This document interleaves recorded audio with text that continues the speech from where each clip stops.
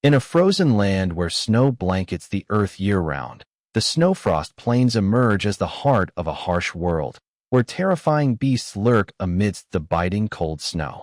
A colossal white dragon ceaselessly flicks its long tongue, like a pale serpent swallowing massive icebergs whole. Nearby, a white bear growls, baring its razor-sharp teeth that glint faintly under the ethereal moonlight, as if challenging the entire world. A gigantic gray bear appears, each of its steps shaking the ground like an earthquake. A massive, cowardly, and sinister rat silently defile the icy ocean with its presence. Suddenly, from within the chilling mist, a king emerges, his face pale with horror, his sunken eyes carrying memories that cannot be erased. An emperor, who once survived the snowfrost plains, had declared with a trembling voice, "The most terrifying thing here is not the monsters." Those words linger like a curse, haunting all who set foot in this land. And somewhere in the shadows, a mysterious figure silently watches, making the air even heavier. The snowfrost plains tremble with a horrifying sound, like the scream of nature itself. A girl, without hesitation, charges forward, leaping fiercely at a giant black crab crawling beneath the thick snow. In an instant, a deafening explosion rocks the land. From beneath the snow, a massive hand rises, gripping the crab's claw tightly.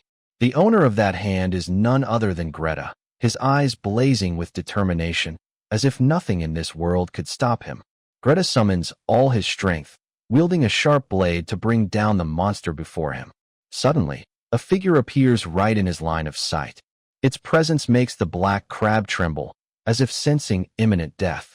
Greta's grip tightens on his weapon, and with a single, precise slash, Keel fells the beast with deadly accuracy. He stands there, silent, his gaze as cold as ice, yet within him rages an uncontrollable storm of emotions. Greta proudly hoists his trophy, striding forward with confidence. But the scene before him leaves him stunned, and he blurts out, "Truly, those barbarians always wear their ignorance like a medal." Keel, standing behind, quietly observes, muttering with exasperation, "How much longer must I endure these dimwits?" His harsh words unintentionally reach the ears of a nearby girl, making the atmosphere tense. The girl, with a mix of curiosity and innocence in her eyes, asks, "What's ignorance? Can you eat it?" Keel shakes his head, exasperated, trying to brush off the awkwardness. But moments later, the girl dives into devouring the black crab with gusto, as if it were the most precious prize. Not to be outdone, Greta joins in, chewing voraciously beside her. Suddenly, a cold voice cuts through their actions. "I clearly told you that eating it would kill you." Keel stands there, his face grave, his eyes sharp as knives. He emphasizes, his voice low but commanding, "Not even a week has passed, and you've already devoured it all." The girl, startled, stammers, "You're just," but then a gleeful smile spreads across her face, as if she's just overcome a proud challenge. "That was quite an admirable feat," she says, her eyes sparkling with joy. Her words leave Keel stunned. He questions, his voice laced with doubt, "Is that supposed to be a compliment?"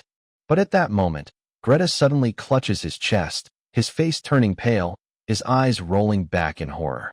He foams at the mouth, collapses, his body convulsing in agony. The girl beside him screams in panic, "Greta, what's wrong? Milina, wake up!" Keel's expression grows darker, as if he had foreseen this outcome. Meanwhile, the girl continues to wail in anguish, "Wake up! Greta, get up!" But Keel silently turns and walks away, never looking back. As he leaves, he mutters bitterly, "This isn't what I wanted." Memories flood back. From the first days Keel stepped into the outside world, carrying a burning desire to explore a fantastical realm filled with wonders and magic. He had quit his job, wandered far and wide, climbed the highest mountains, watched blazing sunsets, touched the earth's core, and stood under the radiant moonlight at the southernmost point of the world. Every night, he prayed to awaken in a wondrous world, but reality remained unrelentingly harsh. Then one day, his prayers were answered.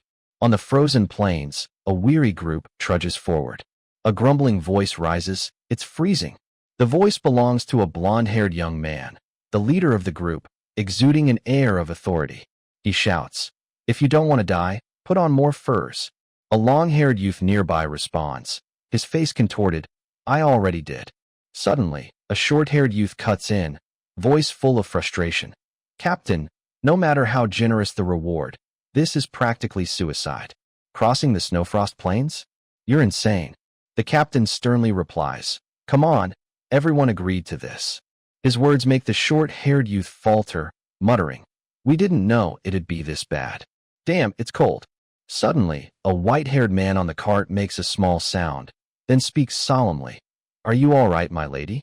The girl before him, Milina of the Cassie family, responds with a radiant smile. I'm fine. Suddenly, a panicked shout drowns her out. Damn it. I'm freezing to death. The white-haired man snaps. You vulgar lot. Milina, with a calm gaze, speaks up. Don't be too harsh. They're the only ones who agreed to escort us through the Snowfrost Plains. But her voice softens, her eyes turning to a trembling figure outside. By the way, shouldn't we bring her inside? She's freezing. The howling snowstorm carries the exhaustion etched on everyone's faces. The white-haired man waves dismissively. No. You know what's out there on the Snowfrost Plains. Milina lowers her head, her voice hesitant. Monsters, right? She recalls the legend of an ancient emperor who led an army to conquer the Snowfrost Plains, but returned alone, haggard and mad. There are monsters on the Snowfrost Plains, he had said. But the most terrifying thing is not the monsters.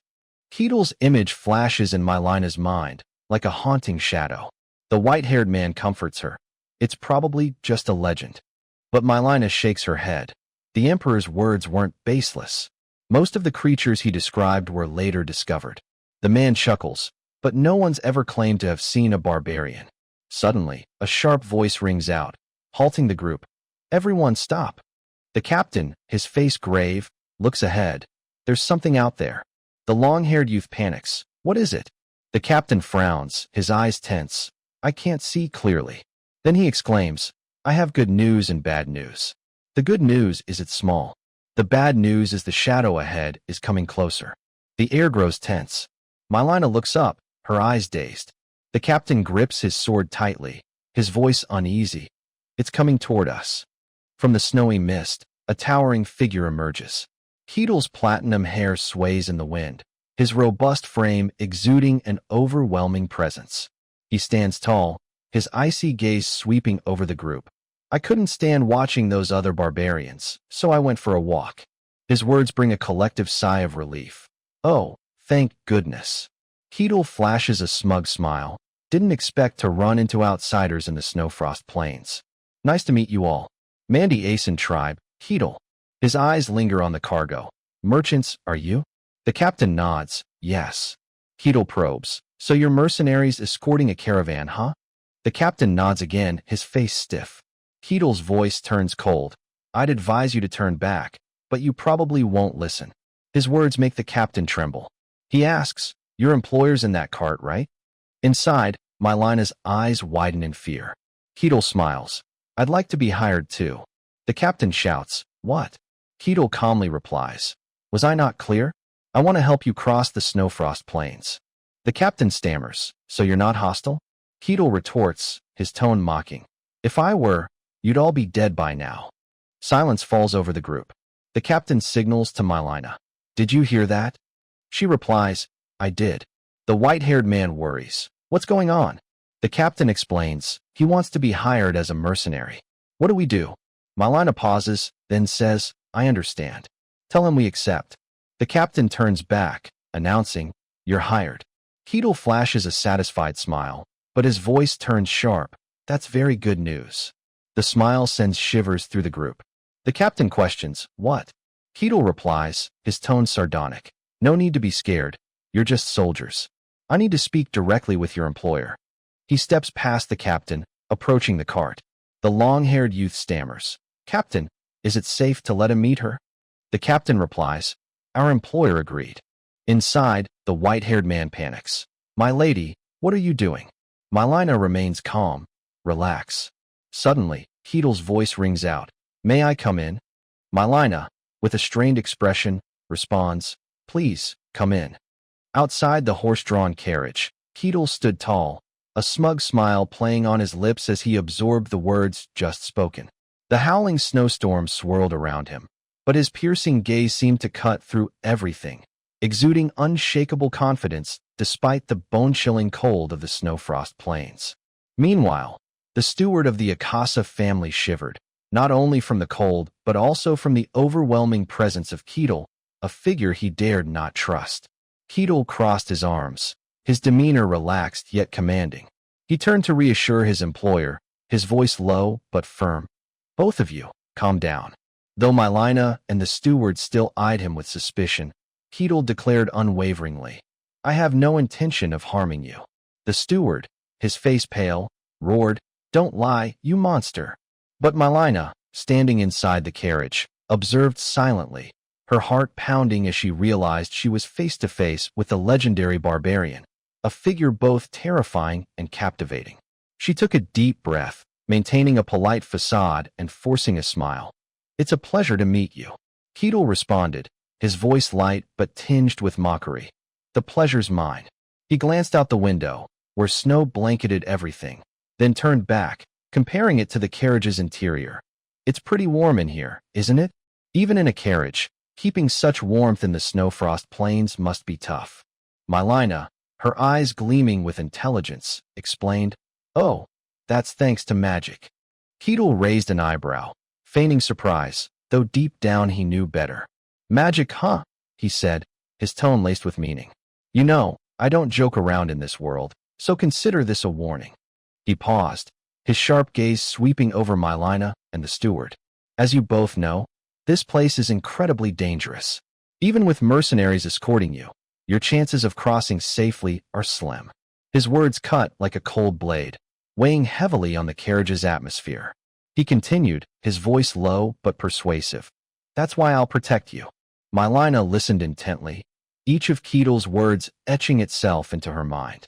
But then he added, with a meaningful smile, "However, I have one condition."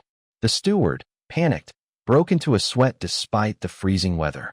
Milina frowned, her voice trembling slightly. "A condition? What do you want?"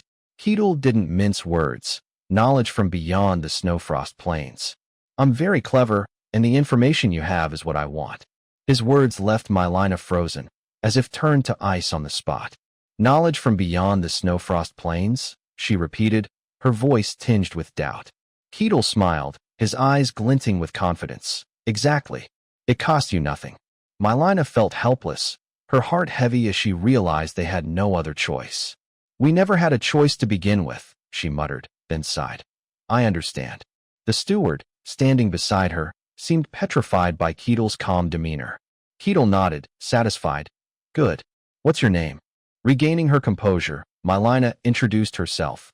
"I'm Milina, Milina of the Aquaz family."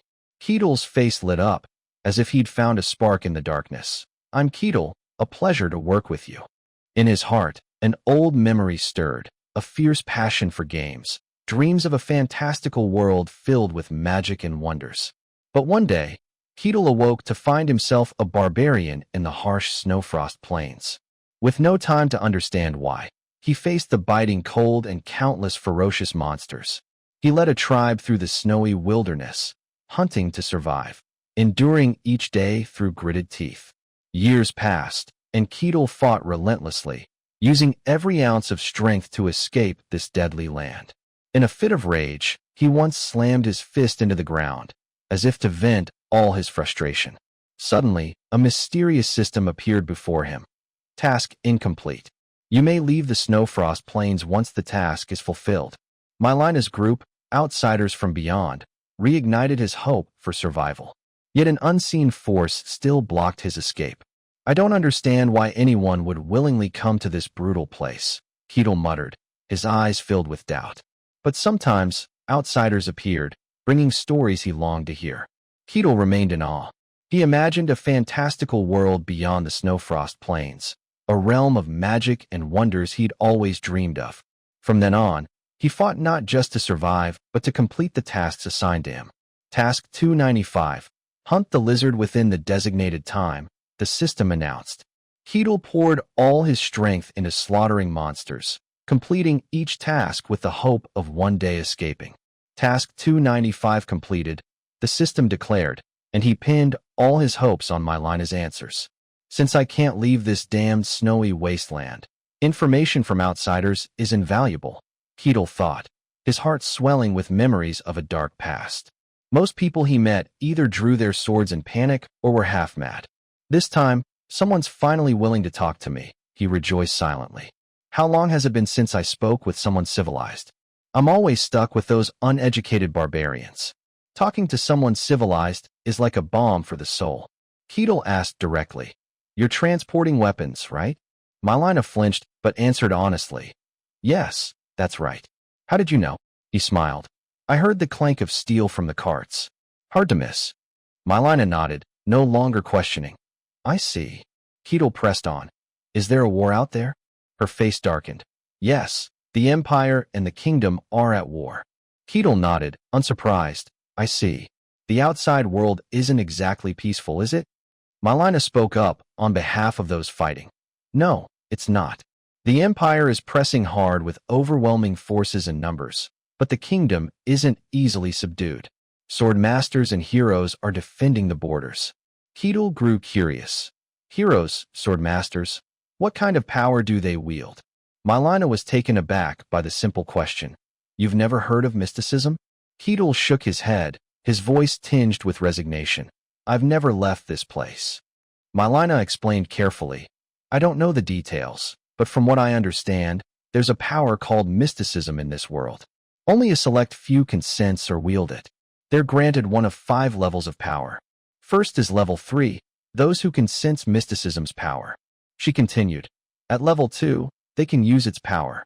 Level 1 includes those who can transform mysticism into mana or aura, knights, mages, or spirits. She gave a specific example. Beyond that, levels become irrelevant. There's the transcendent level, those who can control mysticism at will, capable of tearing the heavens and earth apart. Sword masters belong to this level. Milina couldn't hide her admiration. And finally, there are heroes, monsters who surpass even controlling mysticism, capable of impacting the entire world. They're living legends. She added cautiously. The fact that their power is ranked and named is proof of its might. Even a level 3 individual is considered a powerhouse in a small domain. Keel's eyes gleamed with hope. I want to meet them. Milina froze, unsure how to respond. Keel gazed outside, his eyes distant, as if seeing sunlight just out of reach. I don't even remember how long I've been trapped here, he muttered, his voice heavy with despair. All I know is that the snow-frost plains lie at the heart of a fantastical world, and I can't escape. The outside is that fantastical world. I desperately want to leave, Keel said, a rare smile crossing his lips. Milina looked at him, her voice soft. Keel, you're a barbarian, right? He replied, still calm. You could say that.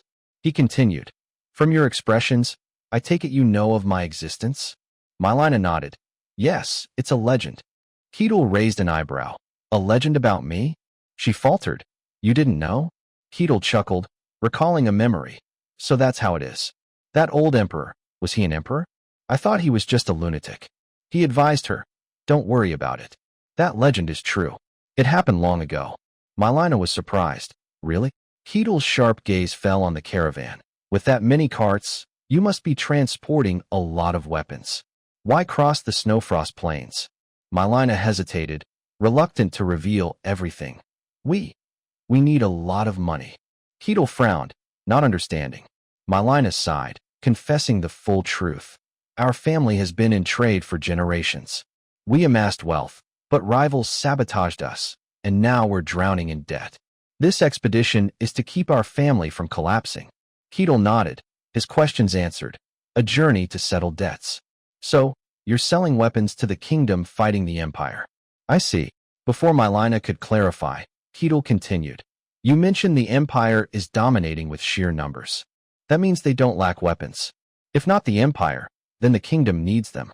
When supply is scarce and demand is high, prices skyrocket. I don't know values out there, but with that quantity, it must be worth the risk of crossing the snowfrost plains.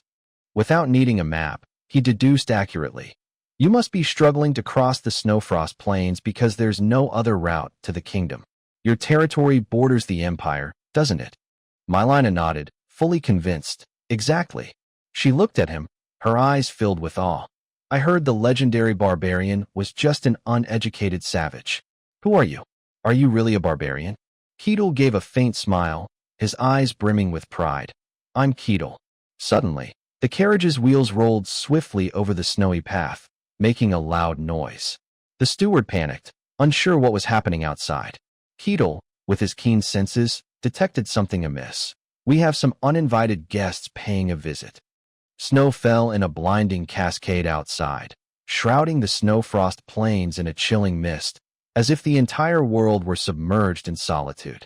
Suddenly, from the filthy mud beneath the snow, a monster stirred to life, its crimson eyes blazing with hatred and bloodlust. The mercenaries stood frozen, as if petrified by the horrifying sight. The captain, despite his seasoned experience, trembled, his voice stuttering incoherently, as though fear had strangled his heart. Inside the carriage, Milina's face drained of color, her eyes filled with terror as she glimpsed the creature through a crack in the door. Keel, in stark contrast, remained eerily calm. He propped his chin, his icy gaze studying the monster, muttering to himself, "A black smile, is it? That's what they call it, right?" Milina, trembling uncontrollably, struggled to keep her voice steady. "Yes, it's the beast recorded in the archives." Keel raised an eyebrow, a spark of curiosity in his eyes. "Archives, huh?" She took a deep breath, trying to compose herself to explain. "Many powerful adventurers have challenged the Snowfrost plains over the years, but few returned alive," Milina said, her voice quivering yet resolute. "Those who survived left records of the creatures they encountered. Among them, the black smile appears most frequently." "Wait, Keel, do you know what it is?" Keel grinned, his confidence radiating from every gesture. "Of course.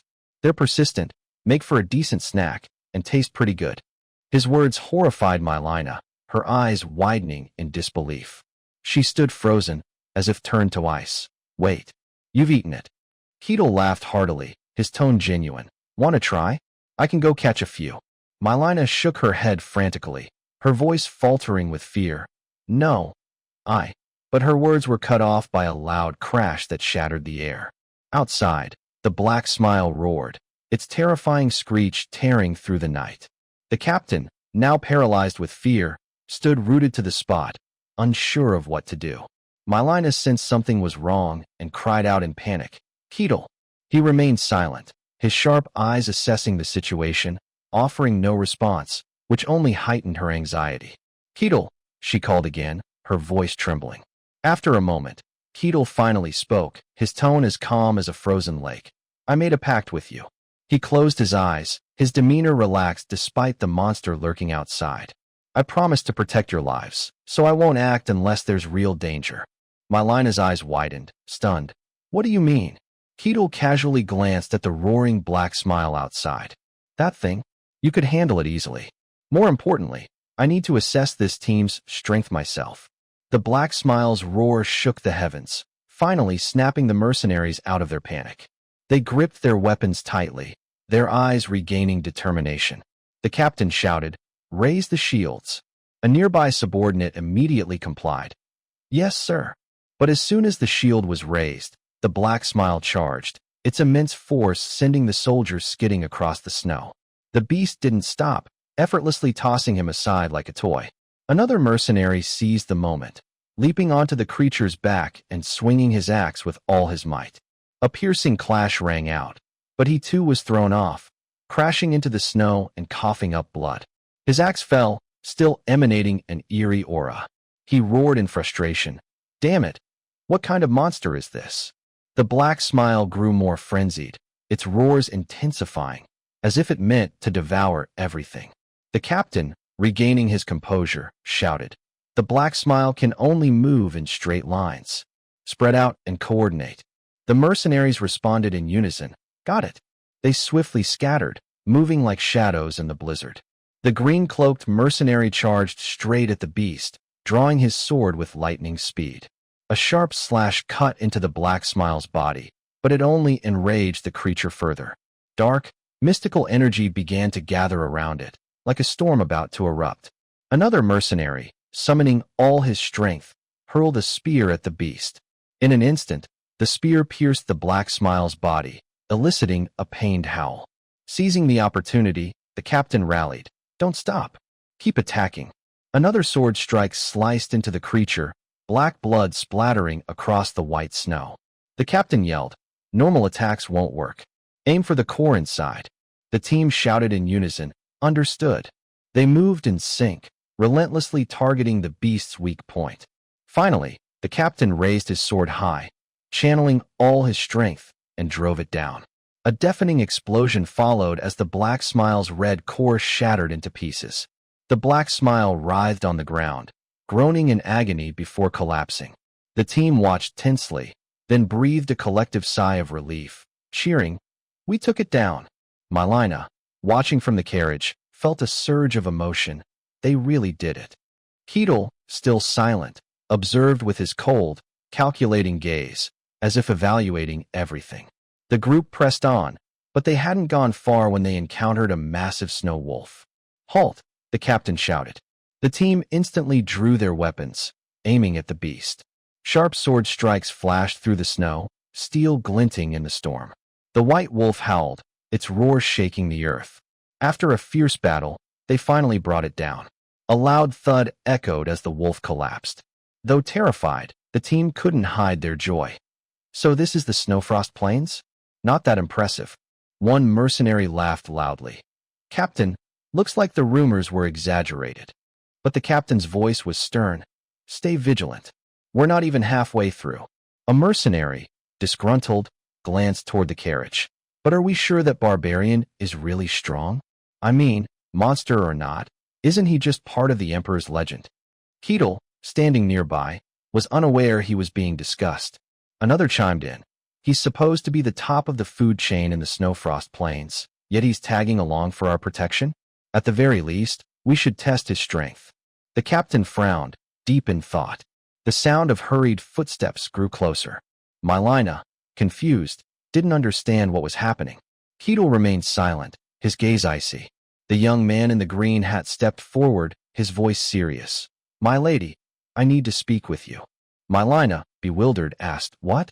"Verify what?" He replied calmly. "We've risked our lives for this mission. As mercenaries, we signed a contract with you. That's our job." Milina nodded, her voice filled with gratitude. "Yes, and I'm truly grateful you accepted this request. I'll always appreciate that." In her heart, she thought, an escort mission through the Snowfrost Plains. Everyone else fled when they heard the details. "Without them, I wouldn't even have started." But the green-hatted man continued, his tone grave. "However, one thing bothers me. That Barbarian hasn't fought once, has he?" Milina hesitated, caught off guard. "Well," he cut in, speaking frankly. "So, we want to confirm if this Barbarian is truly worth the special treatment he's getting."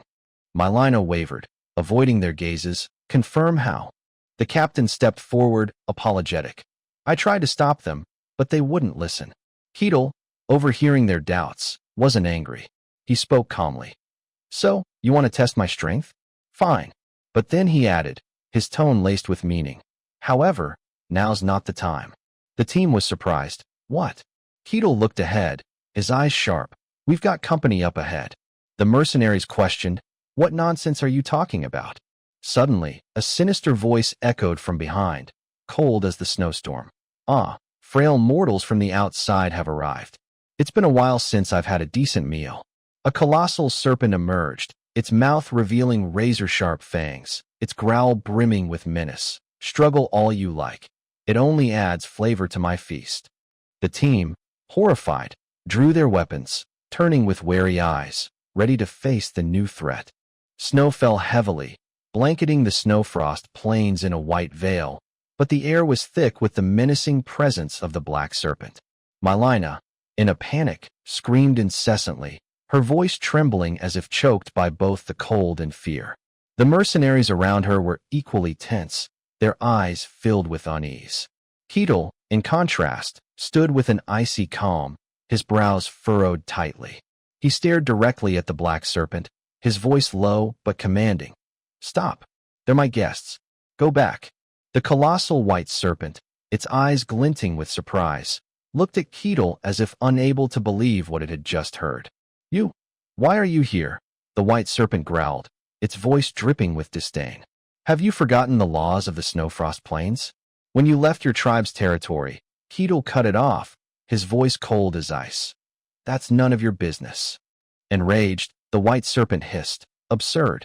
I am the white serpent, you barbarian." Its fury shook the air, as if the entire land trembled before the wrath of an ancient deity. "How dare you command me? I, who was promised permanence," the white serpent roared.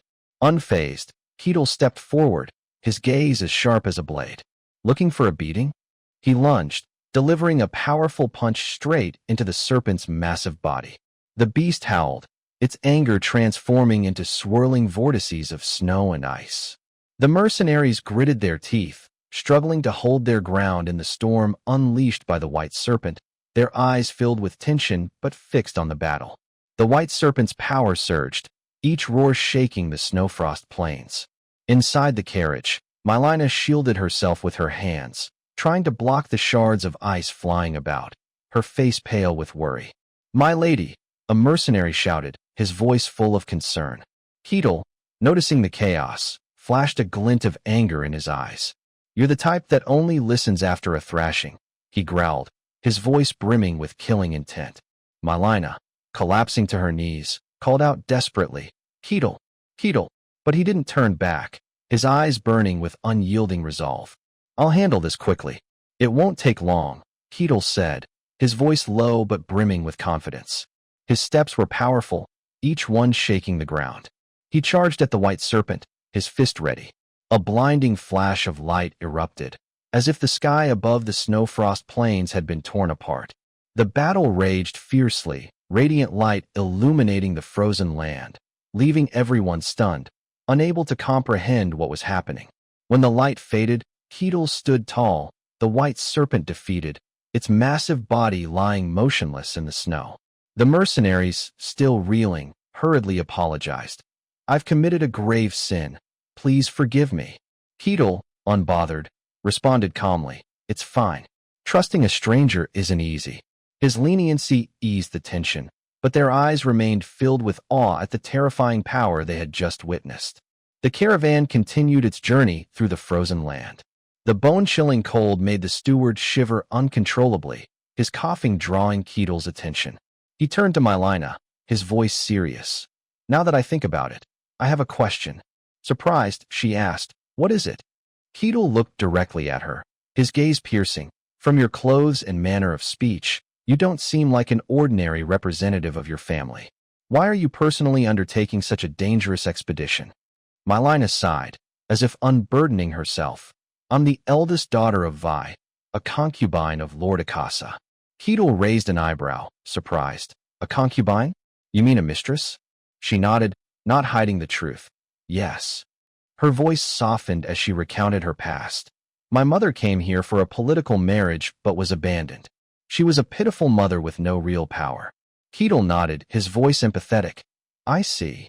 Milina clenched her fists, her eyes filled with sorrow. "My mother and I are family in name only, but in reality, we're nothing. We were treated like servants." She lowered her head, her voice tinged with self-doubt. "I didn't mean to say so much." After a moment, she continued, "I volunteered for this expedition." Keel was taken aback. "Really?" Milina nodded, her eyes resolute despite their tremble. "Yes, though it's a dangerous journey. Someone had to step up as an example." Keel smirked, his smile meaningful. "I see. You're quite clever." Milina blinked, confused. "Huh?" He went on. "And you're ambitious. Greedy, even." She hesitated, unsure how to respond. Suddenly, a loud noise echoed from outside, making Keel instantly look up.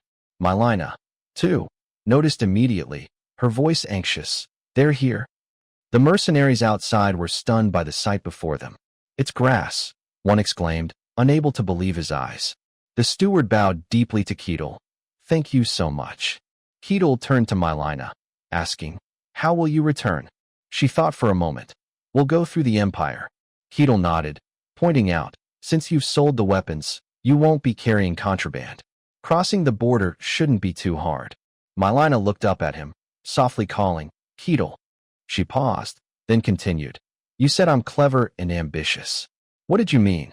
Keel met her gaze, his eyes profound. Exactly what I said. You're clever and highly ambitious. He explained carefully. Your family was once highly respected but is now in chaos due to financial ruin.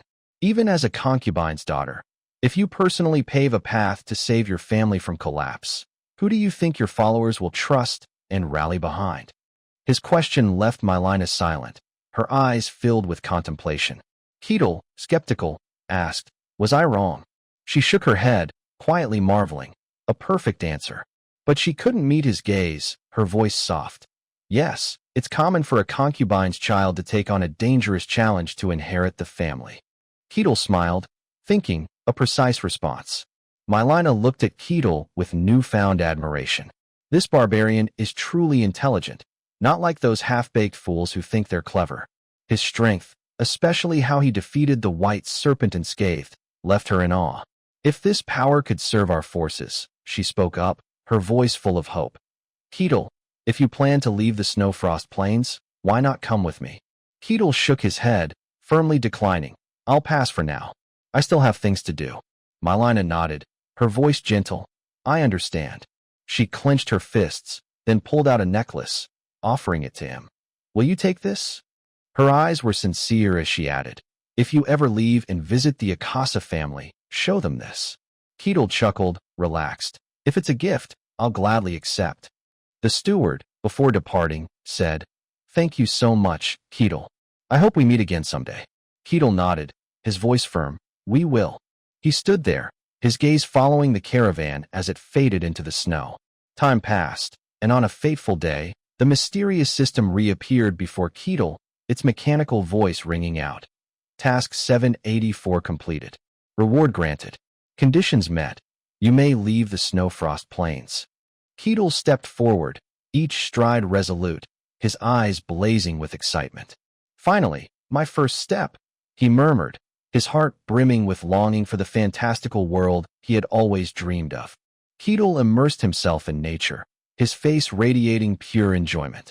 The fresh scent of grass and trees mingled with the breath of the deep forest, bringing a sense of peace he had never experienced. The air was crisp, the sounds of forest creatures filled the atmosphere, and a nearby river carried a refreshing fragrance. Keel closed his eyes, inhaling deeply, feeling a stark contrast to the biting cold and harshness of the Snowfrost Plains. This is amazing, so refreshing, he murmured, his voice brimming with delight. Suddenly, he opened his eyes, his gaze drawn to a massive ice tower peeking through the trees. Keel gasped, exclaiming, What the hell? Where's the Snowfrost Plains? Where am I? Around him stretched a lush mountain forest, with golden sunlight filtering through the leaves, like a vibrant painting come to life. This is truly a fantastical world, the one I've always dreamed of, he told himself, his heart racing. A world full of mysteries and wonders I thought I'd never reach. Even if the start was rough, I survived, didn't I? A bold thought surged within Keel. So now, I'm going to live it up here to the fullest. Magic, swordsmanship, he smiled, his eyes gleaming as he imagined. Dragons and elves. This is a fantastical world. He strode forward, each step steady, thinking to himself, if not for my burning passion, I'd have died long ago. The Snowfrost Plains, where neither intelligence nor raw strength alone could ensure survival, was now just a memory. Suddenly, a strange light flickered ahead, sparking Keel's curiosity. He observed closely, noticing streams of vital energy converging, as if life itself were manifesting. Must be a village, he concluded after a moment's thought. A smile spread across his face. Finally, I found a civilized town in this world. Before him stood a white-haired girl, shivering in the snow, beside a man named Greta. Keel paused, recalling, I once tried teaching the barbarians in the Snowfrost Plains to build shelters, but they just stared blankly, digging snow to sleep in. He closed his eyes, his expression turning serious. I still remember humanity's sturdy shelters. How should I introduce myself? A simple hello, or just ask where this is? Keel walked through the verdant forest, reminding himself, either way, I need to be polite. The blazing sunlight pierced through ancient trees, illuminating the meadow ahead. At that moment, a hand rose, and a village elder appeared, his face stern.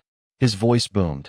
"Listen, all residents. From today, this is our new home." The crowd gathered, their faces beaming with radiant smiles. The elder stood tall, continuing, "Explore everything, everyone." A young man approached, calling, "Elder?" The elder glanced over. "What is it?" The youth hesitated. "Is this place really safe?" The elder nodded confidently. "Very safe.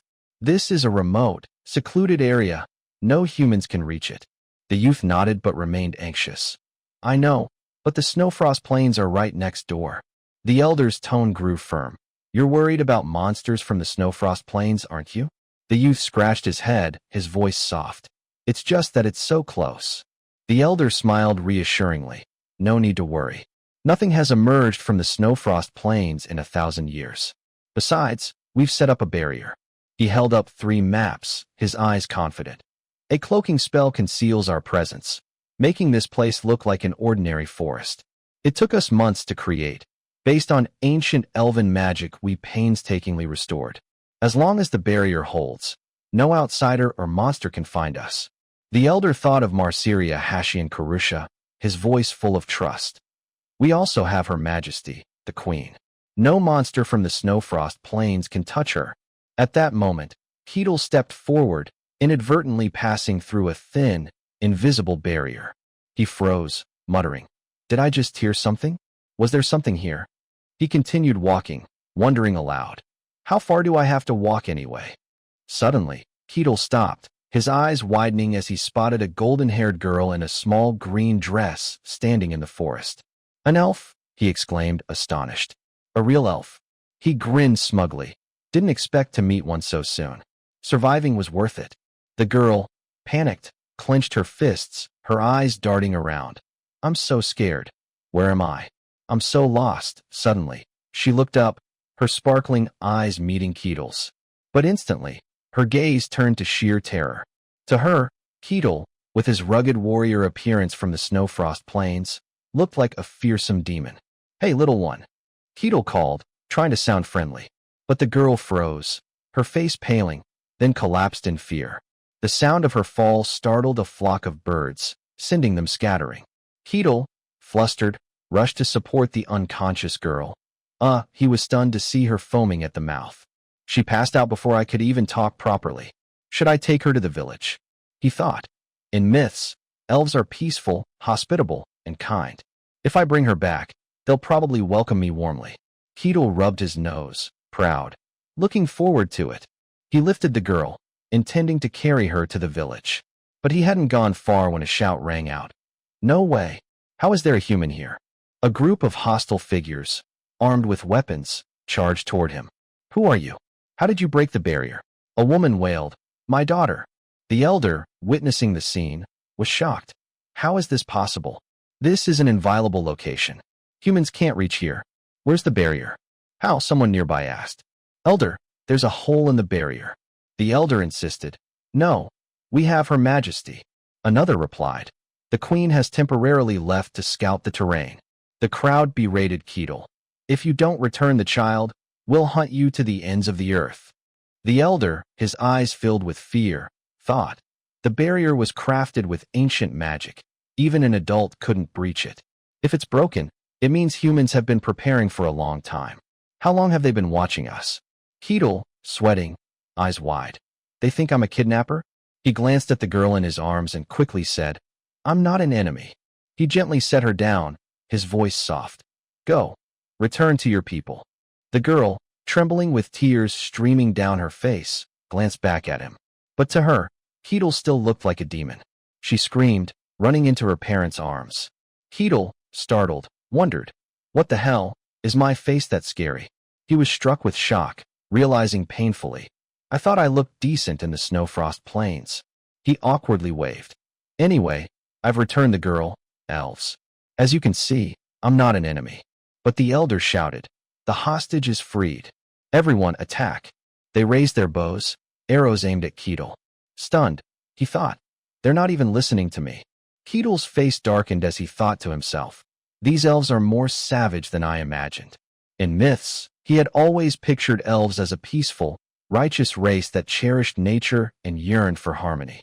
But in reality, they were ferocious and wary, ready to attack without hesitation. Well, elves live in nature, he reasoned, and nature is a place where the strong survive. It's not exactly peaceful.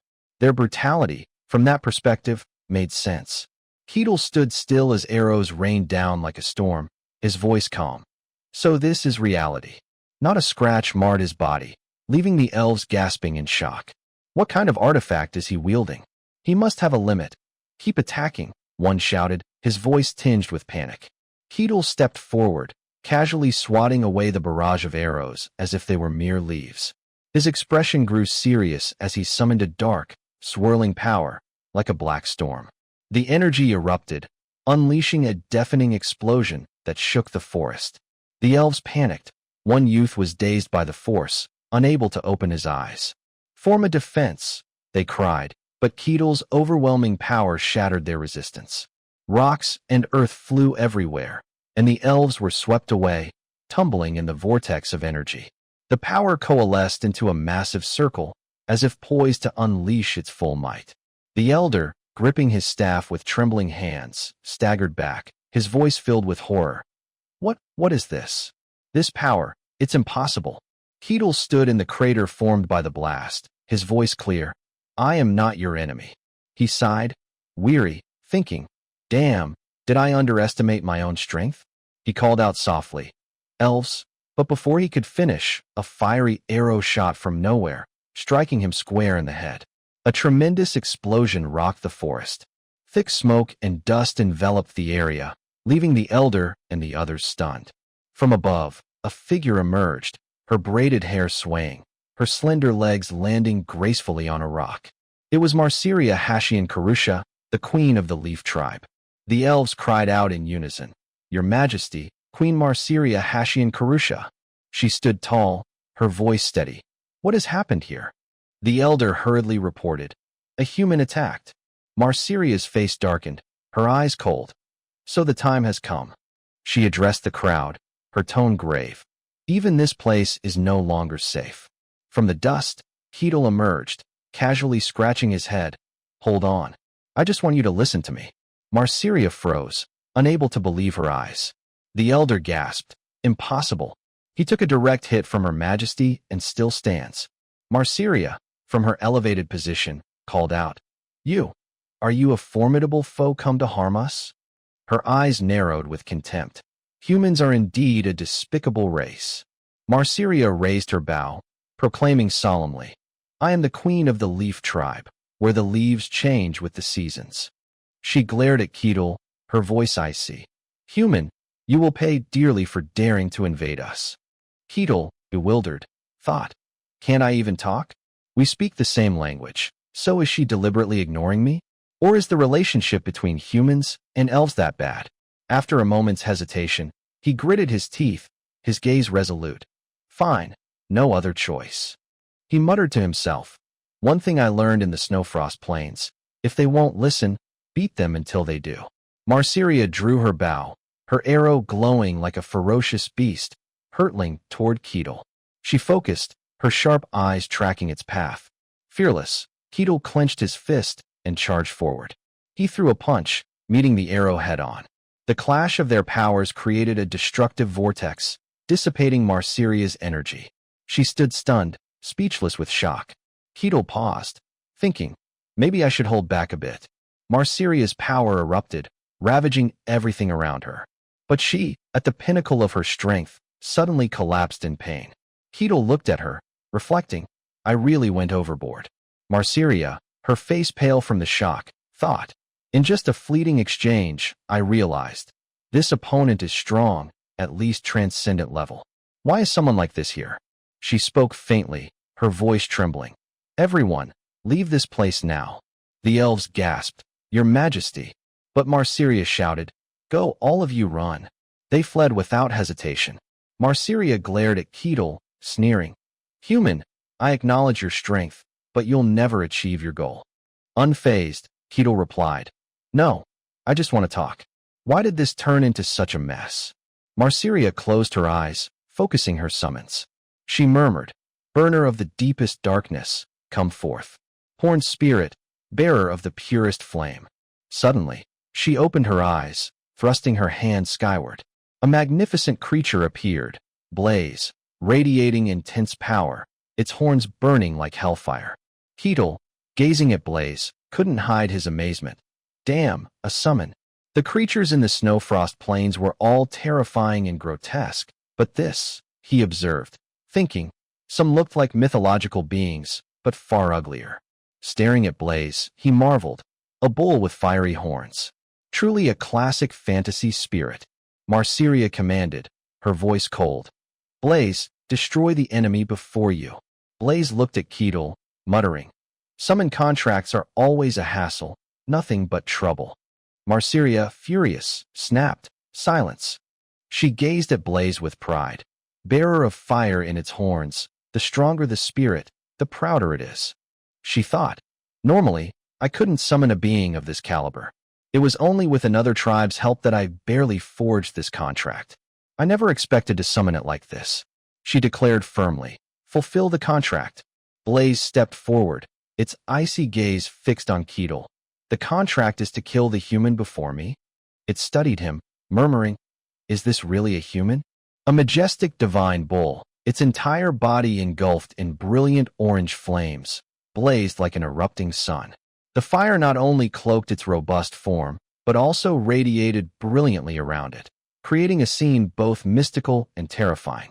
Not far away, a young man stared at the spectacle before him, his hands clasped together, eyes wide, and mouth slightly agape in utter astonishment. He didn't dare blink, as if fearing the scene would vanish in an instant. Incredible, a true summoned spirit beast. This is the fantastical world I've dreamed of. Before he could fully process his awe, a deep, cold voice echoed from afar. "A human has trespassed into our domain." His body stiffened, hands still clasped. Amid his confusion, the spirit beast's eyes glowed with molten gold. Mystical patterns flared to life, and tiny sparks began to hover around its body. It lowered its head, its voice resonant with authority and disdain. "A lowly human dares to covet the race of nature? I've decided. I will incinerate you until not even ashes remain." The young man stood frozen, his eyes wide, his expression a mix of bewilderment and unintentional humor, as if thrown into a play without reading the script. The spirit beast's eyes blazed red like embers coming alive in a firestorm, flames surging fiercely around its body, cascading from its horns, across its back, and down its four legs like molten lava. Its massive form lifted off the ground, leaving scorched, cracked trails where its hooves had been. From above, it spun amidst fire and thunder, conjuring a raging vortex of flames. The intricate patterns on its golden body glowed like ancient seals activating destructive power. It roared, thrusting its massive horns toward the target ahead. Fire erupted with each step, its gaze no longer just a look, but a blade ready to tear apart any creature daring to defile its territory. Amid the radiant light, the young man stood dazed, slightly stunned by the events unfolding before him. The impact shook the entire region, fire and stone scattering in all directions, smoke rising high.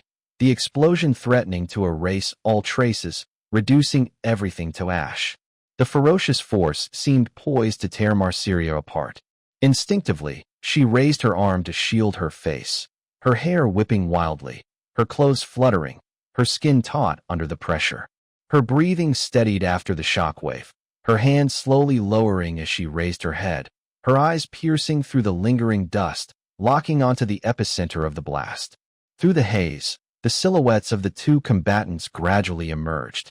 The young man stood unscathed, not thrown back or injured, holding one of the spirit beast's fiery horns with a single hand. The beast's body was completely halted, its horn gripped tightly, as if staked to the ground, unable to advance or retreat. Its golden eyes widened in shock. He tilted his head, a slight smile forming. "A beast, huh? That's actually better." As his words ended, his gaze shifted, the air around him trembling faintly. His other hand clenched, muscles rippling beneath his clothing, veins bulging in a fleeting moment. Then, He swung his fist toward the beast. I don't mind crushing it with my bare hands, do I? Marceria's eyes widened, her gaze shaken in that brief moment. Unable to speak, her face etched with astonishment. Witnessing his decisive, unexpected, and powerful counterattack, his fist struck the beast's head, the force radiating in a shockwave, tearing through the air and scattering debris around them. A pillar of fire erupted like a volcano, a blazing red streak consuming everything. From the point of impact, the force surged outward, roaring like a firestorm between heaven and earth, the punch's power extending for miles. The forest behind was torn apart, a colossal beam of light piercing the sky, exploding at the heart of the earth as if a deity had unleashed its wrath. The shockwave spread in a mushroom cloud, engulfing the ocean and atmosphere. A thunderous boom echoed, accompanied by a sea of flames as if the sun had crashed to earth. Trees and rocks were blasted apart, everything around reduced to a chaotic, burning mess. Marceria, in a panic, shielded her face, her eyes filled with terror as if the world had collapsed before her. Her scream rang out like a soundtrack to the catastrophe, Keel's violet eyes blazing in the darkness, piercing the enemy's soul. His cloak billowed, his killing intent rising fiercely. She collapsed to the ground, her back hunched, covered in dust and ash, her shoulders trembling, hands braced against the still quaking earth. What? Before her lay a scene of utter devastation. The ground cracked, the spirit beast vanished without a trace, leaving only swirling smoke as if life had never existed. Amid the chaos, he stood tall. She gasped, impossible. He began to approach, each heavy but steady step resounding in the ruined landscape. She remained seated on the ground, her gaze dazed, piercing through the dust, unable to distinguish reality from dream. She lowered her head, her shoulders trembling slightly, her voice hoarse with exhaustion but sincere. Please, she bowed deeply, her hair falling to obscure her dust-streaked face, her voice quivering. Spare my tribe. He stopped before her, his gaze casting a shadow as oppressive as the night. A moment of silence passed, then his voice rang out, low and clear. I am not your enemy. In that instant, her body froze, her shoulders trembling slightly, then her eyes widened in disbelief. She slowly raised her head, as if unable to trust what she'd heard. What? After a lengthy debate, she finally accepted the truth, stunned and self-reproaching that he truly wasn't an enemy. Marceria looked down, her eyes heavy with guilt. I'm sorry, human. We were too quick to judge. She hugged herself, her hands clenching as if suppressing a surge of remorse, her face lowered, unable to meet his gaze. With just a glance, we mistook the one who saved our child for a kidnapper. That was utterly disrespectful. He stood with his arms crossed, a wry smile on his lips. It's fine, I understand. You said you're being hunted by humans, right? Still, it's a bit disappointing that you didn't even try to hear me out. She looked up slightly, her eyes still wary but tinged with curiosity and unease. Her voice was soft but clear. You're really not one of those hunting us. He met her gaze, his eyes not cold but genuinely curious. A gentle breeze stirred his cloak, and he replied evenly, calmly. This is my first time meeting elves. There are no elves in the Snowfrost Plains. She blinked, hesitantly repeating, her voice still cautious. The Snowfrost Plains? Then, as if recalling something, she continued, the gray-ash barbarian of the snow. He paused briefly at her words, then replied casually, That's what the outsiders call me. She straightened, her hands clenching, her face betraying disbelief. Impossible. We thought no human could survive that place. She lowered her head, her voice anxious. If you could leave the Snowfrost Plains, doesn't that mean other things could escape too? He stood still for a moment, his feet firm on the cracked ground, unmoved. A soft sigh blended with the wind, and his voice rang out, low and steady. Who knows, but I don't think so. Not everyone can leave like that. Keel sank into thought. The Snowfrost Plains have their own rules. Even creatures as strong as that serpent couldn't break them. For some reason, I was granted an exit through what they call tasks. He stood silently, his gaze pensive, looking through the dust and memories. I'm sure I'm an extremely rare exception. She exhaled softly, her tense shoulders relaxing. Amid the ruins and lingering dust, Her voice was light as a breeze. That's a relief, then. Suddenly, as if recalling something, he asked, "By the way, is your spirit beast okay?" His expression was slightly embarrassed, one hand scratching his cheek, a sheepish smile acknowledging he'd gone overboard. "That firebolt, I split it in two." She braced herself, her movements slow, dust falling as she rose. "Don't worry. Spirit beasts are creatures of nature. When defeated, they simply return to the spirit realm." He murmured, as if to himself, "Spirit beasts, huh?" She stood tall, her posture regal like a warrior reclaiming her dignity, her deep eyes meeting his without hesitation, her words carrying unmistakable sincerity. "I'm sorry for the trouble we caused. If there's anything you want within my power, I'll grant it." He seemed only half-focused, as if chasing a private thought. "Spirit beasts, huh?" he said, one hand on his chin, his gaze half-focused, half-distant, his head tilted as if weighing something. "So, can a non-elf form a contract with a spirit beast?" She paused, her eyes wavering before quickly looking away. Though her voice remained calm, it held a trace of something hard to articulate. "It's almost impossible, I think." She raised a hand to her chin, her eyes narrowing as if reconsidering her own denial. A brief silence passed, then her voice rang out. "Of course, if a human is deeply connected to nature, they might form a contract with a spirit beast." He calmly concluded, "So, the chances are still very low." She fell silent, her lips pursing, her expression darkening. She glanced at him, her eyes no longer evasive but quietly meeting his, her voice low, tinged with careful hope. "If you truly want to contract a spirit beast, try visiting Elfo Sagrado." He immediately asked, "Where's Elfo Sagrado?" She lowered her eyes, her voice slow and reverent. "It's where the elven gods reside, the holiest sanctuary of our kind, the sacred land of the elves."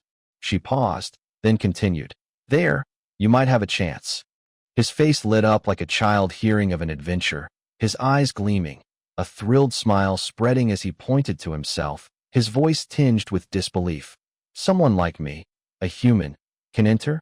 She extended her hand toward him, her movements deliberate, as if each gesture carried the weight of a major decision. Her voice lowered, resonating softly amid the lingering dust. "Normally, no, but with my introduction, you can. I'll give you a map. Keep it to yourself." She raised her hand, her palm turning outward.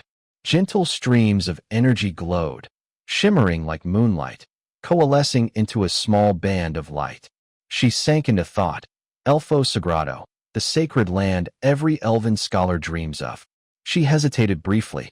"But for your kind, approaching it is incredibly dangerous. To protect a place more precious than life itself, elves have never revealed its location to outsiders." A crystal slowly formed in her palm, radiating a radiant yet soft light, as if holding fire within. The crystal's surface was smooth, with faint orange-red swirls dancing inside like living flames. She thought silently, "Still, I want to trust you." Marsyria quietly extended her hand, her palm open toward him. "Take this." He gently reached out, his fingers brushing her palm where the glowing crystal rested. He accepted, saying, "Thank you." Her voice grew solemn, carrying both formality and warning. "Of course, even if you reach it, our gods will surely test you." In her mind, a faint image of the supreme deity appeared, a majestic figure cloaked in the light of the deep forest, eyes piercing through souls. She gave a faint smile, her expression softening, and said sincerely, "But with you, I don't think that'll be a problem. I wish you luck." He replied simply, "Thanks." At that moment, a breeze swept through, rustling the fallen trees in her hair, her long tresses flowing like a silent ribbon amid the ruins. She introduced herself formally. "I am the queen of the leaf tribe, whose leaves turn brown in autumn, Marsyria Marsyria." "And your name?" He gave a slight smile, not arrogant, but straightforward and unpretentious. "I'm Keel, Keel the Barbarian of the Snowfrost Plains." After a brief parting, the air fell silent, as if swallowing unspoken words. Suddenly, a sharp crack echoed as his foot slammed into the ground, his body crouching slightly before surging forward, poised like an arrow drawn on a bowstring. In an instant, he launched himself, his figure slicing through the air, eyes cold and sharp. Before him lay a dense, shadowy forest, its canopy so thick it nearly devoured the light, the interwoven branches forming a massive dome. He leaped off the ground, his body cutting through the foliage like an arrow, leaving only fleeting shadows flickering between sunlight and leaves. Light as a breeze, yet resolute and powerful. At the border of the Barkan region, in the kingdom of Jinhan, gasps of shock pierced the tranquil morning. What is that? What's happening? A guard clutched his weapon tightly, his eyes fixed on the violently swaying forest. He shouted, voice trembling. I don't know. Something's coming. The captain of the Barkan guard stepped forward, his voice commanding. Sound the bell. Assemble all the guards immediately. From the forest, clouds of dust billowed like crashing waves. Something was charging toward them at terrifying speed. No one could make out its form. Only the gusts tearing through the air, the dust swirling, and the thunderous sound of footsteps pounding the earth, the atmosphere heavy and suffocating. From the thick haze, a figure emerged, walking slowly but deliberately, each step reverberating with a heavy thud that echoed in the tense air. As the dust parted, a familiar silhouette appeared, a man with disheveled silver hair, his piercing eyes glinting through the haze like a blade. The guards froze in unison. Their hands, gripping weapons tightly, began to tremble, cold sweat trickling down their backs, their gazes locked on the approaching figure in heavy silence. None dared to move or issue a command. One guard's throat tightened, managing only a hoarse whisper. You. Keel greeted the guards cheerfully. You're the guards, right? A pleasure to meet you. The guards remained in their defensive stances, unchanged since his arrival. They stared at Keel, whispering among themselves, voices shaking. That commotion just now, was it him? One guard muttered, eyeing him. Silver gray hair, a scar across his chest. No way. Realizing who stood before them, a guard blurted out. The silver barbarian. As he spoke, Keel stepped slowly toward them. The guard shouted, stop right there. One more step, and we'll attack. Keel calmly responded, his tone serious. I'd appreciate it if you'd calm down. I'm not your enemy. The lead guard, still pointing his spear at Keel, hesitated before asking, what do you want from us? Keel raised his right hand and pointed toward the lead city ahead. The guards, surprised, glanced at the city behind them and said skeptically, lead city? Keel declared firmly, I want to enter your territory. The guards were taken aback by the stranger's words. Keel rubbed his chin and added, just passing through, maybe? If possible, I'd like to stay for a while. Not sure how long. The lead guard pressed.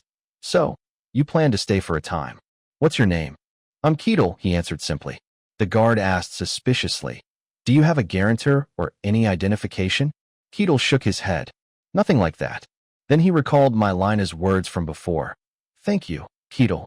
If you ever leave, take this token if you wish to seek out House Akasha. Keel pulled the token from his bag and placed it on the table. Would this work as proof? The guard eyed the unfamiliar object. What's that? Keel replied. The crest of House Akasha. I received it from someone of their bloodline. The guard hesitated, then asked, the merchant family from the kingdom of Denian, right? Examining the crest, he continued. They visited the snowy plains a few years ago. You know them? Their family's been rising fast since the new head took over. Keel asked, so, can this serve as identification? The guard lowered his voice. It doesn't look fake, but it's hard to verify. You're not from this kingdom. This is Jinhan. He placed the crest back on the table and continued. Even if we can't confirm it, it's still useful. Fine, you can enter, but with conditions. Keel echoed, conditions? The guard leaned on the table, his tone firm. We need to verify you're not a threat. Right now, 3 others are also requesting entry. The condition is that you join them to clear a dungeon near the territory. Keel nodded thoughtfully. Form a party? Easier than I expected. He cheerfully accepted. All right, I'm in. The guard added. One more thing. After clearing the dungeon, report everything that happens inside in detail. Keel grinned, seeing through the plan. I get it. You don't know their identities either, so you're having us watch each other to weed out anyone suspicious. Clever plan. The guard raised an eyebrow. That's not all. Are you really a barbarian? Keel answered confidently. Yes, I'm a barbarian. The guard mused. I always thought barbarians were dim-witted. You're the first to make me reconsider. He waved a hand. Enough talk. Let's go. The paladin, Alexander Tyrannus, sighed heavily and grumbled. The law forces me to enter a dungeon with petty thieves like sewer rats. What a hassle. Hark, the thief, snapped back. What's your problem, old man? Mad because a thief cleaned out your pockets? The paladin roared. You dare insult a paladin, you brat? Kazan mocked. Paladin, my ass. Paladins wear armor like that these days. If you were a real paladin, you wouldn't be here. You're just a wandering, self-proclaimed paladin, aren't you? He sneered. Where'd you dig up that ridiculous name? The paladin, unable to hold back, drew his sword, threatening. You little. Kazan laughed, taunting. Wanna try me? Think that tattered armor can stop my blade? The two lunged into an endless clash. After a while, the paladin's sword hand trembled, unable to keep up with Kazan's youthful vigor. Suddenly, a voice interrupted. I'd really like you two to stop. Both froze, turning to the newcomer. Before them stood Hayes, bowing her head, avoiding eye contact. Do I really have to clear a dungeon with these people? Is this safe? Hayes of Kolosha glanced around, thinking, this dungeon requires at least 4 people. There's one more to come. She stared nervously at the floor, awaiting the final member. A sudden noise snapped her out of her unease. The guard announced loudly, the last member is here. Kazan laughed. I hope this one's actually normal. See for yourself. As he spoke, Keel stepped into the waiting room. Everyone gaped at his massive frame. Keel scanned the room and boomed cheerfully. So, you're my teammates? The old paladin muttered. He's huge. Hayes gasped. Is that really a human? Kazan grimaced. What's with this pressure? Keel greeted them warmly. Nice to meet you all. The guard continued. All right, introduce yourselves. I'll be back. Keel called out enthusiastically. Let's start. I'm Keel. Turning to the young thief nearby, he asked, You? Caught off guard, Kazan stammered. Kazan hark. I'm a thief. Thief, huh? The paladin spoke sternly. I'm Alexander Tyrannus, a paladin. Keel raised an eyebrow. Can you use holy power? The old man hesitated, flustered. Normally, yes, but I'm a special case. I can't use it. Keel nodded. I see. Hayes introduced herself timidly. I serve the god of deceit and illusion. I'm Hayes, priestess of Kolosha. Keel smiled warmly. A priestess. Nice to meet you. He asked, even as a priestess, your identity's unclear? Hayes explained softly. My god, Kolosha, is the god of trickery and illusions. He doesn't have the best reputation. Keel nodded gently. Got it. As he spoke, the guard returned unexpectedly, surprising everyone. He shouted, If you're ready, let's move. Keel and the paladin grew pensive about what lay ahead, while Hayes and Kazan looked visibly worried. After some travel, the guard signaled the group. We're here. Keel's eyes widened at the sight. Another guard announced, This is the dungeon entrance. It's a 3-level dungeon.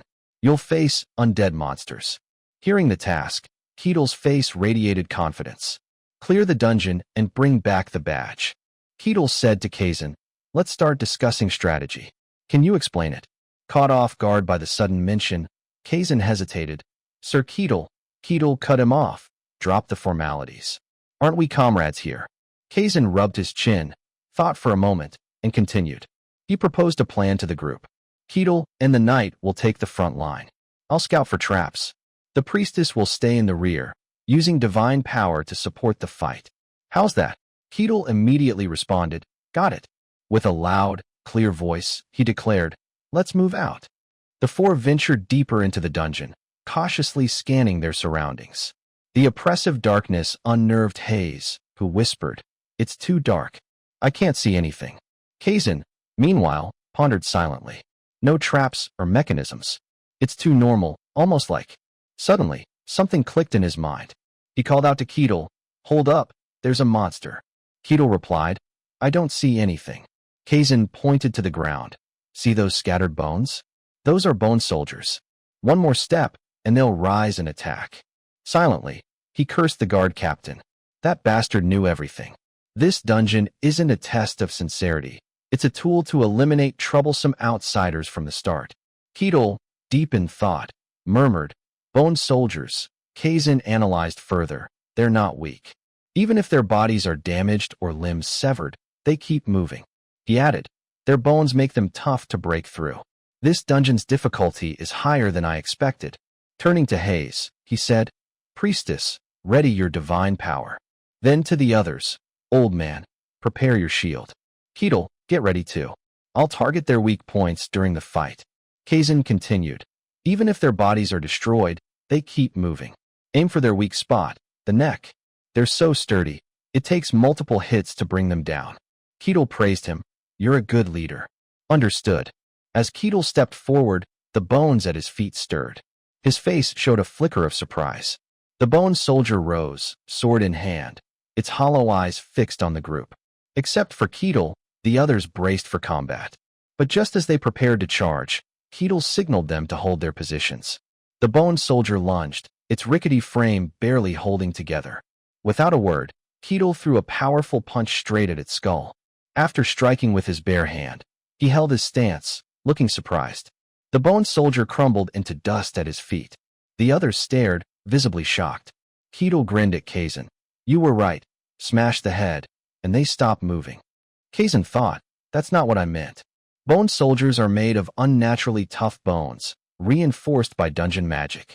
Even a skilled swordsman can't cleave through them in one strike without precision.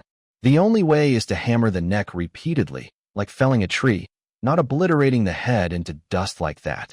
Witnessing Keel's strength, Kazan marveled silently. I knew he was strong from the moment we met, but not like this. He questioned himself, is he really human? Keel, excited, said, let's keep going. The others responded in unison. Yes, sir. Keel chuckled. No need to rush. Kazan quickly replied, yes. Hayes and the paladins silently lamented, I don't want to die here. Deeper in the dungeon, Keel encountered more bone soldiers, their bones lying still on the cold floor. A voice called, Keel. The bones began to stir. Hayes shouted, Bone soldiers. They're coming. Keel whispered to the group. Can I ask you all for something? They replied together. Yes. Keel said firmly.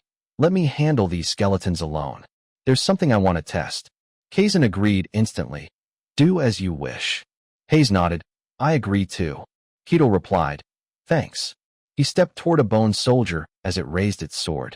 The others watched tensely. What's he doing? Keel studied the creature, exclaiming, Fascinating. What's this structure? As the bone soldier swung its sword at him, Keel calmly caught the blade between two fingers, effortless. Snapping the sword, he taunted, What now? The bone soldier retreated, leaping onto a nearby rock to take a defensive stance. It then charged, aiming for Keel's head. Despite its effort, Keel dodged with ease and grabbed its arm. His face lit up with glee. He challenged the creature. How'll you handle this? The bone soldier's arm bone fell to the ground. Surprised, Keel glanced at his hand. The creature stared at its missing arm, then at Keel, before grabbing its sword with its remaining hand. Keel laughed. You can switch hands too? As the bone soldier attacked again, Keel seized its other arm and yanked it off. The creature staggered back, then recklessly charged. Unfazed, Keel grabbed its arm again, smirking. You can shift positions too? Your intelligence isn't low, huh? Hayes watched in speechless terror. The others trembled. Keel's overwhelming combat prowess left them in awe.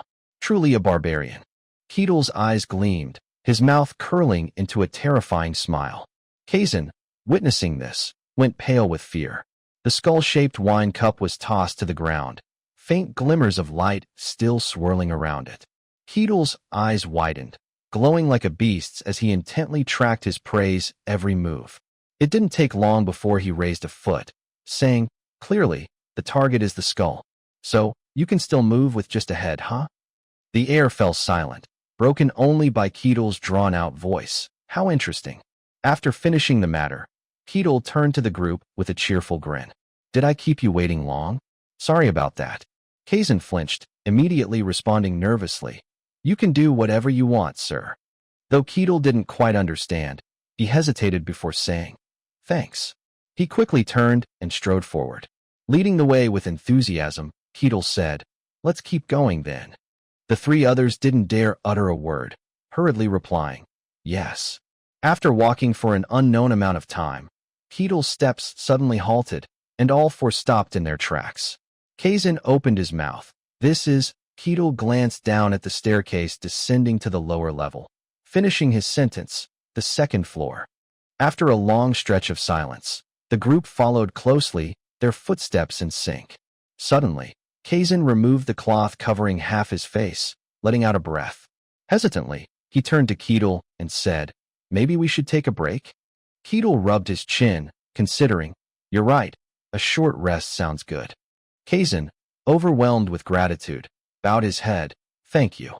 Later, Keel sat cross-armed, eyes closed, resting quietly. Kazan, Hayes, and Paladin Alexander Jotenu sat across from him, all uneasy and silent. Suddenly, Keel broke the stillness. "I have some questions about this dungeon." Hayes blinked, startled, and replied, "What?" Keel smiled warmly, turning to her. "I'm embarrassed to admit, but I don't know much." Hayes, flustered, stammered. "Wanting to learn is admirable. I don't know much either, but," Keel politely responded, "Thank you." Her eyes widened with curiosity as she looked at him. "What are you wondering about?" Keel stroked his chin, recalling the nearby villagers, and asked, "This dungeon is close to the territory. Doesn't that cause issues with the dungeon and its monsters?" Hayes explained, "Basically, dungeon monsters don't spill out into the open. There are exceptions, of course, but those are controlled and dealt with in advance." Kazan coughed lightly, adding, "Dungeons are natural phenomena, sometimes caves, sometimes towers. They usually appear near populated areas." From their explanations, Keel nodded. "So that's why this dungeon is here." Hayes continued, "When a dungeon appears, the territory assesses its danger level. Then, outsiders like us, mercenaries or guards, handle it." Keel's face lit up with a sudden smile as he let out an "oh." He pressed further. "So, there aren't dungeons within the territory itself?" Hayes answered promptly. "Dungeons only appear at a certain distance, away from populated areas." Keel nodded. "I see." His expression grew excited. "If it's a dungeon, there must be rewards for conquering it, right?" Hayes propped her chin, thinking of skeletons and treasures. "Yeah, exactly. Usually, there's a boss at the final level. Defeat it, and you get all sorts of rewards. For a dungeon like this, the rewards shouldn't be bad." The darkness hid half of Keel's face, leaving only his smile visible. "Like a game." Hayes looked at him curiously. "A game?" Realizing his slip, Keel brushed it off, "Just talking to myself." He quickly changed the subject. "One more question." Hayes hesitated. "Sure, go ahead." Keel asked abruptly, "Who created this dungeon?" Hayes's mind filled with question marks, her face blank. "What?" She stared at him, confused by the question. "Dungeons just appear naturally. No one creates them." Keel felt something off, as if an unseen hand were pulling strings behind the scenes. "There's too much that doesn't add up. First, they always appear near populated areas, as if someone deliberately placed them for us to deal with." The image of a serpent coiling around a red apple flashed in his mind as he added silently, "They appear near crowds and lure people with grand rewards." Keel looked at the group seriously. "To me, that feels more artificial than natural." Hayes jolted, startled. "That does make sense."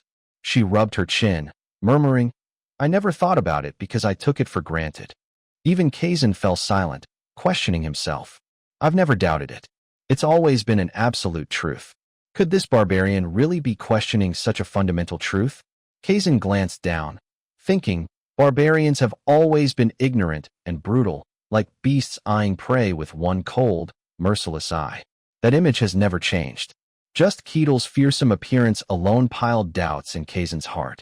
If what I know is true, is this barbarian really just an ordinary one? As his thoughts spiraled, Keel's voice cut through. "This is fascinating." He nodded, smiling at everyone. "Have you all rested enough?" The three jumped to their feet. "Yes." Keel cheerfully led the way, waving for them to follow. "Let's keep going then." Kazan quickly responded, "Yes." They continued forward, cautiously scanning their surroundings. Keel led calmly, with Kazan and Alexander Jotenu guarding the flanks, and Hayes trailing closely behind. Suddenly, Keel paused, his eyes narrowing as he spotted something. "What's that?" Kazan immediately explained. "It's a treasure chest, one of the dungeon's rewards. If you can open it, the treasure's yours." In his mind, he added, "Easier said than done."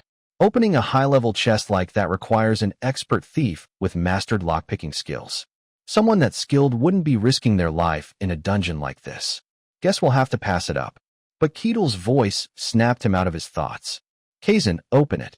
Kazan's face froze, disbelief flooding him. What the hell? He stared at the locked chest. It's a treasure chest, right? You're a thief, aren't you? Kazan paled, forcing a weak smile. Yeah. But Keel, oblivious to his hesitation, looked thrilled. Treasure chests are a thief's job, right? That's why I'm asking you to do it. I'll get to see a thief's skills up close.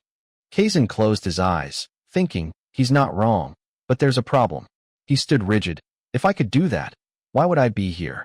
His mouth opened, but no words came out. A lowly thief, unrecognized by any guild. Where would I get lockpicking skills? I can't admit that. Keel's eager, expectant expression made it harder to speak. If I confess, that excitement will turn to disappointment. He pictured Keel's face flipping 180 degrees, glaring coldly. You call yourself a thief and can't even do that? Pathetic. The memory of Keel's foot crushing the skull flashed in Kazan's mind, and he froze, screaming internally. He forced a laugh, scratching his head. I'll give it a try. Moments later, Keel stood behind Kazan, his eyes sparkling with enthusiasm. You pick locks with those tools? That's so cool. Kazan, grimly contemplating his fate, thought, he's staring at me. If I fail, I'm dead. His face darkened. He tried to recall distant memories. Think. Remember the skills I saw when I was a porter. Keel, like a monstrous figure radiating dark purple power, watched Kazan's every move. Kazan, drenched in sweat as if sitting on a fire, bet his life on his thief skills. Taking a deep breath, his trembling hand touched the lock. Keel's gaze burned into his back like fire, but a scream of his soul echoed within him.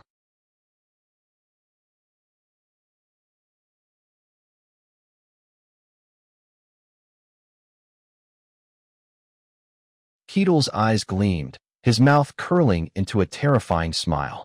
Kazan, witnessing this, went pale with fear. The skull-shaped wine cup was tossed to the ground, faint glimmers of light still swirling around it. Keel's eyes widened, glowing like a beast's as he intently tracked his prey's every move. It didn't take long before he raised a foot, saying, clearly, the target is the skull. So, you can still move with just a head, huh? The air fell silent, broken only by Keel's drawn-out voice. How interesting. After finishing the matter, Keel turned to the group with a cheerful grin. Did I keep you waiting long? Sorry about that. Kazan flinched, immediately responding nervously. You can do whatever you want, sir. Though Keel didn't quite understand, he hesitated before saying, thanks. He quickly turned and strode forward. Leading the way with enthusiasm, Keel said, let's keep going then.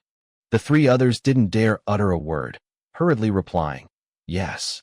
After walking for an unknown amount of time, Keel's steps suddenly halted, and all four stopped in their tracks. Kazan opened his mouth. Keel glanced down at the staircase descending to the lower level, finishing his sentence, the second floor. After a long stretch of silence, the group followed closely, their footsteps in sync. Suddenly, Kazan removed the cloth covering half his face, letting out a breath. Hesitantly, he turned to Keel and said, maybe we should take a break? Keel rubbed his chin, considering, you're right, a short rest sounds good. Kazan, overwhelmed with gratitude, bowed his head, thank you. Later, Keel sat cross-armed, eyes closed, resting quietly. Kazan, Hayes, and Paladin Alexander Jotenu sat across from him, all uneasy and silent. Suddenly, Keel broke the stillness. I have some questions about this dungeon. Hayes blinked, startled, and replied, what? Keel smiled warmly, turning to her. I'm embarrassed to admit, but I don't know much. Hayes, flustered, stammered. Wanting to learn is admirable. I don't know much either, but, Keel politely responded, thank you. Her eyes widened with curiosity as she looked at him. What are you wondering about? Keel stroked his chin, recalling the nearby villagers, and asked, this dungeon is close to the territory. Doesn't that cause issues with the dungeon and its monsters? Hayes explained, basically, dungeon monsters don't spill out into the open. There are exceptions, of course, but those are controlled and dealt with in advance. Kazan coughed lightly, adding, dungeons are natural phenomena. Sometimes caves, sometimes towers. They usually appear near populated areas. From their explanations, Keel nodded. So that's why this dungeon is here. Hayes continued. When a dungeon appears, the territory assesses its danger level. Then, outsiders like us, mercenaries or guards, handle it. Keel's face lit up with a sudden smile as he let out an "oh." He pressed further. So, there aren't dungeons within the territory itself. Hayes answered promptly. Dungeons only appear at a certain distance, away from populated areas. Keel nodded. I see. His expression grew excited. If it's a dungeon, there must be rewards for conquering it, right? Hayes propped her chin, thinking of skeletons and treasures. Yeah, exactly. Usually, there's a boss at the final level. Defeat it, and you get all sorts of rewards. For a dungeon like this, the rewards shouldn't be bad. The darkness hid half of Keel's face, leaving only his smile visible. Like a game. Hayes looked at him curiously. A game? Realizing his slip, Keel brushed it off. Just talking to myself. He quickly changed the subject. One more question. Hayes hesitated. Sure, go ahead. Keel asked abruptly. Who created this dungeon? Hayes's mind filled with question marks, her face blank. What? She stared at him, confused by the question. Dungeons just appear naturally. No one creates them. Keel felt something off, as if an unseen hand were pulling strings behind the scenes. There's too much that doesn't add up. First, they always appear near populated areas, as if someone deliberately placed them for us to deal with. The image of a serpent coiling around a red apple flashed in his mind as he added silently. They appear near crowds and lure people with grand rewards. Keel looked at the group seriously. To me, that feels more artificial than natural. Hayes jolted, startled. That does make sense. She rubbed her chin, murmuring, I never thought about it because I took it for granted. Even Kazan fell silent, questioning himself. I've never doubted it. It's always been an absolute truth. Could this barbarian really be questioning such a fundamental truth? Kazan glanced down, thinking, barbarians have always been ignorant and brutal, like beasts eyeing prey with one cold, merciless eye. That image has never changed. Just Keel's fearsome appearance alone piled doubts in Kazan's heart. If what I know is true, is this barbarian really just an ordinary one? As his thoughts spiraled, Keel's voice cut through. This is fascinating. He nodded, smiling at everyone. Have you all rested enough? The three jumped to their feet. Yes. Keel cheerfully led the way, waving for them to follow. Let's keep going then. Kazan quickly responded. Yes. They continued forward, cautiously scanning their surroundings.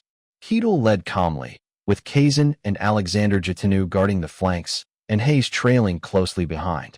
Suddenly, Keel paused, his eyes narrowing as he spotted something. What's that? Kazan immediately explained. It's a treasure chest, one of the dungeon's rewards. If you can open it, the treasure's yours. In his mind, he added, easier said than done.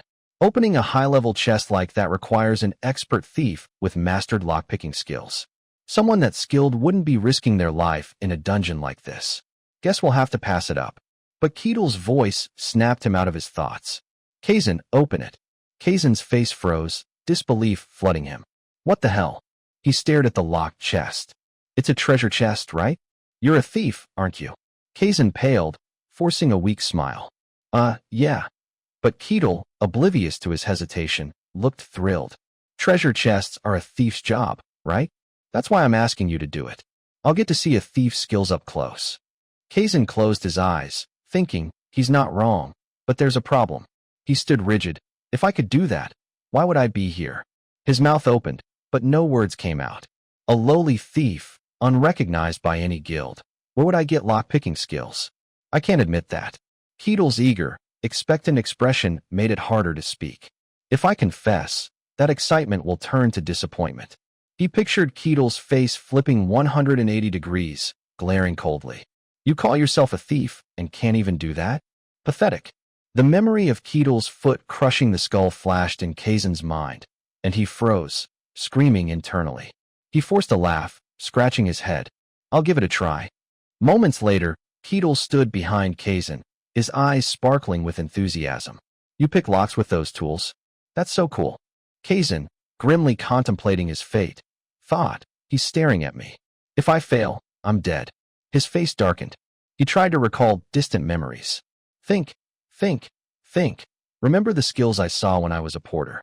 Keel, like a monstrous figure radiating dark purple power, watched Kazan's every move. Kazan, drenched in sweat as if sitting on a fire, bet his life on his thief skills. Taking a deep breath, his trembling hand touched the lock. Keel's gaze burned into his back like fire, but a scream of his soul echoed within him. A flash of purple light from behind caused Keel's expression to falter briefly. His eyes widened, his gaze frozen for a moment. Stunned, Keel's shoulders trembled slightly beneath his thick fur cloak, his heartbeat echoing loudly in his chest as he faced the unexpected sight before him. Kazan's eyes were half closed, his cheeks flushed, and glistening tears welled in the corners of his eyes. A bittersweet smile curved his lips. He exclaimed, "Hey!" I opened it. Hayes's eyes sparkled as she looked ahead, shouting in excitement. "Wow, really? I heard only the most skilled rogues can unlock the sun treasure, and you did it so directly. That's amazing." Keel's eyes lit up with enthusiasm, his fist clenched and raised high, channeling the overwhelming joy surging within him. "Is that so? Well done." Kazan hesitated, responding, yeah. His gaze shifted slightly, his expression growing somber. Kazan gave a faint smile, as if trying to mask his inner turmoil. His eyes betrayed a flicker of self-doubt. He wondered, can I really not step up? What's going on? Just a glance and I pulled it off so effortlessly? He looked away, lost in quiet contemplation.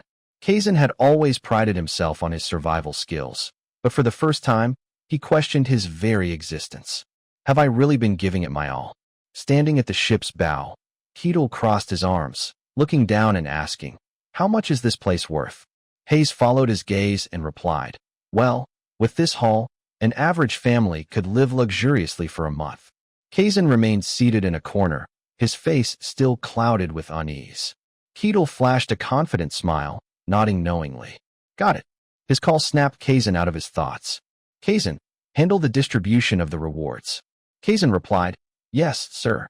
A hand holding a silver goblet reached down toward the pile of gold, as if to scoop some up. Kazan paused, holding the goblet up to inspect it, his face etched with shock and worry. Someone called out, "Kazan." His eyes widened in panic, cold sweat beading on his pale face, his hair fluttering. Keel asked softly, "Need any help?"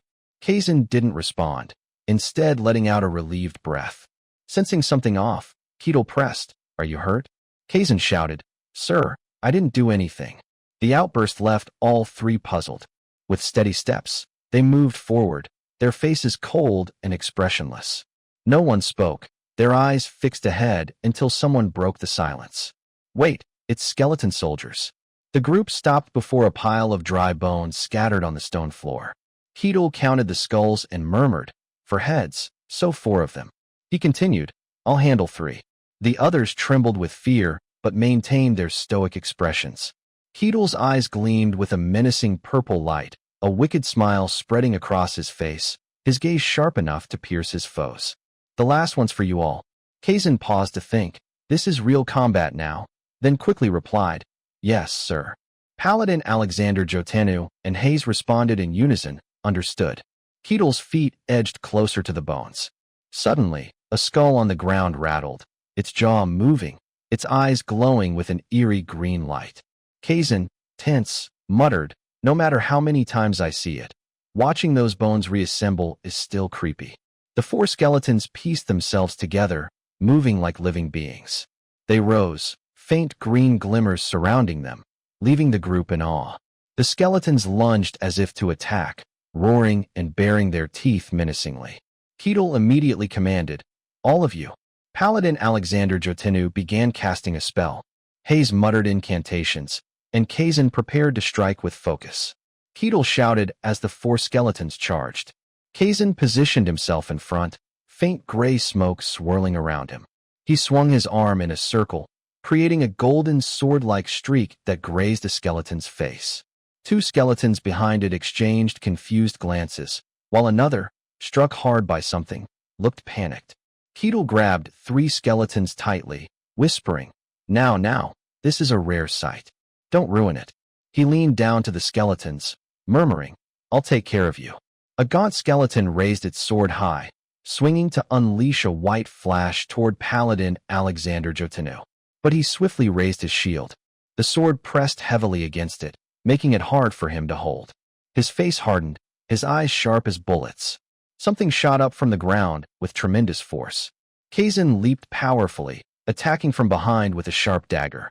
The loud noise alerted the skeleton, but Kazan's wild gestures sent it flying upward, sprawled on its back. Hayes' gaze locked onto a point. She raised her hand, enveloped in red-gold light, and shouted, "Shadow illusion." Paladin Alexander Jotenu staggered, nearly falling face first. He dropped to one knee, gripping his glowing white sword tightly. The skeleton collapsed alongside him. Smoke rose from the skeleton's body, cracks spreading across it. It struggled, enveloped in green mist. Keel laughed triumphantly. "Ha-ha?" He stood midair, feet on two skulls, hands gripping two others with smug satisfaction. "Didn't expect to see such a textbook formation in action," he added, "truly rare." His fists smashed through the air, catching fragments as he smiled. "Now that the nuisance is gone, let's enjoy." A golden light flashed, his sword slicing through the air with a sharp arc, striking the skeleton with a deafening clang in the eerie space. Kazan thought, no doubt about it. This barbarian. Hayes and Alexander Jotenu's expressions grew complex, sweat beading on their cheeks. "He's testing us." The skeleton's face turned comical, its eyes and mouth wide, kneeling and clutching one leg's knee in confusion. Everyone's eyes blazed red. Some muttered spells. Others swung daggers or swords at the skeleton, fearing that showing weakness would mean death. Light streaks slashed through the dark night. A skull lay still on the stone, faint blue-white glimmers lingering. Keel crouched, landing with a heavy thud. The others sat in silence, the air growing heavy. Keel reflected quietly, no doubt about it. The people of the snowfield plains are pretty capable. 3 more skeletons appeared, grinning with eerie, terrifying teeth. The third floor's monsters are also skeleton soldiers, and their numbers are increasing, but with Keel leading, we've passed without trouble. Finally, Keel charged like lightning, striking them hard. Hayes watched silently, her eyes filled with admiration, hands clasped as if resolving to do something. Kazan faced Keel, his gaze cold and stern. A knight in dark armor sat motionless amid cold bones, gripping his sword's hilt, as if guarding a buried secret in the dark dungeon. In the deepest chamber, on cold steps, the black-armored knight sat still on his throne, faint torchlight reflecting off his scratched armor. The intruders stood silently at the step's base, barely daring to breathe. "Skeleton Knight." Hayes trembled, panicking, "No way. Why is something like that here?" Keel asked, "Different from the others?" She stressed, "Yes, it's strong. Very, very strong." Red eyes glowed in empty sockets. The skeleton knight standing amid swirling purple demonic aura, its cold sword pressed to its chest. Hayes' eyes widened in terror, her breath catching. A skeleton knight wields a long sword effortlessly. Without knight-level skill, there's no chance against it. This isn't a monster we can handle. She added, "If we can't defeat it and return, there'll be an investigation. If they find a valid reason, we'll be fine." A faint smile of excitement crossed Keel's lips. Hayes called out worriedly, "Keel." He replied, "Fair point." The skeleton knight slowly rose. Its blazing red eyes gleamed, a sinister grin fixed on them. Keel stood firm, his eyes flashing purple, ready to face the dungeon's final challenge. Parallel to the knight, Keel murmured softly, "A skeleton that can maintain its form." Interesting. The skeleton knight raised its sword high, lunging forward. Hayes froze for a moment, her face a mix of confusion and worry, as if sensing something amiss. Her eyes flashed with danger as she shouted, casting a spell to form a shield to block the skeleton knight's attack. Danger! Cracks spread across her golden shield, and the knight's mana began to wane. Hayes' face contorted in pain, her breathing ragged, her golden eyes gleaming with resilience amidst the dust and the crushing pressure on her body. The shield shattered into fragments. The skeleton knight's magic surged powerfully. Fortunately, Paladin Alexander Jotenu raised his shield in time to parry the sword. Purple smoke curled from the shield into the air, the figure instinctively retreating, breathing heavily, eyes tense as they witnessed the force that swept the battlefield. Keel glanced back, exclaiming, "Oh." Alexander Jotanu, sweating profusely, was visibly strained. He wondered, a single blow with that kind of power? The skeleton knight's massive frame made its attacks devastating. Alexander Jotanu, fearful, muttered, "Too strong." The knight's eyes turned mysterious, almost indescribable. It stood on the ground, grinning wickedly. Its cloak billowed in the wind, surrounded by a terrifying purple haze. Keel, silent, one eye closed, the other fixed on the knight, his gaze growing more dangerous. The skeleton knight charged at Keel, who delivered a powerful punch to its body. The knight staggered sideways, its expression comically dumbfounded. The other three watched in astonishment, eyes wide, mouths agape, speechless. Keel clapped his hands, brushing off the dust. He smirked and asked softly, "That's it?" Standing in the cold void, his eyes narrowed, muscles tensed with vigilance as he faced the overwhelming presence before him. His eyes widened briefly, a flicker of surprise crossing his face, as if he'd seen something unexpected. Keel called out, "Kazan."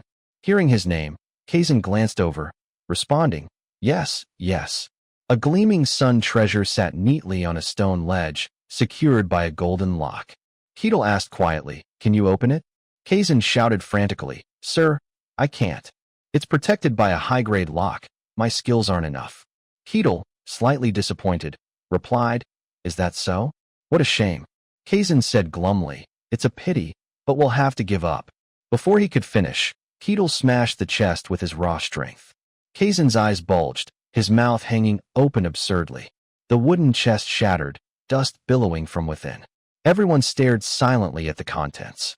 Two of them stood frozen, eyes wide, mouths agape, shocked by something beyond imagination. Keel grinned confidently, clenching his fist, exhilarated by the power he'd unleashed.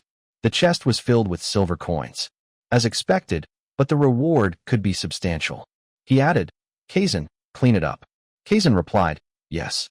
He approached the chest slowly, thinking, opening a chest with brute force? First time I've seen that. His face was bewildered, chin in hand. He wondered, if he could just smash it, why bother asking me to pick the lock? Before the three stood a massive door, radiant light spilling from within. A few stone fragments fell from the arched ceiling. Keel turned to the right, muttering, "HM?" The stones behind them shifted, the ground trembling like an earthquake. Kazan glanced over, his expression calm but eyes alert, exhaling as if confirming something. Once a dungeon is cleared, it vanishes, so there's probably no secret room this time. Keel asked, "Secret rooms have things like that?" Kazan replied, "They're rare, but they exist." Keel grinned, saying, "Sounds fun." Kazan looked confused, not understanding what he meant. The guard captain leaned on a table, one hand relaxed, his face showing surprise. He asked quietly, "What? It's done?" Sunlight streamed onto the silent city wall, a soft cough breaking the quiet of the sultry summer afternoon. Ahem. He hesitated, then asked, "So, how was the dungeon?" Keel gave a thumbs up, enthusiastically replying, "Really fun." The captain seemed deflated, stammering, "I see." He gestured and instructed, "Let's proceed with the entry procedures. Follow me one by one." Hayes froze momentarily, her face showing a mix of confusion and worry. "No major issues, sir." The captain pressed, "Do you think that Barbarian can stay in the territory?" She rubbed her chin, pondering, then hesitantly replied, "I think it'll be fine." The captain mused, "She's being vague about that Barbarian." He frowned, thinking, clearing a dungeon isn't the issue. It's the process, the real goal being to weed out dangerous individuals. Kazan said confidently, "He's not the type to cause trouble." The captain met privately with Paladin Alexander Jotanu to question him. Crossing his arms, he reflected, "He's strong as a beast, but won't harm anyone. He's different from typical barbarians." Keel praised, "Kazan did well. As a rogue, he disarmed traps and tried unlocking the chest. Alexander was a strong frontline fighter. Hayes' prayers helped us a lot."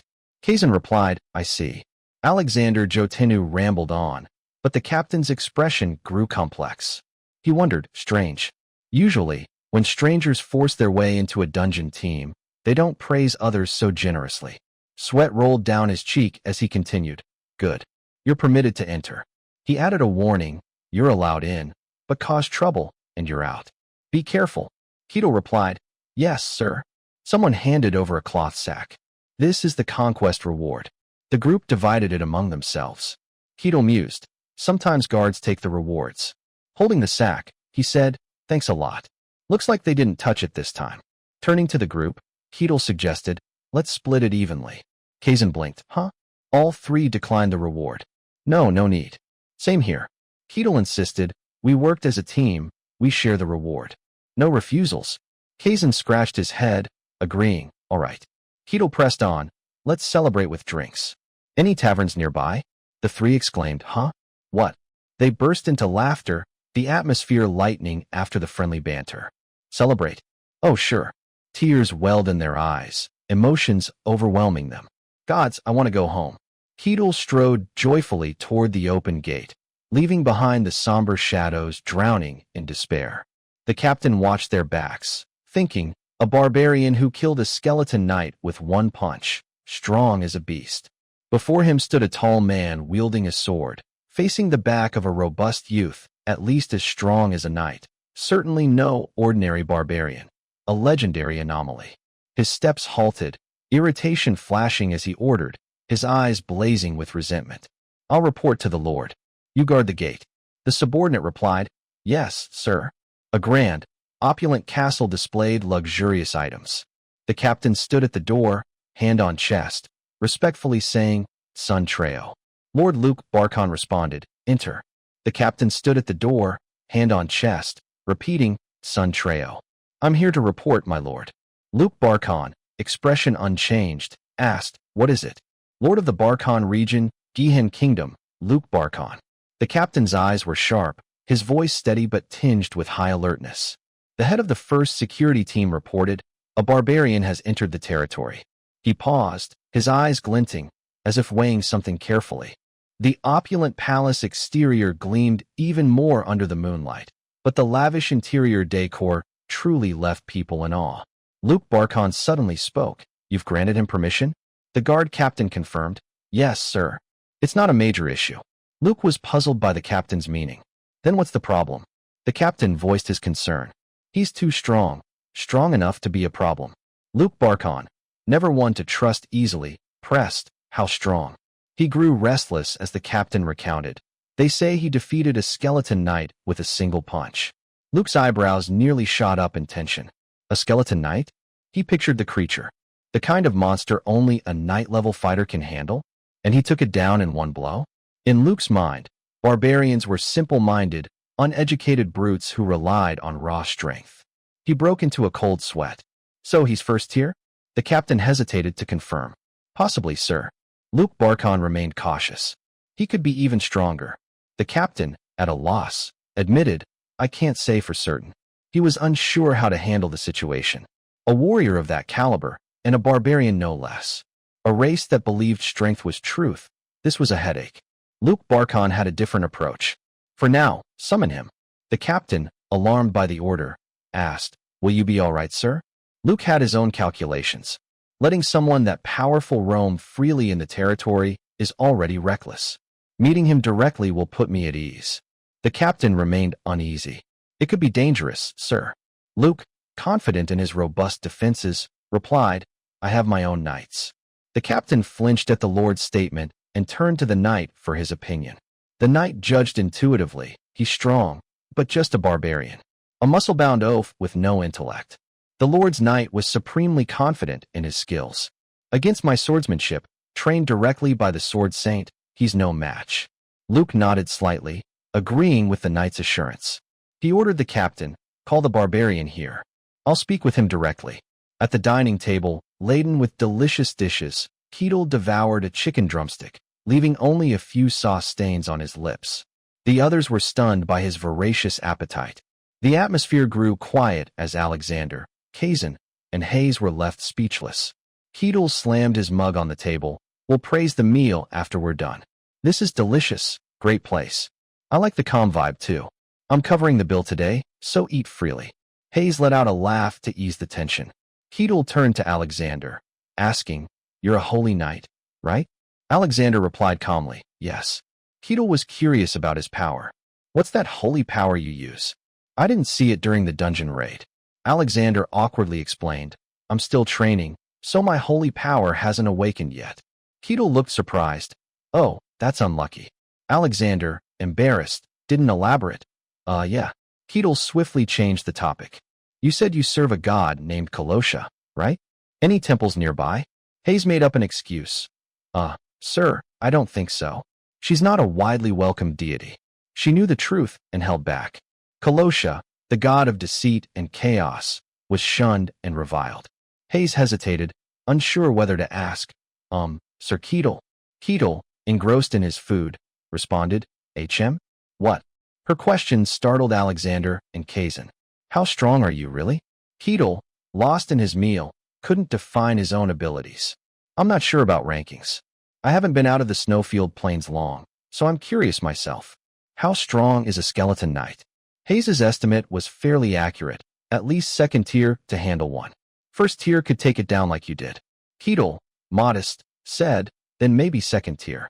The tavern owner's voice trembled. Pardon, but we're preparing to close. Keel urged everyone to leave. My fault. Let's go. He asked about their plans.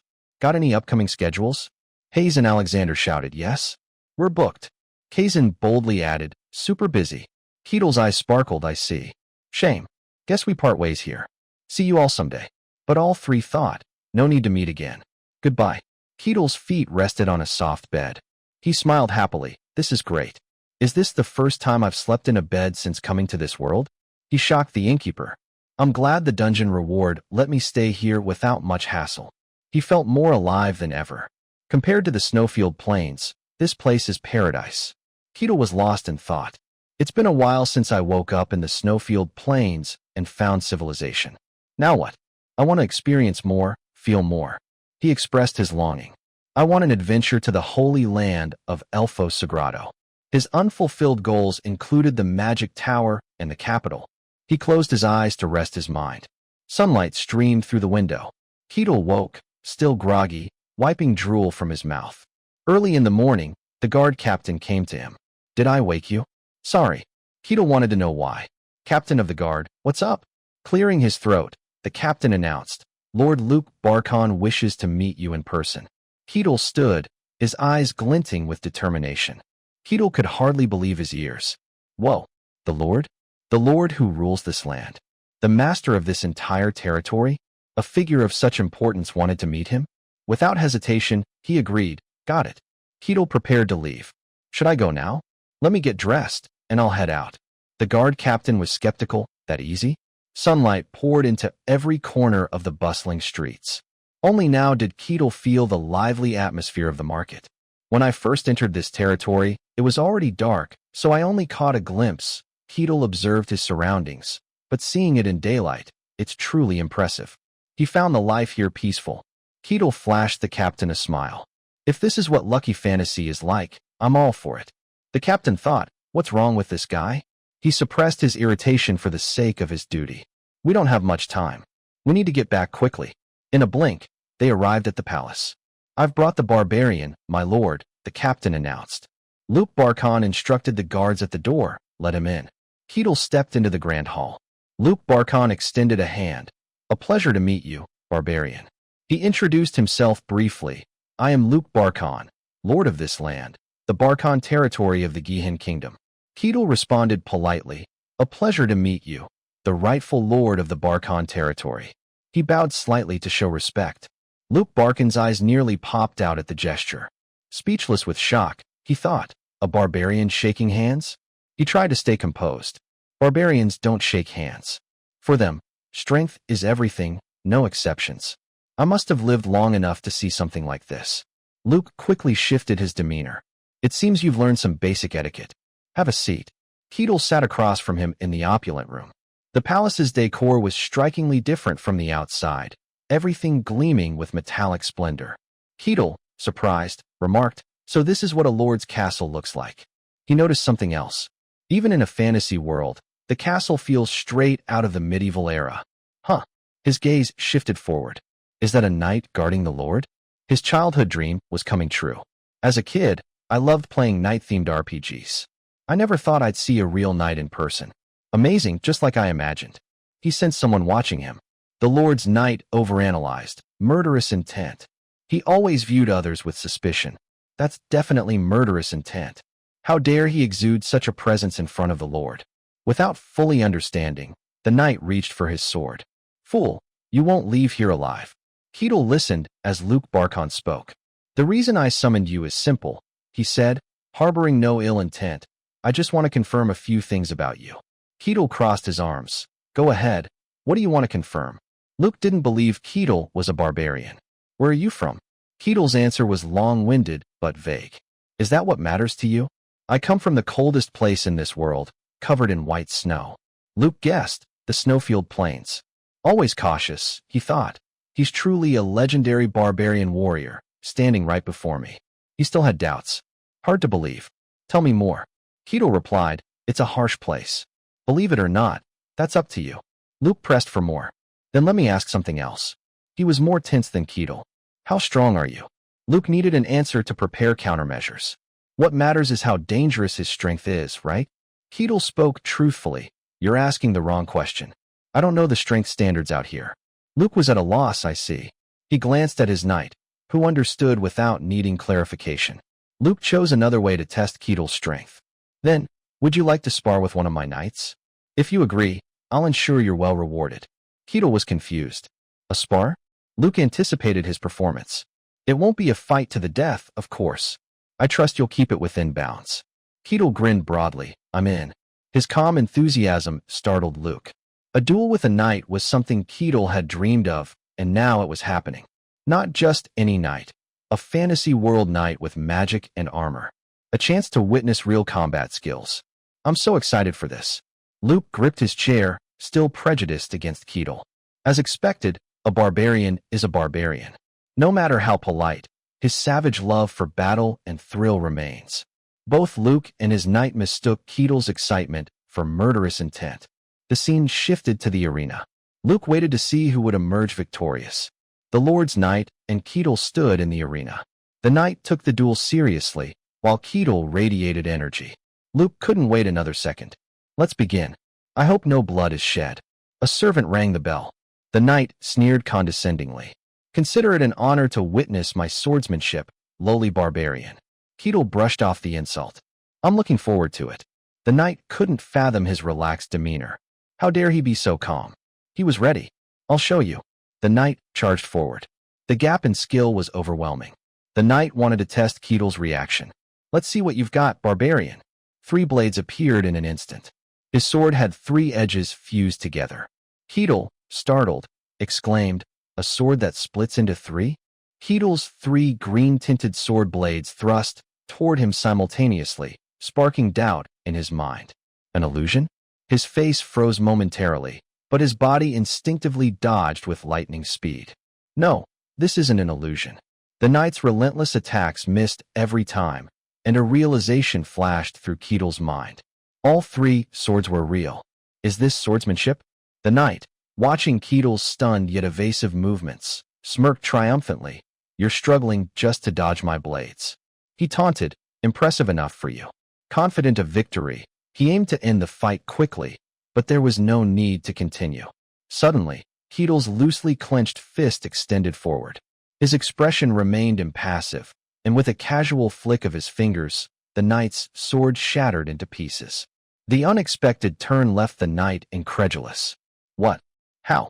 Keel gave him no time to recover, appearing before him in an instant, his hand reaching for the knight's chest. Keel's grip tightened on the knight's breastplate, veins bulging as the sturdy armor warped. With a powerful toss, the chest plate shattered into fragments. The knight's body flew backward, mouth agape, seemingly unconscious. Luke Barkin's eyes and mouth widened in shock as he shouted, "What?" His gauntlet hand dropped limply. The knight, flung far, slumped against the wall, leaving a deep crater in the ground and a dent in the wall. Seeing his knight defeated in a single blow, Luke couldn't believe his eyes. His mind reeled. One strike took down a first-tier knight. What kind of monstrous strength is this? Keel turned, smiling at him. That's it, right? Luke, speechless for a moment, stared in stunned silence before slowly responding, yes. The terrifying moment of Keel's power haunted Luke's thoughts. A barbarian who can defeat a first-tier knight in one blow. This is monstrous strength, at least transcendent tier, but that's the bare minimum. Its depth is immeasurable. His expression grew grave. A barbarian with such power could shift the world's balance. The image of a heroic man with a sword and a dragon surfaced in his mind. If so, I should inform him. One of the few in this vast world titled Sword Saint. Luke lowered his head, muttering, "It's about time he showed up. I wonder if he'll be interested." As he spoke, a voice interrupted, "Are you talking about me?" Luke flinched, his gaze snapping toward the voice. The window was open, sunlight and breeze pouring in, the thin curtains fluttering. Standing there was an old man in a green cloak, arms crossed, calmly watching. Luke sighed, glancing at the sudden visitor. "Your taste for theatrics is as bizarre as ever." The old man chuckled. Everyone needs a bit of entertainment. He was none other than Sword Saint Kane. He spoke, arms still crossed. "So, why not tell me about this interesting matter?" Luke leaned on the table, standing with a slight bow to the Sword Saint. "It's an honor you came despite my abrupt summons. I present myself to the great Sword Saint, Sir Kane." Kane didn't respond, only staring. Luke maintained his posture. The scene shifts to later, where the knight defeated by Keel stood. The wooden door swung open. Luke Barkon was already in the room, startling the knight with his sudden question, "How's your condition?" The knight, clutching his wound, struggled to rise. "I'll be fine in a few days. My deepest apologies, my lord." Before Luke could respond, someone behind him cut in, "You should apologize to me." Sword Saint Kane, hands clasped behind his back, looked at him. "My foolish disciple, defeated by an unknown barbarian." The knight panicked at his master's presence. "Master." Luke glanced down. The knight's clothes were torn at the chest, but his body was unscathed. Kane calmly stated, "Not a single wound." He reflected on the barbarian, musing, "Before coming here, I saw the boy's armor completely destroyed. Given its state, it wouldn't be surprising if he were dead, yet his clothes are only slightly torn, his body unmarked. Did the barbarian hold back?" Kane stroked his chin, eyeing his disciple. "He's not an ordinary foolish barbarian. He can control his strength with precision." The knight hesitated. "I understand." Kane assessed calmly, "And his skill far surpasses a knight's, with room to spare." His final verdict stunned both Luke and the knight, their eyes widening. "At least transcendent tier." Luke stammered, He turned to Kane. "Pardon my rudeness, but how does he compare to you, Sir Kane?" Kane paused briefly before answering. "He's quite strong, but I'm the Sword Saint.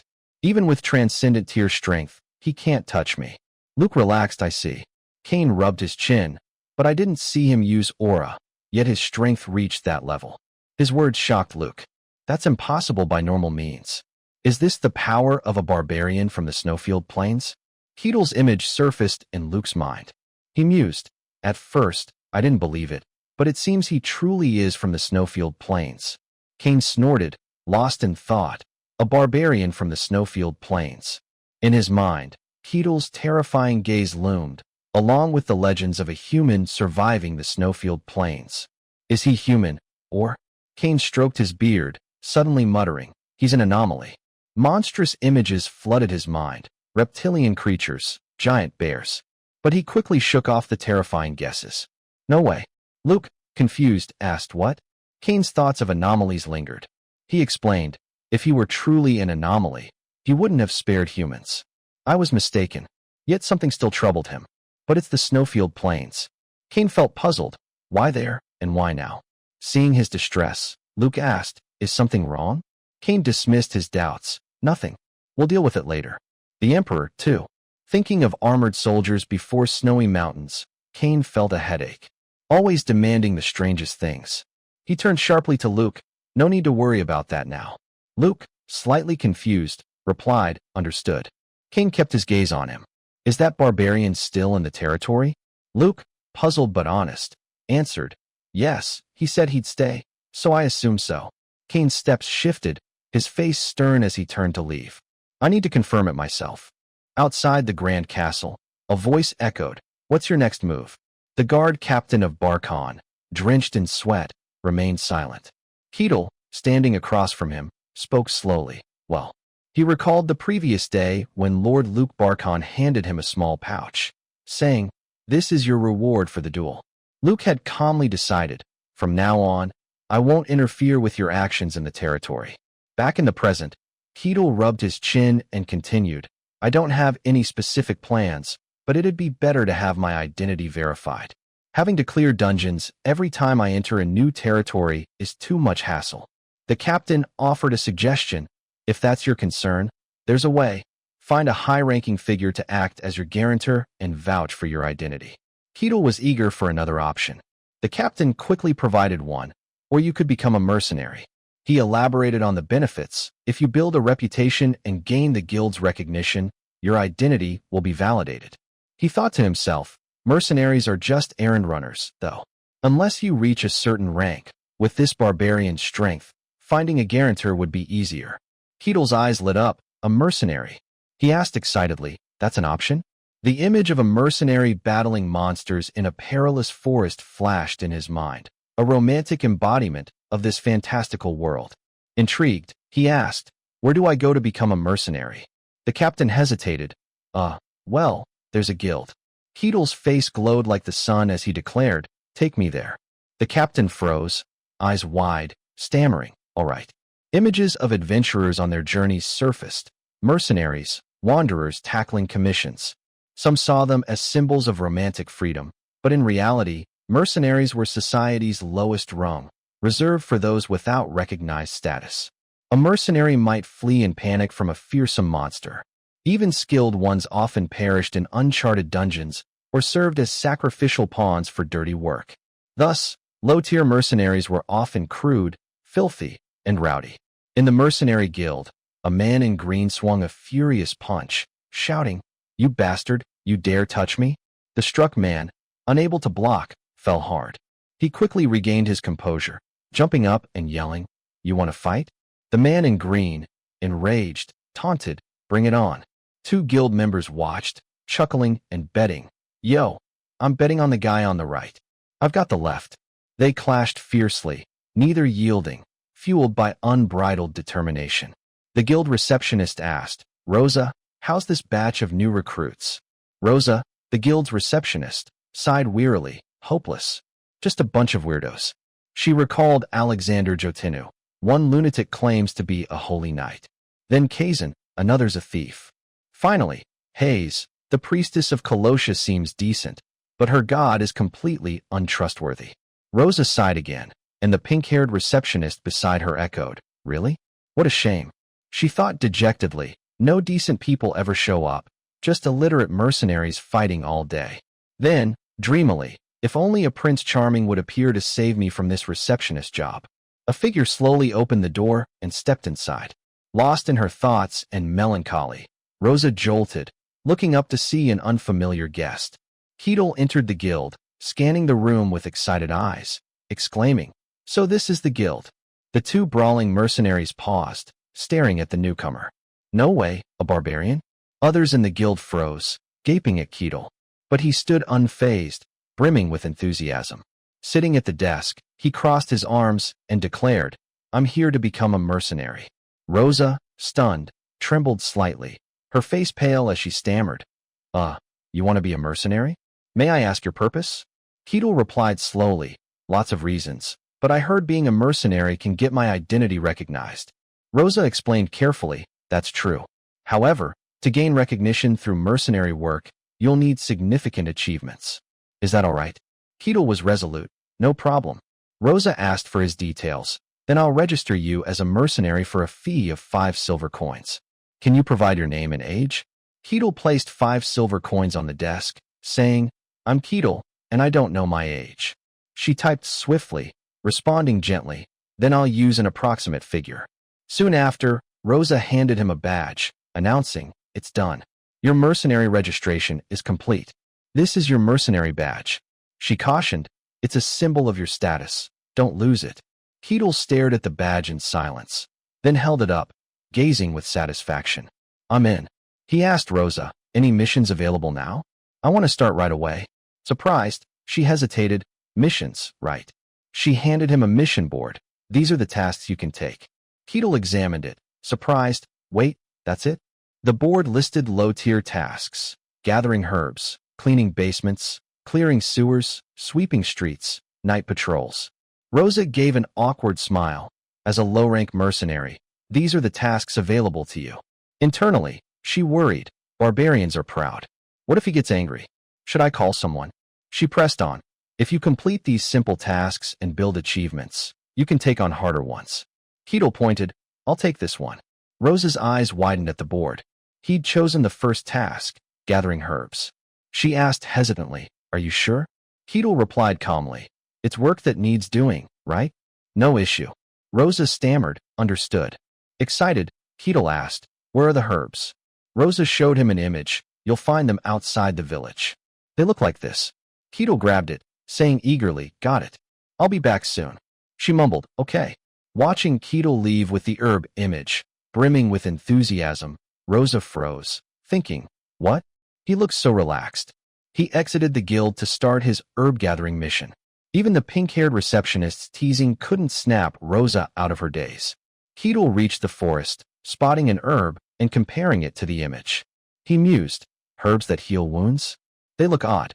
He shed his fur coat, tossing it onto the lush grass, resembling a farmer gathering herbs. Excited for this mission. I've got UV protective gear ready. He thought, first mercenary mission, let's go. UV rays are harmful even in another world. Keel's peculiar knowledge shone through. An hour later, at the guild, Rosa was stunned by the massive sack of herbs before her. Keel casually asked, is this enough? Rosa stammered, too much. She thought, is he some maniac trying to ruin the herb fields? Her eyes suddenly sparkled. Examining the herbs, she exclaimed, they're in excellent condition. Most mercenaries just yank them carelessly, reducing their value. Keel beamed proudly. I may not look it, but I'm quite meticulous. Rosa agreed, indeed. She handed him a silver coin. Thank you for your hard work. Here's your reward, 1 silver coin. Keel pictured buying fragrant bread with his earnings, a modest sum for the cheapest meal. Still, this is the first money I've earned legitimately. Overjoyed, he said, so thrilling. Holding the coin, he urged, I'm satisfied. Can you assign me the next mission? Rosa blinked, huh? She stared, baffled, thinking what? How can anyone be satisfied with that reward? This barbarian? Keel, gleeful as a child with a gift, said, it's still daylight, so I want to do as much as possible. Rosa wondered, why is he so happy? Inwardly, she cried, gods, this new mercenary is just as weird as the rest. Among the low-tier task list, Keel had swiftly completed herb gathering, basement cleaning, and sewer maintenance. The remaining tasks included street sweeping, night patrols, and warehouse cleanup. Keel pointed to the last task, warehouse cleanup, and declared, I'll take this one next. Rosa, hearing this, thought to herself, after herb gathering, this is his third cleaning task. She looked at Keel, his eyes gleaming like sunlight. Does this barbarian actually enjoy cleaning? At a loss for words, she stammered. Well, please accept this task. Moments later, Keel opened the door to the warehouse for his mission.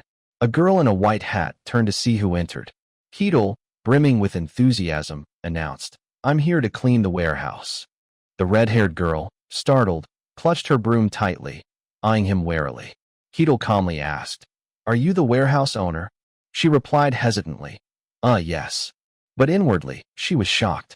A barbarian began working, effortlessly lifting stacks of crates with both hands. Cleaning the warehouse was simple, with no issues moving items around.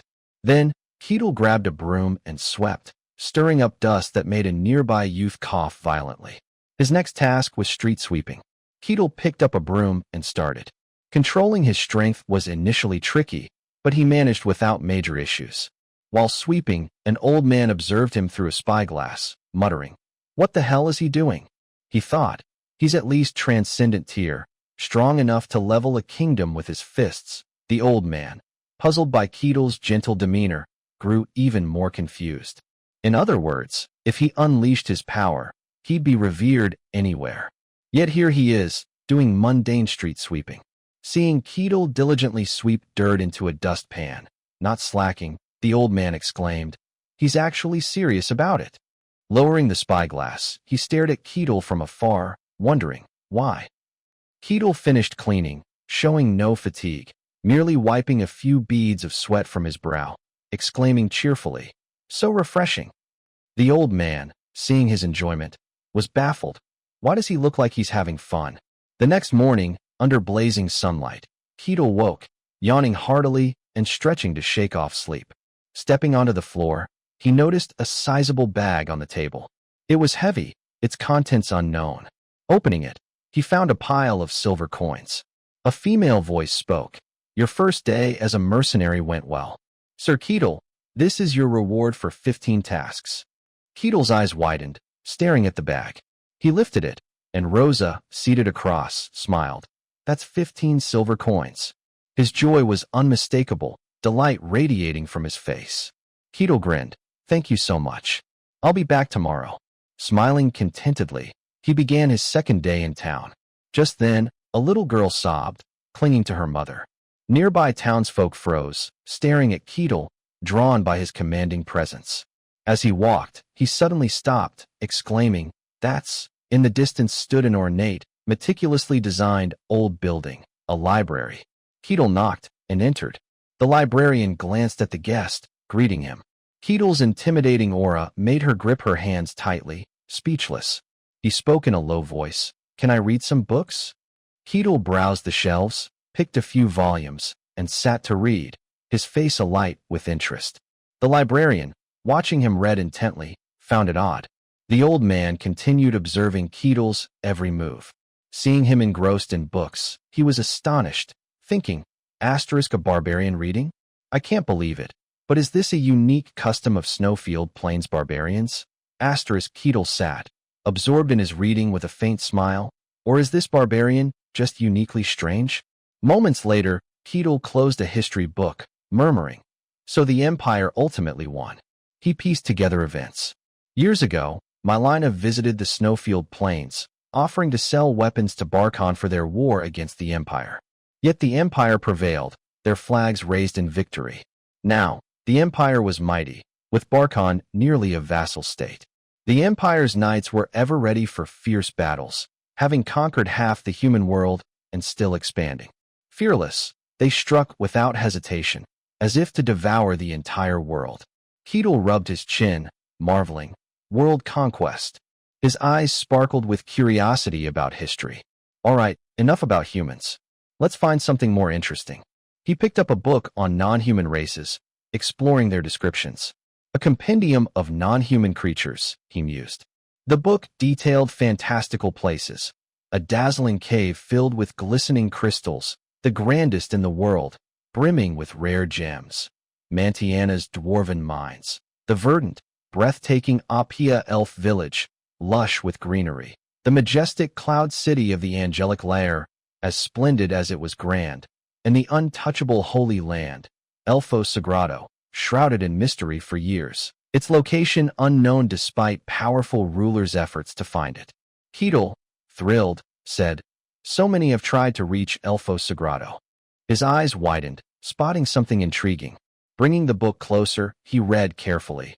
"Wait, there are other places like the Snowfield Plains? Terrifying realms, demon lands rejecting human presence, filled with anomalies. Many such domains existed, but 5 were vast. The silent forest, where all was still. The abyss, spreading evil. The deep sea, where primates breathed and thrived. The infinite black hole, where nothing existed. And the Snowfield Plains, perpetually snowbound. The inhabitants of these lands were steeped in indescribable mystery. These demon lands housed horrific monsters, avatars of destruction. Yet, they couldn't invade human territories." Keel exclaimed, "How vast is this world?" Rubbing his chin, he wondered, are there really other places like the Snowfield Plains? Soon after, Keel stood, saying, "That's probably all the info here." To the librarian, he said gently, "This was really helpful. Thank you." She jumped, nearly scared out of her wits, stammering, Of course." Keel returned to the mercenary guild, greeting Rosa. "What tasks are available today?" Surprised, she said, "Sir Keel, you're here?" His eyes gleamed, and Rosa smiled. "Here's today's task list." The old man, Kane, continued watching Keel, thinking he's truly odd. Turning to leave, he muttered, "I need to meet him myself." It was Sword Saint Kane, observing Keel's second day. On a quiet evening under a gentle moonlit breeze, the sound of Keel's footsteps echoed through the streets. He grinned, brimming with excitement, thinking, "Today, I cleared another dozen tasks." Patting the small pouch of coins at his side, he felt a surge of joy. Even small earnings add up to quite a bit. The streets were deserted, with only Keel walking alone. The day I'm officially recognized as a mercenary isn't far off. Humming cheerfully, he whistled loudly along the way. In a nearby alley, a man lurked, watching him. The figure suddenly stepped out, startling Keel. Kane's face was stern, his gaze menacing, cloaked in a long robe with a large hood. The two faced each other, the atmosphere thick with tension. Keel bluntly demanded, "You've been tailing me all day." Kane flinched, confused. "What?" Keel crossed his arms, pressing, "What do you want?" Faced with rapid-fire questions, Kane thought. Panicked, he noticed me? His face paled, mouth agape in disbelief. I completely hid my presence. No matter how sharp one's senses, detecting him should have been impossible. Seeing Kane's silence, Keel grew wary, clutching his coin pouch. "Are you a robber?" He crouched, ready to grapple at any moment. Kane froze, dumbfounded. After a long pause with no response, Keel frowned, growling, "Not answering? Then I must be right. Even with decent security here, there are still thieves around." Sweat beaded on Kane's face as he stammered, unable to speak. He thought, would he believe me if I said I'm the Sword Saint? Seeing Keel's rigid stance, Kane panicked, as if struck by lightning. "Robbing at your age? The economy must be worse than I thought." Suddenly, Keel rubbed his chin, an idea sparking. His eyes gleamed. "Taking you down and turning you in would be a great achievement." Kane jolted, stunned. "What?"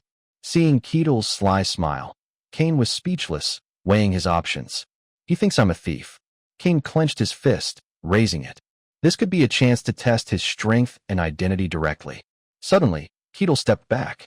Kane looked up, but before he could act, Keel moved first. His body swayed as if weightless, then vanished with a gust of wind. Kane, startled, thought in fear he's gone. Abruptly, Keel reappeared right before him, his expression fierce, eyes glowing, his massive frame looming 2 or 3 times larger. "What's this?" Keel reached out as if to grab him. Kane stomped the ground, a green aura enveloping him. "If I hesitate, he'll have me by the throat." He swung aside to dodge. Seeing Kane's reaction, Keel laughed heartily. Grinning, he stared at Kane. "Not bad." Kane, bewildered, eyes wide, couldn't believe it. "He almost caught me." Collapsing to the ground, he trembled. If my reflexes were a fraction slower, I'd have been grabbed. Even more astonishing, he thought, I couldn't sense any aura from him. Keel stood, arms crossed, laughing. "Interesting." Kane locked eyes with him, reeling in shock. He moved that fast with just a human body? Kane bit his lip, swallowing hard. The probing's over. Now it's for real. Kane sprang up, teeth gritted, as if transforming into someone else. "I'll go all out." Keel's face darkened, standing still. Suddenly, he vanished again, leaving only a gust of wind. In a flash, he circled behind, grabbing Kane's arm. Kane clenched his teeth, glancing back in disbelief. "I lost before it even started." Keel twisted his arm behind his back, like restraining a criminal. Kane, utterly panicked, thought, this isn't just being caught. It's like my arms trapped in solid rock, dragging my whole body. Closing his eyes, he shouted in pain. What kind of monstrous strength is this? His jaw clenched, enduring. This isn't even a contest of strength. Struggling, Kane's aura surged stronger. If that's the case, I'll unleash everything. Seeing Kane's effort, Keel's eyes widened, startled. His grip on Kane's wrist loosened, unable to hold. A blinding light erupted. Kane broke free, sliding back a distance. Keel, puzzled, examined his hand, where traces of Kane's green aura lingered. Kane, panting and wary, kept his eyes on Keel. Keel grinned. Robbers these days sure have all sorts of tricks, huh? Kane, speechless, thought, why does he keep calling me a robber? His eyes lit up, considering Keel's terrifying power. That was mana at a level only elites reach. He enveloped his body in it. Kane wondered, why would someone like him resort to robbery? Seeing Keel's admiring look, he realized, he genuinely believes I'm a thief. Kane lowered his head, sighing in exasperation. Feeling the abundant energy in his body, he thought, I instinctively unleashed mana that could tear through solid steel. He reflected, a human body should have been crushed by a mere touch. Yet he's unscathed. What kind of body withstands mana barehanded? Seeing Kane standing aside, Keel spoke up, I don't know what tricks you're pulling. He stepped closer, voice low, but I think it's time to end this. Sensing trouble, Kane reached for the sword at his hip, ready to counter. His eyes widened, unsure of Keel's next move. Keel leaned in, smiling warmly, and with one finger, pushed the sword back into its sheath. Kane looked up, trembling. That simple act sent him into a panic, his eyes bulging like a frog's, mouth agape, shouting. He gritted his teeth, trying to draw his sword, but couldn't. Keel's single index finger overpowered him. Suddenly, Keel's hand reached out as if to grab him. Tears welled in Kane's eyes, old and crying like a baby. It's over? Keel's arm extended closer, his smile fading, voice stern. Kane fainted on the spot. Keel hoisted him over his shoulder effortlessly, thinking, so this is what robbery looks like in this fantasy world. The guard captain of Barkon froze, mouth agape, utterly bewildered. Barbarian, what's going on? Keel extended a hand. Kane, still unconscious, dangled limply, while Keel's expression remained earnest and devoid of emotion. He handed Kane over to the captain. Recognizing Kane, the captain's mind reeled. What's happening? Why is Sword Saint Kane here? Don't tell me this barbarian attacked him. What do I do now? Seeing the captain's hesitation, Keel spoke firmly. I caught a thief. The captain, as if struck by lightning, gasped, a thief? Keel's face lit up, eager to claim some mercenary credit. If I turn him over to the guards, it'll count toward my achievements, right? The captain, lost, sank into despair. I'm too stunned to process this. He scanned Kane from head to toe, analyzing. A supreme-tier figure, Sword Saint Kane, was now helplessly in Keel's grasp, in a humiliating position.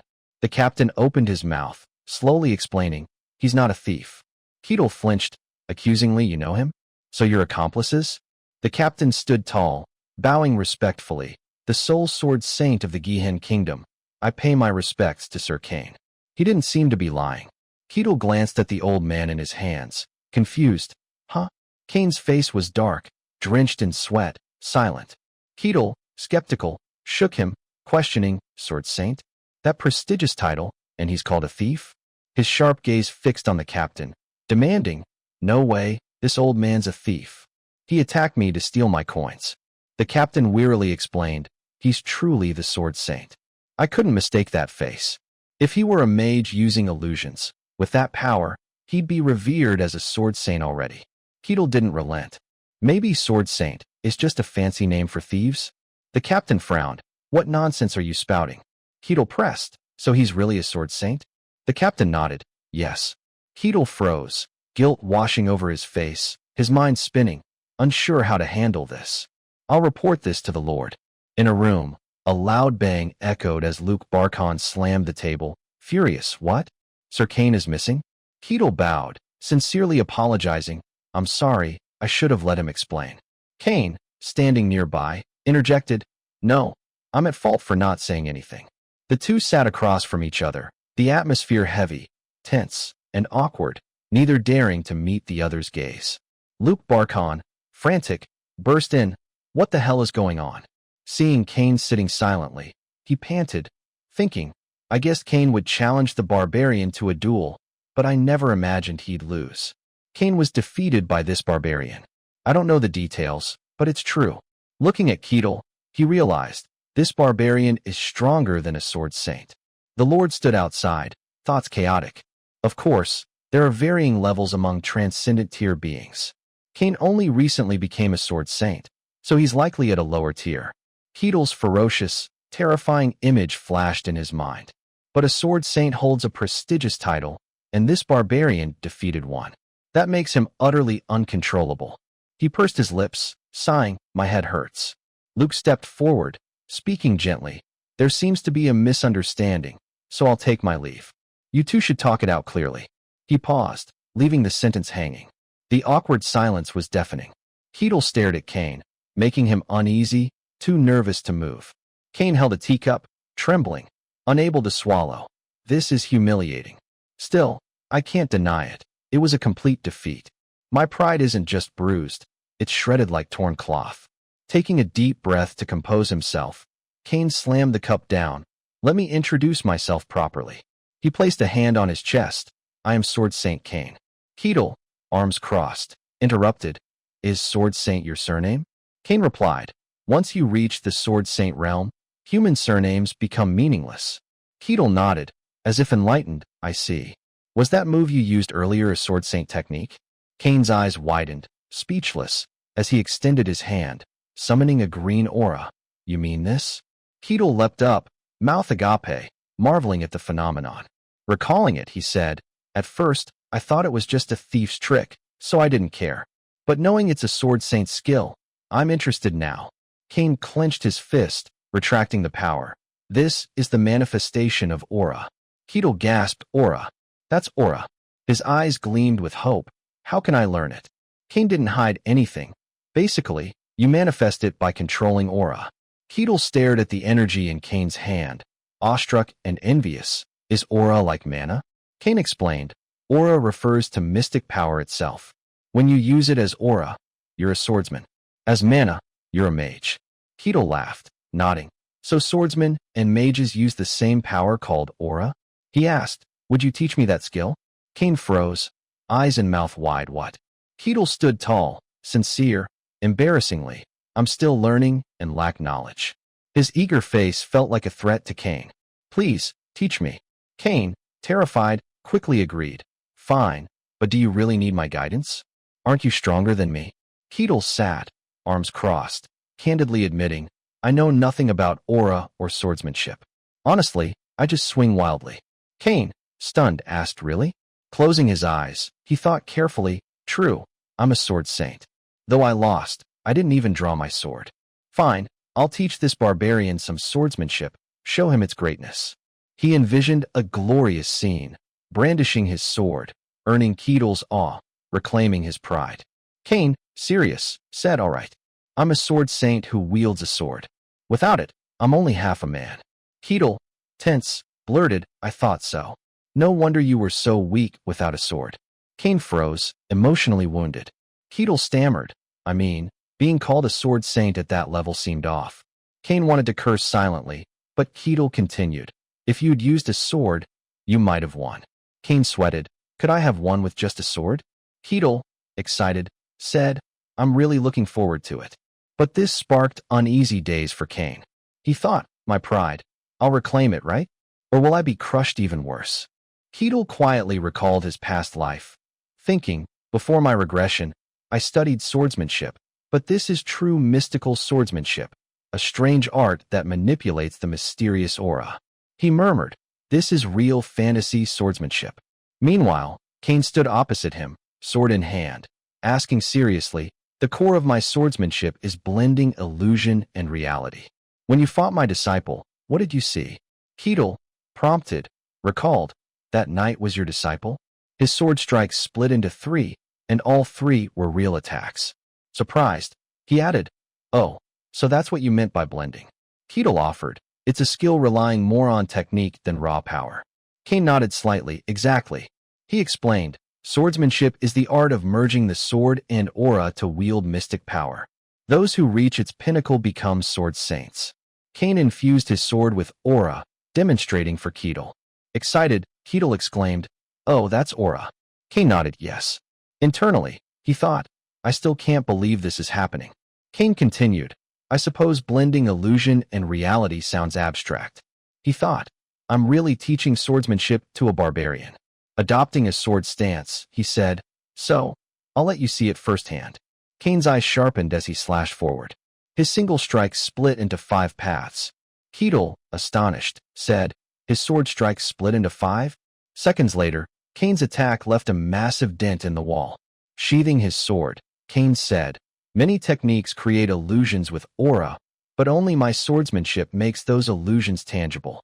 Keel murmured, That move you just used? Cain, proud, replied, Yes, it's a true mystic technique. What do you think? Keel casually said, I think I could do it too. Cain flinched, scolding lightly, What nonsense are you spouting? He thought, I dedicated my life to this swordsmanship, combining talent and grueling training to achieve it. No one could mimic it after one glance. Seeing Kane's doubt, Keel said, "It's faster if I show you." Kane, shocked, noticed Keel's weapon, an axe. Keel assumed a stance, hefting the axe over his shoulder, channeling strength, and swinging swiftly. Kane was stunned. That sword technique. He thought, he's just using brute force to move fast. Keel unleashed 5 strikes, each with immense power, hitting the wall and causing a massive explosion. Kane's jaw dropped. Keel lowered his axe, grinning. "There, what do you think?" Kane, dazed, muttered, "It looks like blending illusion and reality, but it's just overwhelming strength and speed. Almost fooled me." He said quietly, "You just swung wildly, no technique at all." Keel countered, "But the result's the same, isn't it? Swordsmanship is for combat. As long as the outcome matches, it's fine." Kane was speechless. Internally, he wept. He's not wrong, but it wounds my pride. Moments later, he rallied, gripping his sword. "Fine. How about this?" Kane struck again, creating afterimages around himself. Keel, shocked, said his body split. The sword's aura spread, cracking the ground. As the dust settled, a large hole gaped beneath them. Kane, panting, said, "This is the clone technique, achieved through the ultimate mastery of aura." Wiping sweat, he turned to Keel. "Can you mimic that?" Keel stepped aside, swung his axe fiercely in all directions, nearly creating illusions. A gust swirled around him, forming a whirlwind. Keel smiled. "What do you think?" Kane collapsed, crying out, "My life's work. My swordsmanship." Muttering, "Impossible," he covered his face, devastated. Keel, arms crossed, sighed, "Your mentality's weaker than I thought." Approaching to comfort him, he said, "Your swordsmanship is exceptional. I just swung my axe fast. That's not real swordsmanship." He added, "Your move wasn't just afterimages. It's true swordsmanship. I can't reach that mystic realm." Kane thought, "Right, my swordsmanship has value, blending illusion and reality into something tangible. Only I can do that." Regaining resolve, he thought, "My technique is flawless." Grimacing at Keel, he mused, "This barbarian's just a lunatic. What kind of madman moves so fast they blur without aura? That's not humanly possible." Keel asked, "Can you teach me the true essence of technique?" Kane paused, replying calmly, "Sorry, I let my emotions get the better of me." Keel nodded, "I understand." Kane cleared his throat. "To use true technique, you must first learn to control aura, but to master aura, you need to comprehend mystic power." He added, "Whether mage, swordsman, or sorcerer, you can't reach higher realms without awakening mystic power. Only those who believe in gods are exceptions." Keel asked, "So divine power is separate?" Kane replied, "Their miracles come directly from the gods they worship, unrelated to personal ability." Keel marveled, "Oh." Kane continued, "Mystic power is the enigmatic force within everyone. How it's wielded determines everything."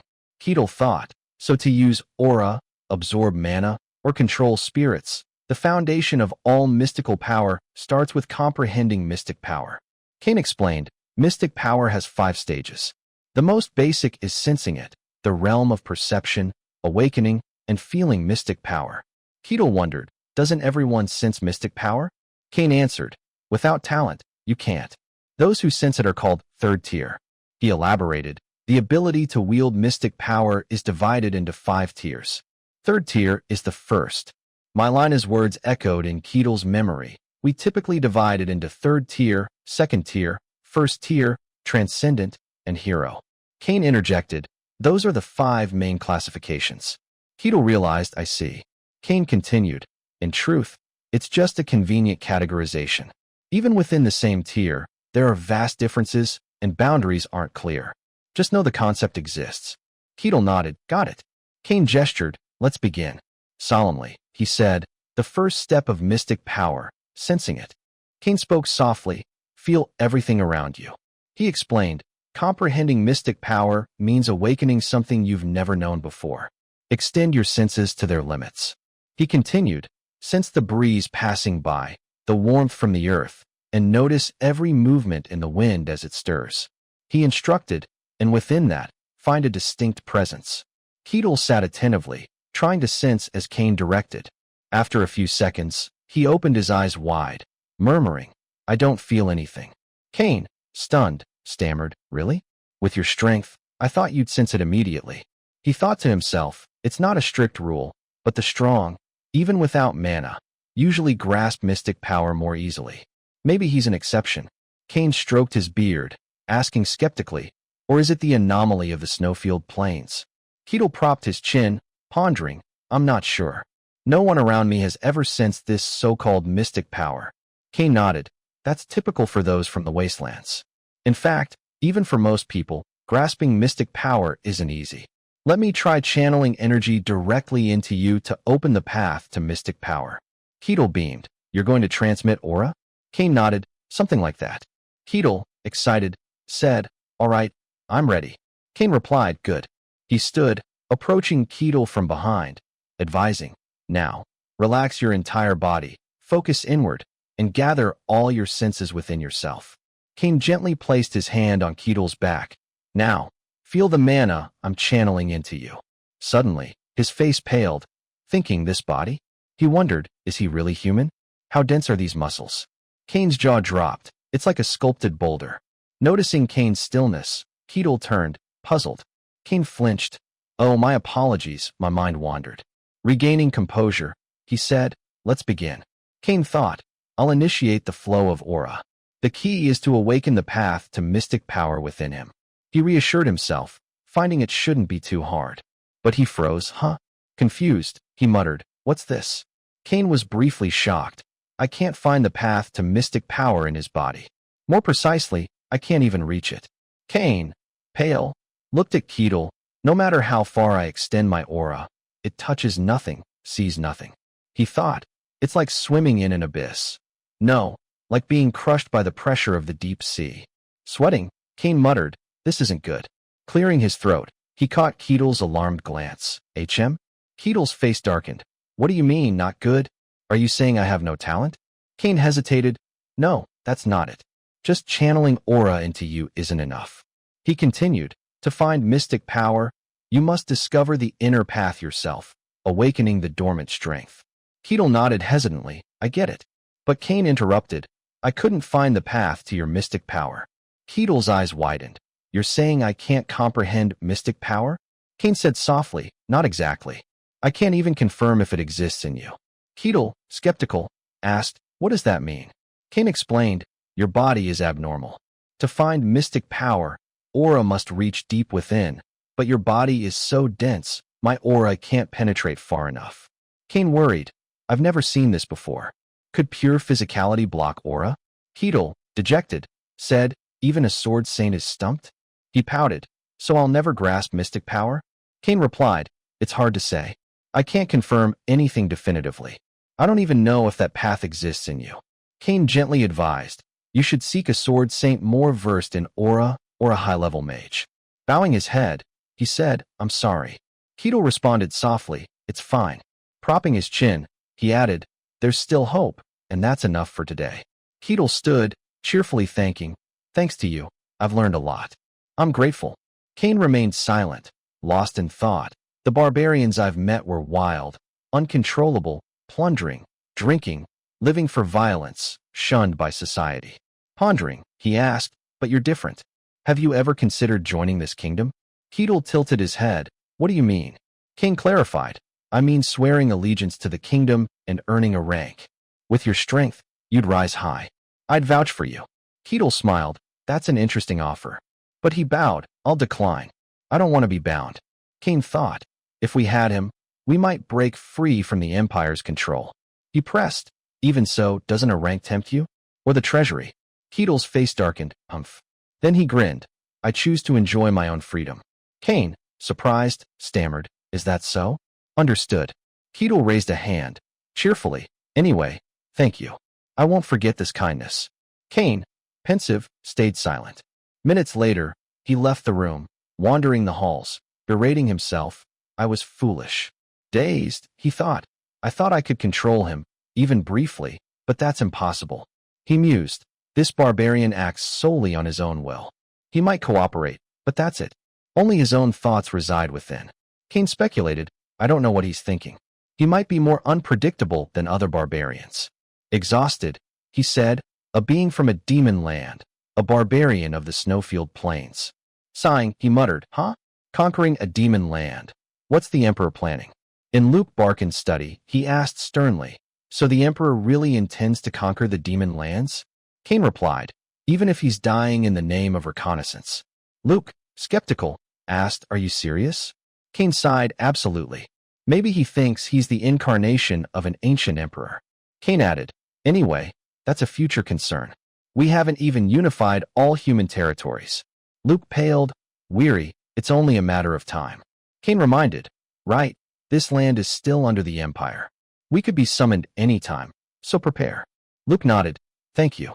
Kane sighed, leaning back, the world's already chaotic, and now the Emperor's half mad. It's a headache. Luke snapped to attention, voice low, the rumors are true? Kane confirmed, yes, the demons are mobilizing. Luke, shocked, paled. Kane continued, the dungeon outbreaks are abnormal too. Nothing's certain, but some say the demon land's taint is leaking.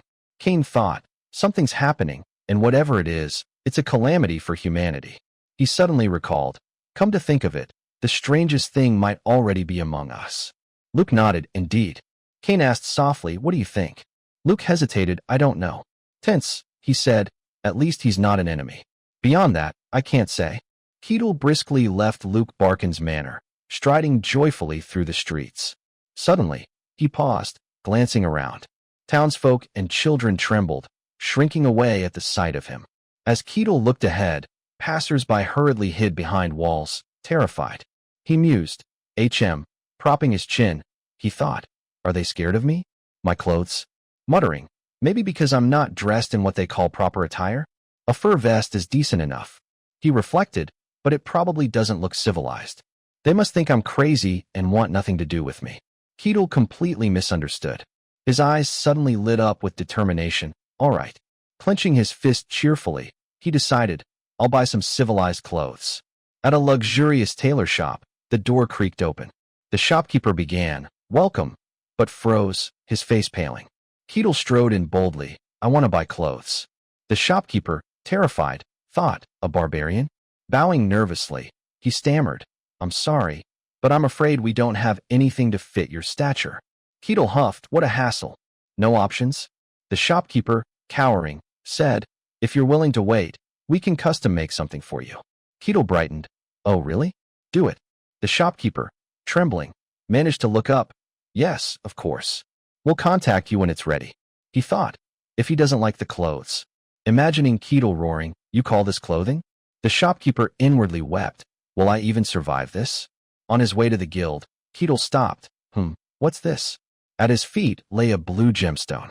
He picked it up, examining it curiously, a jewel. The gem gleamed with a stunning blue glow.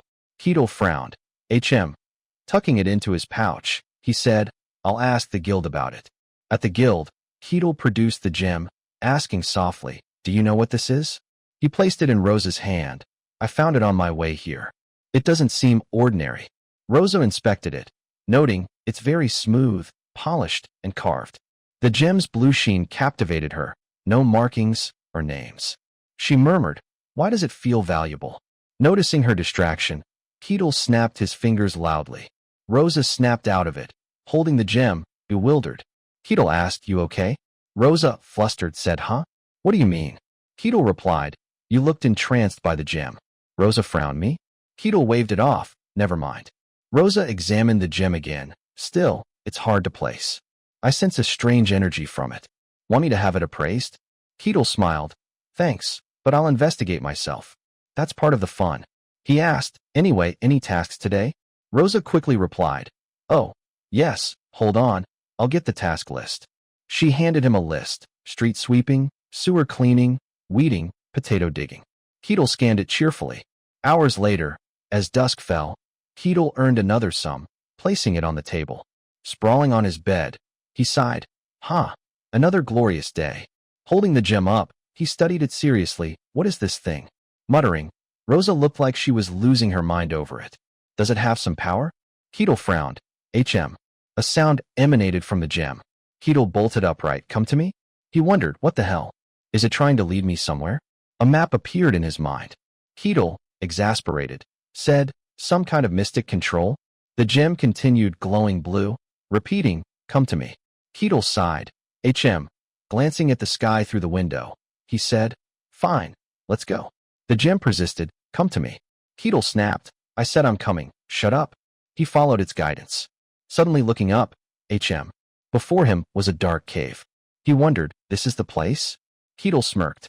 Inside, a skull-like monster watched him. The gem still called, "Come to me." Keel replied, "I'm here." "Where's the one behind this voice?"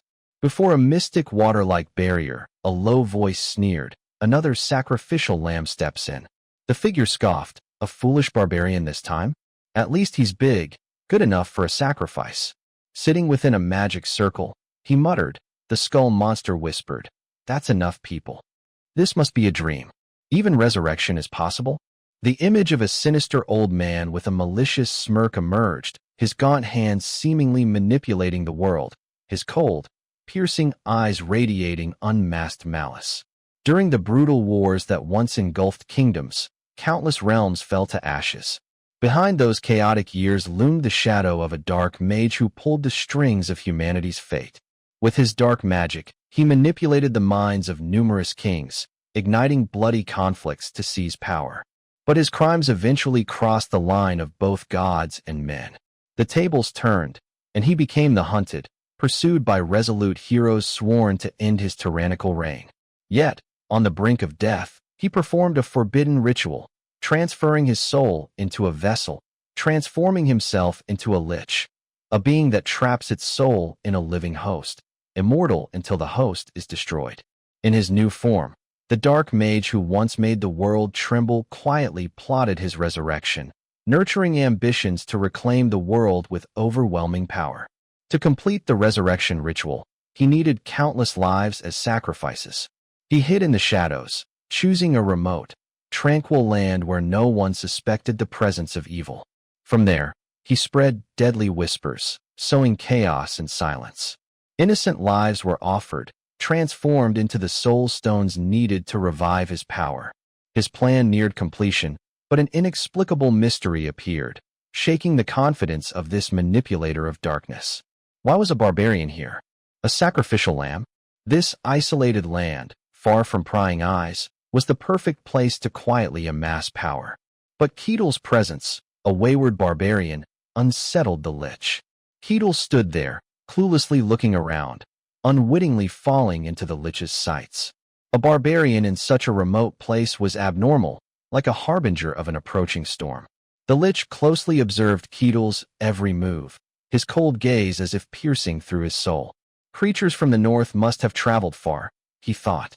Judging Keel's robust physique, he saw a perfect sacrifice. The Lich's hands began gathering energy, a floating blue orb emitting a bewitching glow. The enchanted gem had a special effect, luring only those who hadn't awakened mystic power, a perfect trap. Those mesmerized by the gem were easy prey, unawakened to mystic power. In that moment, Keel suddenly flashed a radiant smile, as if seeing something intriguing. So this barbarian is just an ordinary fool, without mystic power, the Lich thought, but Keel's confidence sparked doubt. Could it be mere luck? He smirked triumphantly, unaware that his prey was about to become the hunter. "Come, barbarian, become a sacrifice for my glorious resurrection." The Lich roared, his voice echoing from the realm of the dead.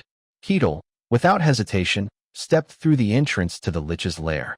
As the eerie blue light flashed from the Lich's eyes, Keel widened his eyes, awestruck by the horrific scene. A true Lich, its skeletal form clutching a powerful staff, stood towering, its cold gaze fixed on him. Keel instantly recognized the terrifying truth. A Lich, a being only the most elite mages could become, a supreme villain straight out of fantasy tales. He couldn't believe he faced a real Lich. But then, the Lich frowned, voice dripping with doubt. "What are you? Don't tell me you weren't drawn by the gem." Keel replied instantly, eyes gleaming with confidence. "So you used that trick to lure people here." His response stunned the Lich, shaking his very existence.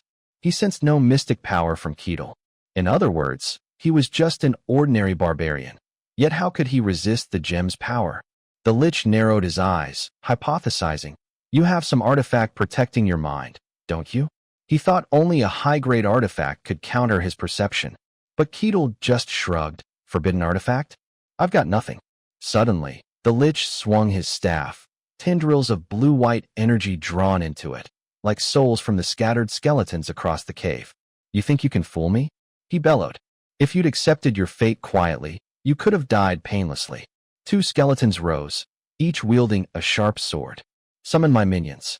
The Lich commanded, and instantly, 1 skeleton charged at Keel with terrifying speed. But Keel only smirked, his smile brimming with defiance. A dungeon with an evil Lich inside. I think I get what's going on. As the skeleton leaped, sword raised, Keel casually swatted it away like a mosquito, reducing it to dust. The Lich, horrified, eyes wide, couldn't believe what he saw. Keel brushed off his clothes, remarking, weaker than I expected. The Lich gritted his teeth, sweat pouring like a stream. He swung his staff, summoning more skeletons. Let's see how long you can stay cocky. A slashing sound rang out as a horde of skeletons rushed Keel. But he sighed, bored, clenched his fist, and with one swing, shattered the entire group into dust. A single kick crushed one skull, and the last was dispatched in an instant. The Lich's jaw dropped, unable to believe his eyes. Looking at the disintegrated bones, Keel said slowly, Kazan wasn't wrong. Destroy their heads, and they die. Rubbing his head, eyes sparkling, he added, a real Lich. Surely you can summon something stronger than these rotting bones. Keel's words stabbed like a dagger into the Lich's heart. Just these pathetic skeletons? He pointed his staff at Keel, the green soul stone atop it glowing brilliantly. The skeletons transformed, donning towering armor, becoming skeletal knights. Keel recognized them instantly, eyes gleaming, skeletal knights? Interesting. The Lich spread his hands, the energy surging, roaring, kill him. The skeletal knight charged like a gust, sword slashing. Keel, fearless, even thrilled, punched the knight, sending it flying meters away, crashing into a rock wall with a deafening explosion. Amid the dust, the knight rose, mouth agape, emitting a green aura. Keel remarked calmly, "Oh, you're tougher than the last one." The Lich roared, eyes blazing, "Unleash all your dark power." The skeletal knight radiated terrifying energy, charging at Keel, ready to crush everything in its path. Keel watched the skeletal knight charge at him with frenzied speed, his eyes flickering with a mix of curiosity and excitement. What's this now? He wondered, his voice low and contemplative. As the knight closed within inches, Keel's hands suddenly clenched, seizing the skeletal frame crafted by the Lich. With a lightning-fast move, he unleashed a punch straight into its skull, powerful as a thunderclap. A deafening explosion echoed, scattering rocks and dust, shrouding the area in a thick haze. Keel stood still, his piercing gaze fixed, awaiting the outcome. On the other side, the Lich's jaw dropped, his hollow eyes wide with sheer horror. He couldn't believe a being like Keel could so effortlessly destroy his most formidable creation. As the dust cleared, the skeletal knight's form had completely vanished. Keel stepped forward, his foot crushing the severed skeletal arm with a gruesome crack. He looked straight at the Lich, his voice brimming with challenge. It's a bit different, but in the end, no big deal. Is that all you've got? In that moment, the Lich's arrogance crumbled, his mouth agape, speechless. Who are you? The Lich roared, his voice trembling with confusion and fear. 1,000 chaotic thoughts surged within him. He sensed no mystic power from this barbarian. If Keel wielded an artifact, he would have detected its mana, but there was nothing, no trace at all. His eyes scanned Keel's sturdy frame, realizing a terrifying truth. This must be his pure physical strength. He defeated a skeletal knight with sheer physical power? The Lich could scarcely believe it. You're truly extraordinary, he blurted, voice thick with astonishment. Suddenly, Keel's eyes gleamed as if spotting something. He stared at the Lich's staff, where dark green energy gathered, radiating a menacing aura. Fine, I'll deal with you myself, the Lich growled, his voice dripping with pride. A torrent of dark energy surged toward Keel, as if to engulf him. Consider it an honor. But Keel, far from fearful, seemed oddly exhilarated. His cheeks flushed, his mouth agape like a child seeing a new toy. Soon, the darkness enveloped him. The Lich, assuming Keel was trembling in fear, sneered, "Scared now? Good, quiver, barbarian." He rambled on, "You'll pay for daring to step into my sanctum." Keel, with a puzzled look, spoke up, "Old man, I came because that gem was yapping nonstop." His words stunned the Lich, sweat pouring like a river. Keel continued, "Weren't you the one who sent it?" The Lich slumped, memories of Keel flooding his mind. Indeed, everyone who came here was lured by the gem, and this barbarian was no exception.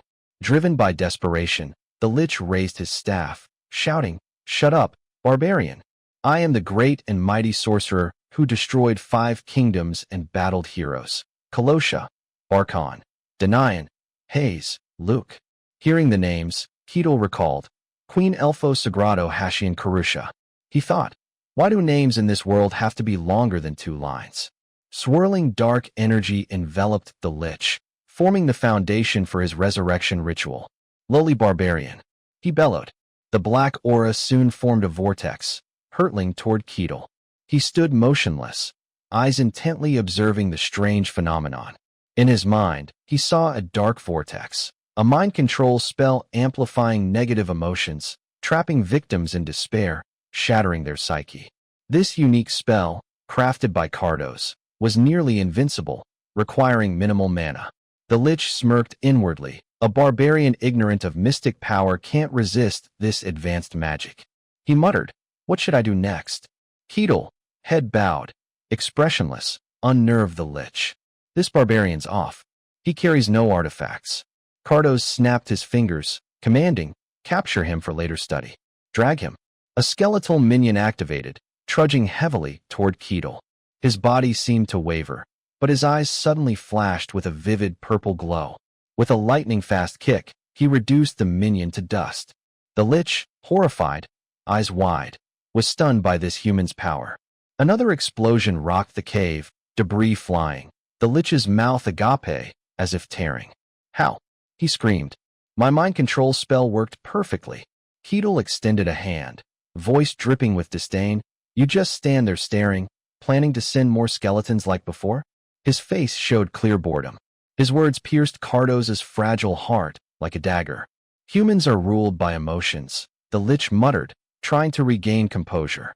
"No matter how strong, everyone harbors negative emotions, unable to resist mind control magic." But Keel, with innocent curiosity, asked, "Don't you know basic spells like fireballs or magic arrows?" The Lich, head bowed, roared, "How dare you compare my magic to such low-tier tricks?" Suddenly, his eyes gleamed, summoning a wave of dark energy, black as ink, spreading everywhere. A formation crafted by Cardos engulfed everything, drowning minds in chaos. Keel, seeing this, had eyes shining like headlights, clearly thrilled. The intertwined black-green and white energies surged toward him, dust exploding. Cardos roared, voice commanding. Laughing maniacally, spewing dark energy, he declared, "Victory is mine, barbarian." Cardos, drained of mana, collapsed, panting. "I overdid it. All my mana's gone, just enough left to keep this body intact. But with that attack, he must finally." But a familiar voice cut through his fleeting joy. Impressive, Keel stood tall and scathed, not a drop of sweat, casually asking, "That's it?" Cardos froze, unable to believe Keel still stood. His mind reeled. "I used the strongest dark magic in my arsenal. Even a great hero hit directly would have their mind shattered. What is he?" Keel looked at his hand, remarking casually, "Really impressive, but I guess I didn't feel anything." In Cardos's shock, Keel's voice boomed, "If that's your whole performance." He gripped his sharp weapon tightly, his face serious, no trace of jest. "Then it's my turn." Cardos lowered his voice, whispering cryptically, "I see." Hearing this, Keel flinched, his eyes betraying a mix of surprise and suspicion. "Huh," Keel exclaimed, while Cardos continued, his raspy voice echoing as if from the grave, "You came here knowing who I am."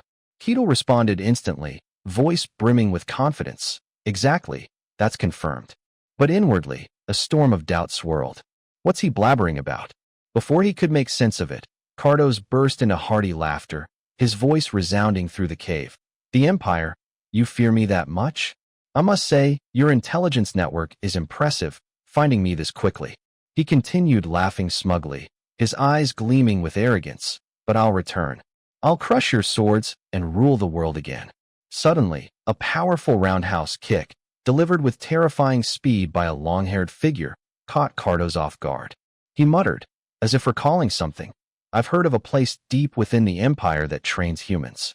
The muscular man before him, surrounded by a purple-green glow as if brimming with explosive power, filled Cardos with both rage and fear. A facility producing countless anomalies, he thought. This barbarian must come from there. A sword forged solely to kill me. An assassin sent by the Empire. Cardos's cloaked skull gaped, roaring furiously. Even so, he bellowed his ambitions before Keel. "I am Cardos. I'll kill you and overthrow the Empire." Seeing his odd behavior, Keel's face showed clear confusion. Is he nuts? He thought. Suddenly, Cardos summoned an ancient urn from thin air, its mystical glow shimmering. Witnessing the eerie spectacle, Keel's eyes widened in awe. Cardos shouted, voice trembling with excitement, "Focus, barbarian. Offer me your body." As he spoke, a sparkling stream from the urn surged into Keel's body. Instantly, his body froze, as if bound by an invisible force. Cardos, with a sinister grin, invaded Keel's mind, aiming to devour his soul. "Once I do this, if I don't become a lich again, I'll be trapped in this body forever," he thought, his eyes blazing with absolute resolve. He laughed triumphantly. "This body is mine." But within Keel's mind, Cardos froze, stunned by the sight. What is this? This is the barbarian's inner world? I've never seen anything like it. A creeping unease stirred within him. Keel's inner world was like an endless abyss, throwing Cardos's mind into chaos, teetering on collapse. Something's wrong. Cardos clutched his head, voice shaking. "Don't tell me the Empire." He screamed in agony. No, no, not even the Empire could create this. He wailed in terror, feeling his mind disintegrate. Cardos's final words rang out desperately. "What?"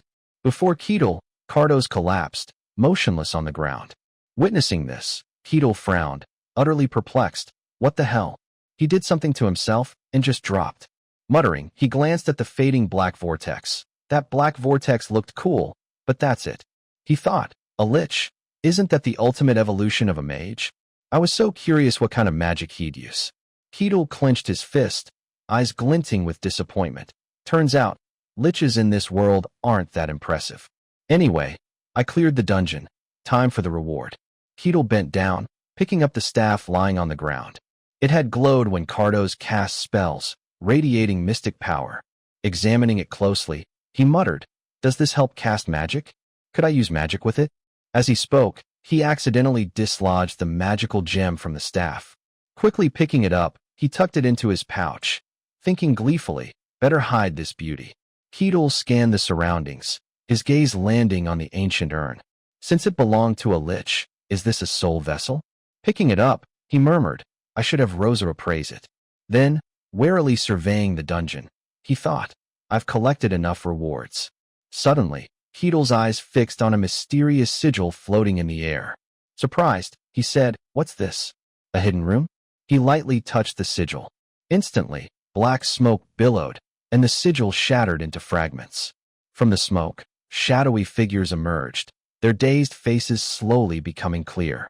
They stood in a circle around Keel, the Lich Cardos's secret ritual chamber. Keel, astonished, exclaimed, "It's real?" Stepping closer, he observed the strangers. Who are these people? Waving a hand before a motionless man, he said, "Hello." No response. He asked another, "Anyone there?" Silence. Keel propped his chin, muttering, "What now?" Finally, he lowered his voice. "All right, back to the territory for now." He thought, "When I report this, they'll send someone to handle it." Returning to the territory, Keel headed straight for Rosa. He appeared at the guild's reception, where Rosa was working. Seeing him, she greeted cheerfully. "Oh, Sir Keel, you're back early today." Keel smiled, "Just some business to settle." Rosa, curious, asked, "What kind of business?" Keel replied calmly, "It's about that orb I showed you yesterday." His answer made Rosa uneasy. She replied cautiously, "Oh, come on, don't joke." Keel said firmly, "I'm not joking." Rosa thought, a lich, one of only 5 in the world, appearing in a remote place like this? Keel abruptly placed the ancient urn before Rosa, startling her. He continued, voice serious. I brought back what looks like a Lich's soul vessel. Can you have it appraised? Rosa froze, eyes wide with disbelief. He's not joking? Rosa's face was etched with shock, her eyes wide with disbelief. What the hell is going on? Keel, unfazed, spoke in a calm, warning tone. Oh, and there were some people inside too. He described the group trapped in the ancient urn, his voice steady. I thought about bringing them out, but their minds were completely gone, so I left them. Best to have the guild send someone to check. Before he could finish, Rosa interrupted, her voice trembling. Excuse me. She thought, fear creeping into her words. There have been disappearances in the territory lately, but no trace of them was found. If a Lich caused this. Suddenly, Rosa shouted, voice panicked. Hold on. I'll call someone immediately. Moments later, a guard burst into the room, yelling, what's going on? A Lich? What did you say?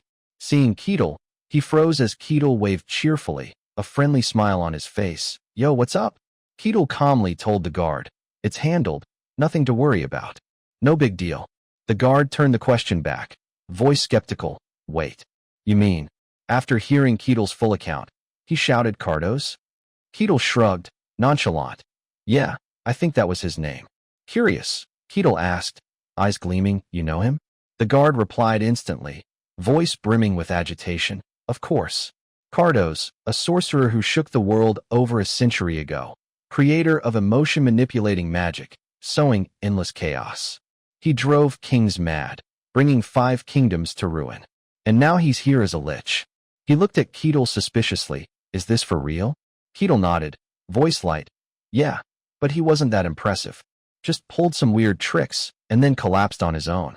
The guard, stunned, muttered, what the hell are you talking about? He thought, impossible. A sorcerer like Cardos self-destructing? Then he demanded, I want a clearer explanation. Keel shrugged, still casual. Even if you say that, I've got nothing more to add. The guard sighed in frustration, turning to leave. Before exiting, he instructed, wait here. I'm reporting to the Lord. Hearing the news, Lord Luke Barkon exclaimed in alarm, what the hell? A Lich right next to my territory? Skeptical, he asked, are you sure it was a Lich? Could it be another kind of monster? The guard replied respectfully, based on the survivors' accounts, it seems certain, sir. We have clear evidence. After hearing the full story, Luke muttered, you mean a soul artifact? He mused, voice laced with worry, a Lich of that caliber hiding so close, and no one knew. The Empire might send investigators any moment. He frowned, exasperated, what a hassle. Finally, he ordered, prepare a letter for the capital. The guard complied, yes, my lord. Luke continued slowly, still, we might be lucky. The guard nodded. Indeed, if the Barbarian hadn't found it, we might have been the first victims. Luke agreed. Cardos was likely preparing to resurrect as a Lich, so it's very possible. The guard finished. Things were far from normal. Luke nodded firmly, highly likely. He added, but even so, this is a remarkable feat, we must reward him fittingly. Looking out the window, he whispered, within the territory's means. The next morning, bright sunlight streamed through the manor's windows. A servant's voice echoed, Lord, Lord. Luke Barkon leapt from bed, donning his robe, saying calmly, I'm up, let them in. The grand door opened, and the servant hurriedly reported, my lord, Inquisitor Aquaz of the Sun God has arrived. Luke's face showed surprise. What? In the waiting room, Inquisitor Aquaz gazed absently at the morning scenery outside. Seeing her, white hair, pristine attire, poised demeanor, Luke was stunned. What's this? Why is she here? An Inquisitor of the Sun God, the youngest ever appointed, who beheaded 7 demon-contracted mages and single-handedly disrupted a massive summoning ritual. Aquaz, the most powerful figure on the continent, respected even by the Empire. In the reception room, the two sat across from each other, silent for a long moment. Luke spoke first, respectfully. It's an honor to meet you. I am Luke Barkon, lord of this territory. Thank you for visiting, though it's a bit sudden. Aquaz introduced herself courteously. I am Aquaz, Inquisitor of the Sun God, judging heretics in his name. Her authority far surpassed a mere provincial lord, making Luke inwardly anxious. Why is someone like her here? Aquaz spoke slowly. This territory has been quite lively lately. Luke hesitated. There was a minor dungeon issue recently, now resolved. Aquaz nodded slightly but pressed. Before discussing divine will, I'd like to hear more about recent events here. Luke's voice faltered, avoiding her gaze. Well, after hearing the story, Aquaz asked sharply, eyes cold, the Barbarian, you mean the one who defeated the Lich? Luke replied nervously, yes, and it might be Cardos. Aquaz's face showed shock. What? He was here? To confirm, Luke placed the ancient urn on the tea table, saying, here, Cardos' soul artifact. Seeing the urn, Aquaz's expression shifted. She clutched the sun symbol necklace at her chest, hesitating. This is... A dark atmosphere enveloped the room. Lowering her voice, she asked cautiously, that Barbarian, is he still in the territory? Luke Barkon answered, his face grave, he's still in the territory. Aquaz, the dignified woman sitting across from him, probed with a sharp gaze. This Barbarian defeated Cardos? Is that truly possible? Luke affirmed confidently, it's true. Even Sir Kane was defeated by him. Aquaz's face flickered with shock, as if unable to believe what she heard. Each of her responses carried a question, as if digging for more clues. A new force has emerged. Which tribe does this Barbarian belong to? Luke replied tensely, he says he's from the Snowfield Plains.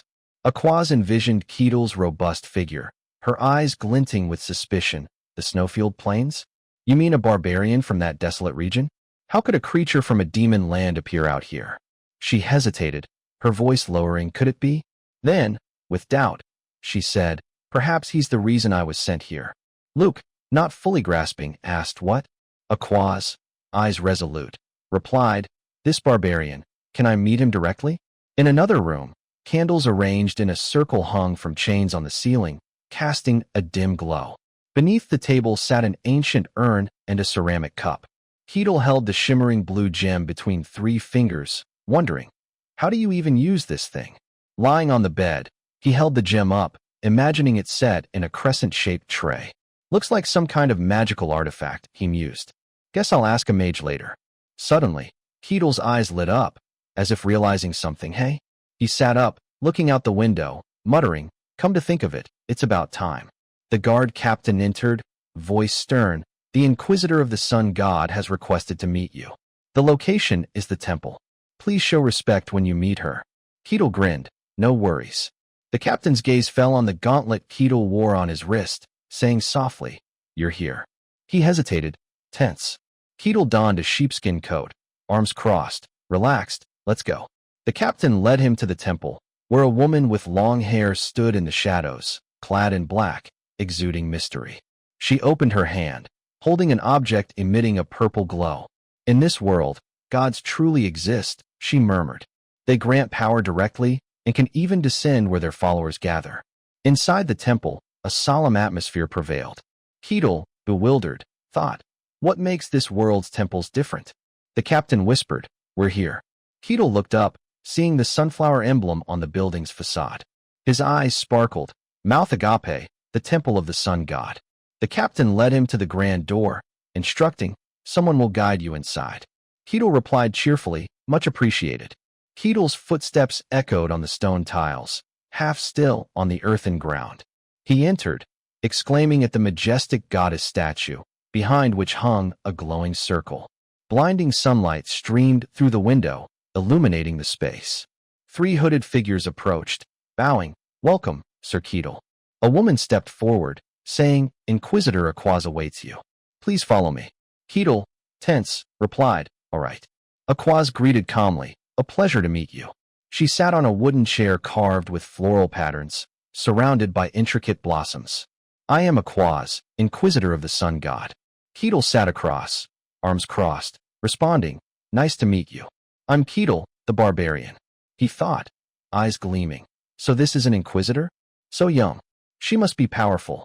Aquaz, unsettled by his smile, wondered, he's smiling. What's that about? Keel asked, so, why did you want to meet me? Aquaz replied softly, well, about that. She lowered her head, voice somber. It's about the recent dungeon incident. A man in a black cloak stood beside her, raising a hand to summon crackling green lightning, his face hidden in shadow, eyes glinting dangerously. Aquaz, in contrast, remained calm, her eyes tinged with sadness. She explained, Cardos, the one you claim to have defeated, committed heinous crimes across the world. Noon sunlight streamed through the window, stretching across the wooden floor. Keel watched her intently, the space between them silent. Aquaz continued, he became a lich, a foe only heroes could face. Keel's mind conjured Cardos's image, a cloaked skeleton amid a black-purple vortex, cold light glinting off a skull mask, as if laughing. Keel replied calmly, I've heard as much, but the Cardos I saw was just a lich flailing alone before self-destructing. He leaned back, eyes narrowing, serious yet composed. You may not believe me, but I can only tell you what I saw. In the sunlit room, Aquaz leaned forward, one hand gesturing as if explaining. Then, will you allow my god to directly witness this conversation? Keel, arms crossed, asked witness. Aquaz tilted her head, eyes calm but stern. Yes, if you lie before him, the god will react. Keel questioned, some kind of divine interrogation? Aquaz nodded slightly, a bead of sweat rolling down her cheek, though she remained composed. He's no ordinary barbarian, but still a barbarian. No way he'd agree to this. Of course, if you're uncomfortable, you can refuse. Keel laughed heartily, eyes brimming with excitement. Why would I refuse? This is a perfect chance to experience divine power myself. You sure? Let's start now. Aquaz, stunned by his enthusiasm, blurted, what? He's actually excited. She wondered, doesn't this make you uneasy? Keel replied cheerfully, what do you mean? With a god watching, why would I care? I've got nothing to hide. He added defensively, I've never told a single lie. Aquaz let out a soft ah, closing her eyes and clasping her hands in prayer. Oh my god, you who watch from the highest realm. The circular emblem with 4 radiant wings glowed, orange light streaks appearing around it. Her voice echoed, you who govern the sun itself. Please, with your gaze, reveal all falsehoods in this place. 2 sharp beams of light collided, a massive radiance pouring from the sky onto the temple roof, creating a thunderous roar. Keel felt divine power touch his mind, exclaiming, what's this? I can feel it. A golden circle spread light, an unimaginable presence. Aquaz transformed into a bronze statue, a white floral pattern behind her, majestic beyond words. Keel stood awestruck, gazing up, emotions swirling as the light carved intricate patterns. The two sat facing each other, Aquaz praying, Keel bowing his head to sense it. After a moment, Aquaz opened her eyes, silently thanking. Thank the heavens, no reaction. She placed a hand on her chest, saying, let's begin. Keel's eyes grew tense, but he smiled. From now, in this pillar of light, no lies shall exist. Under the radiant gaze of the sun god, their conversation began in a solemn yet tense atmosphere. Keel, with a calm tone, recounted his conquest of the dungeon, each detail matching his previous statements perfectly, without a hint of contradiction or deceit. His words carried an air of sincerity, as if the truth was etched into every syllable. Perhaps Cardos, once a mighty figure, had grown significantly weaker during his resurrection preparations. If Cardos had retained his peak magical prowess, even a barbarian as skilled as Keel surely wouldn't be standing here, casually narrating his tale. Luck, or perhaps fate, had sided with him. After a moment of silence, Keel spoke up, his voice gentle but enough to snap Aquaz out of her thoughts. Have I cleared your doubts? Aquaz, hands resting on her chest, let out a relieved sigh and nodded. Yes, thank you. Forgive my rudeness. Keel smiled, his eyes gleaming with leniency. No worries. I found it quite exciting. Aquaz tilted her head, a spark of curiosity in her eyes, and continued. Then, may I ask you something personal? Keel nodded, his tone cheerful. Of course, go ahead. She paused, as if weighing her words carefully. Then, with a cautious tone, she asked, Are you truly from the snowfield plains? The sudden question caught Keel off guard, his eyes flickering briefly before returning to their usual calm. Yes, he replied, voice firm but not boastful. Aquaz's brow furrowed, her eyes tinged with doubt. A thought crossed her mind. Could he be the legendary gray barbarian of the Empire? Not letting the mood falter, Keel spoke up, his tone playfully teasing. Now let me ask you something. Why did you come to this land? The question startled Aquaz, who stammered, I have personal matters here. Keel crossed his arms, his sharp gaze piercing. Those personal matters. Were they to confirm if I'm some kind of abomination? His words struck like a blade, leaving Aquaz stunned. I don't know what you mean, she replied, but her voice betrayed her unease. Keel muttered, as if to himself, the divine eye. I'm not sure, but a god personally overseeing this? That's not common unless it's to detect a lie. Aquaz's brow furrowed, her mind roiling. She wanted to deny it, to say it wasn't true, but under the divine eye's gaze, all lies would be exposed. After an internal struggle, she sighed, her voice low. You're right. Keel smiled, a confident yet cryptic grin. So from the start, you were targeting me, weren't you? Aquaz quickly shook her head. It's not like that. Lowering her voice, she continued, there was a prophecy. When I came here, I thought you might be the one mentioned in it. But the result, you've seen it. She bowed slightly, hand on her chest, voice sincere. I'm sorry for hiding my true intentions. Keel brushed it off, waving a hand. No big deal. I found it interesting in its own way. One more question, then. What did the prophecy say? The question made Aquaz flinch. In her mind, a voice cautioned, normally, I shouldn't reveal this to someone I don't fully trust. But her hand tightened around her necklace, voice trembling. The prophecy said. She paused, as if the words were too heavy to speak. Keel watched her, eyes patient yet resolute, waiting. The conversation ended, and Keel left, leaving Aquaz standing silently by the window, her gaze somber as she looked into the distance. Footsteps broke the quiet from outside. She glanced over, voice cold. Lord. Luke, the Lord, approached, observing her. You seem troubled today. Aquaz nodded, voice low. Yes. I met him, but it only left me more confused. Luke frowned, curious. Who is he really? Aquaz replied firmly. He's definitely a barbarian from the snowfield plains. Luke started, really? She nodded, eyes tinged with worry. Yes. We have no information from the snowfield plains, but it's true, and I've confirmed it. In her heart, a faint hope that it was just a rumor crumbled. The truth weighed on her like a heavy stone. Luke's voice lowered. If this gets out, the world will be shaken. Many want to explore the snowfield plains, especially the Emperor. If he takes action himself, imagine the chaos. Aquaz reassured, voice calm but firm. No need to worry. We'll handle Cardos ourselves and keep the barbarian's existence hidden from the public. Luke sighed in relief but couldn't hide his curiosity. That's good. Are all snowfield plains barbarians like him? He dismissed his own thought. No way. If they were all like him, they'd have left the plains and conquered the world long ago. Aquaz nodded slightly, but another thought surfaced. What if those supremely powerful beings also possess intelligence? Luke, as if reading her mind, added, come to think of it, I heard this barbarian king is different. He has both strength and wisdom. Aquaz envisioned a shadowy figure, voice low. The king of all barbarians, you mean him? She sighed, eyes distant. I only met him once, but he's indeed completely different from typical barbarians.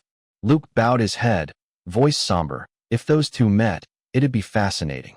Aquaz shook her head, voice cold. I don't think so.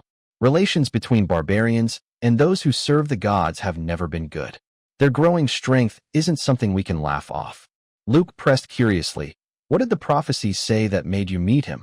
Aquaz flinched, replying, I needed to confirm some things. Luke frowned. Confirm? What does that mean? She continued, to see if he's purely human or something masquerading as one. Luke started, voice trembling. My God, what did the prophecy say? Aquaz replied, voice deep as an abyss. The prophecy said. But she stopped, eyes betraying unease. After the talk with Aquaz, Luke summoned Keel. Before him, he spoke warmly. You doing all right? Keel smiled, relaxed. I've been living well in the territory these days. He added, eyes gleaming. So, why'd you call me again? Luke replied formally, as Lord, I have something to discuss. Keel cut in, tone teasing. I'm not big on formalities. Luke quickly clarified, no. I've prepared a reward for saving the territory. He tapped the chair's armrest, eyes meaningful. A servant entered, carrying a large bag and placing it before Keel. Surprised, Keel muttered, a leather bag? Luke smiled, voice cryptic, not just any leather bag. Check it yourself. He held the bag, his eyes suddenly widening in astonishment. Luke spoke up to explain. This is a magical storage bag. You can store as many items as you want, as long as there's space inside. The interior is about the size of a room. Seeing this, he peered inside the bag. At that moment, he saw an incredibly vast space within. He muttered to himself, "A magical artifact? An object created by magic. This is the first time I've seen a real magical artifact in person." Luke continued, "Even if an item is larger than the bag's opening, you can still fit as much as you want inside." Hearing this, Keel immediately pulled out a large axe, murmuring, "In that case, let's test it with an item." From the outside, it looked like it wouldn't fit, but as soon as he brought the axe near the bag, it was instantly sucked inside, startling Keel slightly. Luke went on, "To retrieve something, just reach in and visualize the item you want." Keel followed the instructions immediately. In an instant, he retrieved his axe and exclaimed, "Wow, that's incredible." Luke added, "This is my gift to you, in return for saving the territory. I hope you like it." Keel responded enthusiastically, "Like it? I absolutely love it. I'll make sure to use it to its fullest." Seeing his joyful reaction, Luke felt a quiet satisfaction and thought to himself, "Seeing you so happy makes me happy too. All right, I think this matter is settled.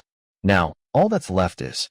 At that moment, he spoke up and asked, "The prophecy, right?" After hearing the prophecy, Kane's expression grew more serious. He spoke, "What exactly is happening in this distant land?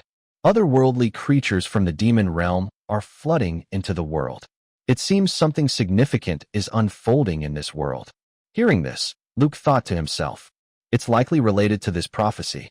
The prophecy foretold that a demon would descend, a great demon. It will arrive and spread across the world." The Varkan territory and the network of countless villages maintained periodic contact with one another. Then one day, communication with one of the villages suddenly ceased. At first, no one thought much of it. But as days passed without any news, a nearby village sent people to investigate, and they never returned. Upon hearing this, the Lord dispatched guards, but they too never came back. Only then did the Lord realize something serious was happening. Turning to Rosa, Keel approached her and asked, "What requests do we have today?" She raised a finger and said, "There's an urgent request today." Keel asked curiously, "What's it about?" She continued, "It's to check on a village that's lost contact. A few days ago, one of the villages stopped responding entirely. You just need to go and assess the situation. It's a simple departure mission, but the reward is quite generous." Hearing this, Keel let out an intrigued, "Oh." He rubbed his chin and said, "I like jobs like that. I'll take this mission." Hearing this, Rosa let out a quiet sigh of relief, thinking, "Just as I expected." The scene shifted outside, where a few mercenaries stood in silence, as if waiting for something. In one corner, Hayes leaned against a tree, her gaze lowered as if lost in thought. Then, from a distance, footsteps approached her position, and a voice called out, "Hayes." The call startled her, and she looked toward the source of the voice. Upon seeing the person, she suddenly shouted, "Keel." Keel's lips curved into a smile. He appeared in a completely different look, more human-like. Seeing this, Hayes asked curiously, "Your clothes?" Keel raised a hand, looking at his new outfit, and exclaimed, "Oh, I just had this made. The old one I was wearing was all worn out." She stepped closer, remarking, "The design looks pretty unique." Keel replied, "I had it custom designed." Hayes responded, "That's impressive." Then she got to the point. "Oh, by the way, you're taking this mission too, right, Keel?" He nodded and said, "Of course. I couldn't pass up an interesting mission like this." Hearing this, Hayes frowned slightly, thinking to herself, "Just as I thought, he's really something else." Then she asked, "But why are you alone? Aren't your team members coming along?" At this, he remembered his two old teammates from the dungeon conquest and muttered, "Cassin and Alexandro aren't joining?" She asked, "They must have received the mission details already. Maybe they declined to participate, right?" Hearing this, Keel understood and nodded. "I see." Then he glanced into the distance. At that moment, only 3 others were joining him on this mission. He let out a soft sigh and said, "Fewer people than I expected." He rubbed his chin, muttering to himself, "The mission seems simple and the reward is high. I thought more people would sign up. And yet, There aren't even 10 of us in total. Hayes interrupted him. It's definitely a dangerous mission. He turned to her and asked, but so what? The mission itself seems straightforward. She began to explain. Yes, it sounds simple, but the reward is unusually high. There are rumors that the guards who went never returned. So, in the end, this isn't exactly a simple mission. Hearing this, Keel began to think. Even so, the number of participants is too low. I thought there'd be at least 10 people. At this, Hayes leaned closer and whispered. Actually, there's a rumor going around. Keel asked curiously. What rumor? She didn't explain directly, instead giving a wry smile and gesturing forward with her hand. Keel followed her gesture. In the direction she pointed, Aquaz, the sun god's inquisitor, approached, leaving Keel puzzled. Not many mercenaries dared to work with a sun god inquisitor. Seeing Aquaz's serious expression, Hayes pursed her lips and said, She's not planning to split my head in two, is she? Keel reassured her. No way. She's a good person. Hayes was taken aback and interrupted. Wait, you know Lady Aquaz? He replied. Of course, she's my friend. This response left Hayes utterly shocked. Her eyes widened as she muttered to herself. An inquisitor and a barbarian friends? Seeing Aquaz approach, Keel stepped forward and greeted her. Great to see you, she responded. I don't recall us being friends. Unfazed, Keel laughed and said, Ha, you heard that? Well, starting now, we can be friends. Faced with his slightly naive words, Aquaz remained silent, her expression unreadable. Then she glanced at the people around them and said, By the way, your teammate serves another god, doesn't she? I mean Lady Calrosia. Keel cheerfully replied. Oh, so you're like her? Aquaz, a bit embarrassed, responded. Yes, but wait. You said she's a kind woman serving Calrosia? Keel asked curiously. Is there a problem? She replied. No, it's just that, from what I know, followers of Lady Calrosia are in a period of seclusion. Only those of higher status can act during this time. Don't tell me. She let out a soft sigh, and Hayes quickly interjected. No, it's nothing. Aquaz continued. I can't know the details of every sect, so I might be mistaken. Then, from a distance, someone approached and called out. You're here. The voice caught Keel's attention. It was the captain of the guards. Looking at him, Keel greeted. We meet again. The captain responded. I welcome everyone who's accepted this request. Now that we're all here, let's set off. The group began moving. Aquaz's eyes darted around, wary of something. Keel glanced at the team, thinking, all of us gathered like this feels like we're heading to clear a dungeon. Noticing Aquaz standing still, staring ahead, Keel approached, asking, Does starting now mean it's time? Her question snapped her out of her thoughts. She looked at him, replying, I'm not sure. The god didn't reveal the exact timing. It could just be that we lost contact with the village. But it also means there's a chance. Recalling the prophecy, she continued, the god foretold that evil will descend, a great demon's arrival. Keel muttered, a great demon? After traveling for a while, the captain announced, We're here. The scene before Keel and Hayes startled them. The village was desolate, devoid of people. The captain explained, This is the village entrance. Turning to Aquaz, he asked, What do you sense? She replied, No aura at all. The captain's face fell, then it might have escaped. He addressed the group. Everyone, split up and search for clues. The others responded half-heartedly, but Keel said eagerly, Got it. This village holds about 100 people. No way they vanished without a trace. There's got to be something. The captain ordered, Start searching. Opening a room, a young blonde man found a table laden with steaming food. Exclaiming, This is... He rushed out, telling the captain, There's food here. The captain said, They might have left it while fleeing. The blonde clarified, No, I mean it's freshly cooked, still warm. The captain's face stiffened. What? He inspected the steaming dishes, muttering, What's going on? We lost contact days ago. Since then, many were sent here, but none returned. Turning to the blonde, he asked, Any traces? The blonde replied, No signs they left or hid elsewhere. The captain pondered, So many signs of daily life, yet no one's here. How? He ordered, Keep searching for now. The blonde nodded, Understood. Approaching a swordsman, the captain asked, What's over there? The swordsman scratched his head, Same thing. I found hot food in the houses. People were clearly living here, but there's no one, no footprints even. The captain turned to Aquaz. Do you know anything? She bowed her head. I don't. He asked Keel, what about you? Keel replied, no significant clues yet. I don't sense any aura either. Frustrated, the captain groaned. This is driving me insane. Keel suggested, why not ask someone who might know? The captain started, what? Keel looked into the village, saying, can't you feel it? There's someone else here. The captain gasped. Wait, what? Someone else.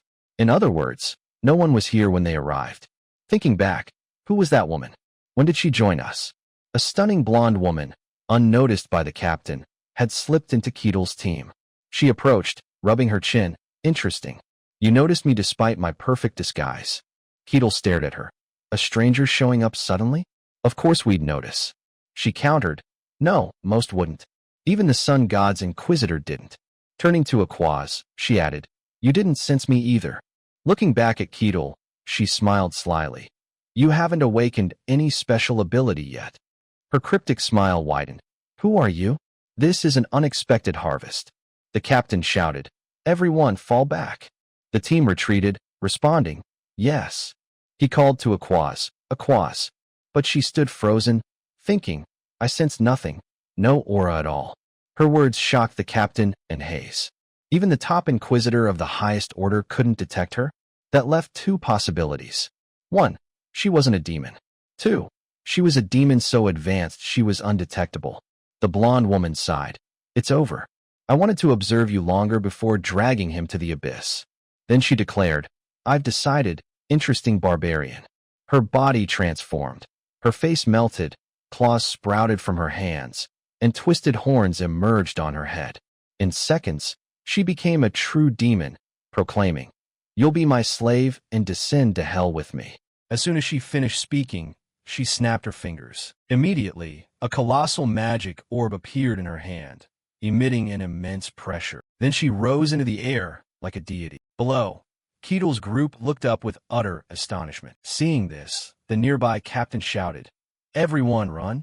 Quickly hurry! But no sooner had he spoken than it was already too late. They were all enclosed by the energy circle of the magic orb. They slammed against the magical barrier with all their might, screaming, No, no! Open! Open up! Looking down from above, she smiled triumphantly and said, This entire village is my domain. No one can escape, for you are all my prey. Hearing this, the soldiers shouted, A demon? Impossible! How could there be a demon here? Hearing that, Keel asked in confusion, A demon? Hayes trembled with fear and stammered, Yes, it's a demon named. Before she could say the name, she clasped her hands together and begged, Lady Calrosia, please save me. Startled by her fear, Keel tightened his hands, then stepped forward and placed his hand on Hayes' head, comforting her. Calm down. I'm here with you. He then asked, But what does that demon's name mean? She bowed her head slightly and began to explain. Not everything called a demon in this world is powerful. They are called demons out of convenience. In reality, most are merely fragments of malice and magical energy. However, there are entities that are true demons. They are born from darkness, without a mother, and name themselves by their own will. They are genuine demons. Even the weakest among them can shake an entire kingdom. Looking at the demon before them, Keel said, Then that name must be one of them, right? Hayes beside him nodded. Yes, exactly. Judging by those horns, it's a Shishir, a demon that appeared hundreds of years ago. Why would one show up in such a remote land? Keel stepped forward, touched the magical wall, and asked, So we can't break this thing? She replied, No, this place has become a demon's domain.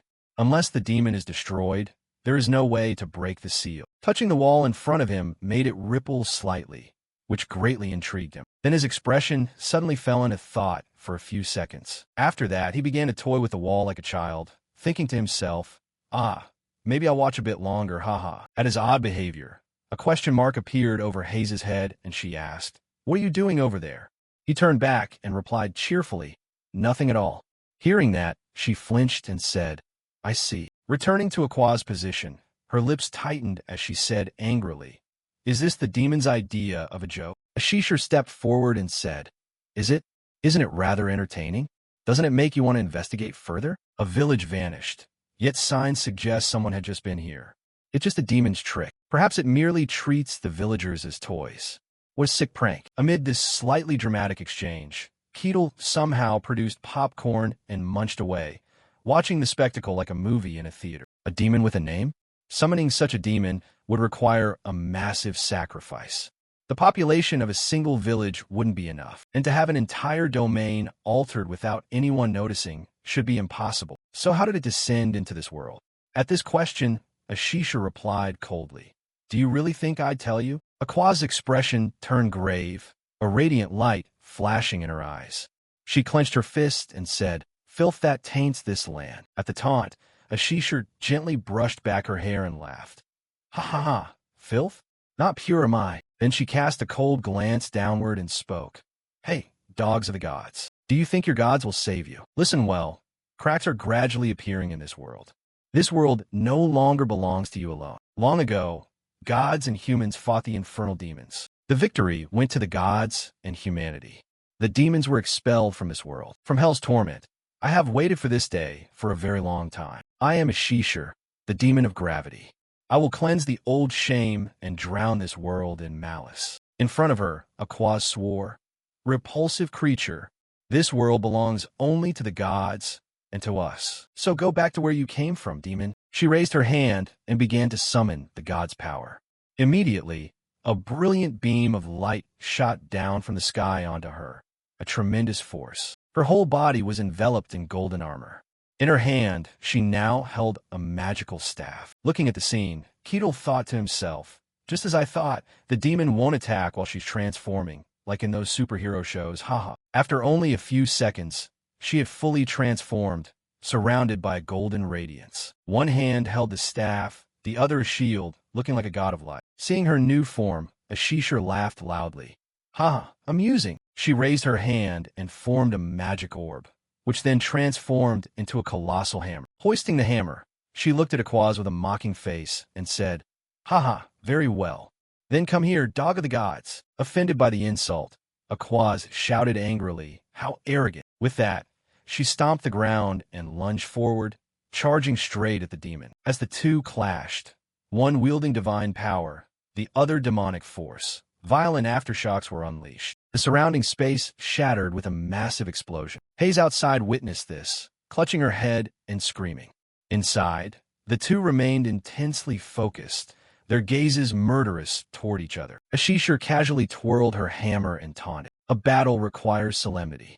Hound of the gods, don't you know that?" At the provocation, Aquaz's eyes narrowed, veins bulging on her face. She shouted angrily, "Are you finished?" A massive golden greave slammed into the ground, producing a horrifying shock that cracked the earth apart. The woman in golden armor launched a blazing strike with lightning speed. Ashisha stood calmly opposite her, surrounded by a dense aura of dark energy. She moved so fast that she left behind faint, shadowy afterimages. Aquaz stood frozen in astonishment, her pupils flashing with disbelief. Suddenly, Ashisha appeared right behind her and teased, "So you're here." Ashisha dove down from the air, launching a powerful strike. Ashisha dove down from the air, launching a powerful strike. Aquaz raised her weapon to block and replied firmly, "Not so easy." She wore a wicked smile, sharp teeth bared. They charged at each other. The colliding energies created violent shockwaves that spread outward. The golden-armored woman's footing was gradually shoved backward, causing long cracks to tear across the ground. They held their stances, unleashing opposing powers at each other, neither yielding an inch. A purple hand suddenly appeared above Aquaz and slammed down, shattering her defenses. She began quoting scripture, chapter 2, verse 12. A pair of radiant eyes appeared in the enveloping darkness, a voice echoing, "The light of glory shall never be defiled." Light exploded from Aquaz's body, shooting skyward and blasting Ashisha away. The winged woman was thrown back, landing and bracing herself to avoid being hurled farther. She stared intently at the scene. Aquaz's whole body now radiated intense energy, a brilliant golden aura surrounding her. Ashisha rose slowly and sneered. "You can read scripture at that age?" She wiped the blood from the corner of her mouth and said admiringly, "Impressive." The golden-armored woman murmured, "Carmenin, chapter 5, Verse 59. She raised her weapon. Thunder rolled across the sky. Aquaz's voice rang out through the air. Light erupted, a blazing beam cutting through the dark. The words echoed, burning all evil. As soon as the words finished, Aquaz lunged forward, raising her shield and weapon, leaving a trail of golden energy behind. Ashishur's eyes flashed red as she watched her opponent warily. Aquaz spun and swung her weapon from behind. Aquaz spun and swung her weapon from behind, her hair streaming with emotion. The swing left a long, gleaming slash that struck the dark aura surrounding Ashishur. Ashishur laughed with delight and quickly stepped back to avoid the direct hit. She immediately drew her weapon and slammed it down toward Aquaz. The strike was instantly blocked by the golden-armored woman. Aquaz redirected and shoved hard, forcing her opponent's weapon off to the side and pushing Ashishur back. Sweat drenched Aquaz's face. She clenched her teeth and stared straight at Ashishur. Ashishur grinned ecstatically, her eyes gleaming with malice. The two of them charged at each other again. The sky changed color, the air thick with dust. Their weapons collided, producing shockwaves that scattered everything and unleashed surging energies. Two extremely powerful energies crashed together, creating a horrific explosion that violently shook the space. Rocks shattered.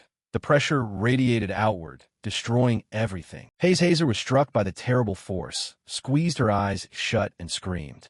The nearby villagers were terrified. Some fled. Others fell pleading, "Please save me." The opposing energies continued to collide. Both fought with all their strength, their gazes fierce. Neither would yield. The battle produced small explosions. The ground crumbled, and shockwaves blew everything away around. Keel stood proudly as a spectator, watching with a wry smile. Impressive. Hay stepped closer to Keel and called out loud, Keel, can't you help Aquaz?" He replied nonchalantly, "I could." Hearing that, Hayes was slightly startled and began. And before she could finish, Keel interrupted, "But why should I help?" The remark left Hayes frozen, staring at him in bewilderment. Keel glanced toward the two fighting and repeated, "Why should I interfere and spoil their battle?" She hesitated. "What did you say?" Keel glanced at the battle and said softly, "Of course I also want to fight a demon someday, but right now I just want to watch." Hayes was stunned, her face unreadable, thinking silently that this wasn't what she had hoped for. Across from them, both sides struck at once. The colliding energies produced shockwaves that swept away all obstacles. The two forces slammed together violently, creating a powerful tremor that knocked both back. Ashishur was pushed back, bracing herself into the ground to avoid being flung away. Aquaz did the same. Ashishur muttered in irritation, "True hounds of the gods."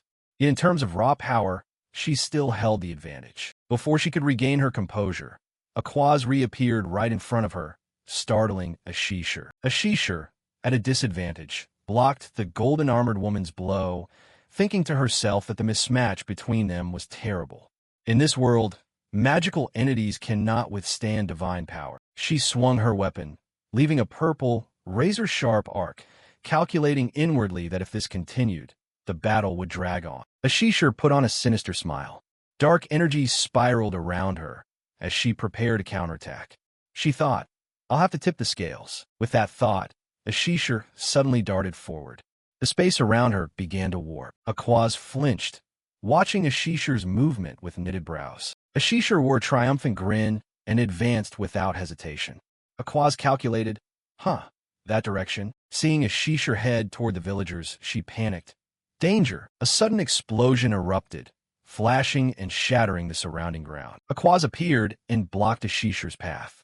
The two continued their fierce fight. The soldiers sat in terrified stupor on the ground, mouths agape as they watched. Those who hadn't evacuated were panicked, sitting frozen and screaming. Aquaz kept glancing back while trying to block Ashishur's attacks. She swung her shield to the left, knocking Ashishur away.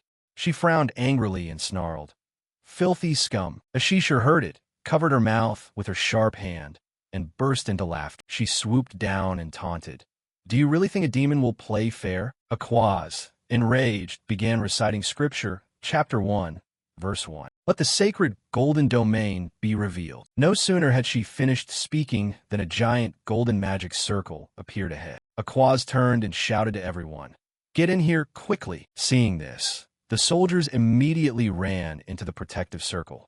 The blonde laughed with joy from behind. The young swordsman rushed in, exclaiming anxiously, "Thank you, Lady Aquaz." Opposite them, Ashishar wore a suggestive smile. Then she spoke. "Are you going to waste that sacred scripture like that?" At her opponent's taunts, veins stood out across Aquaz's face. She shouted angrily, "Shut up."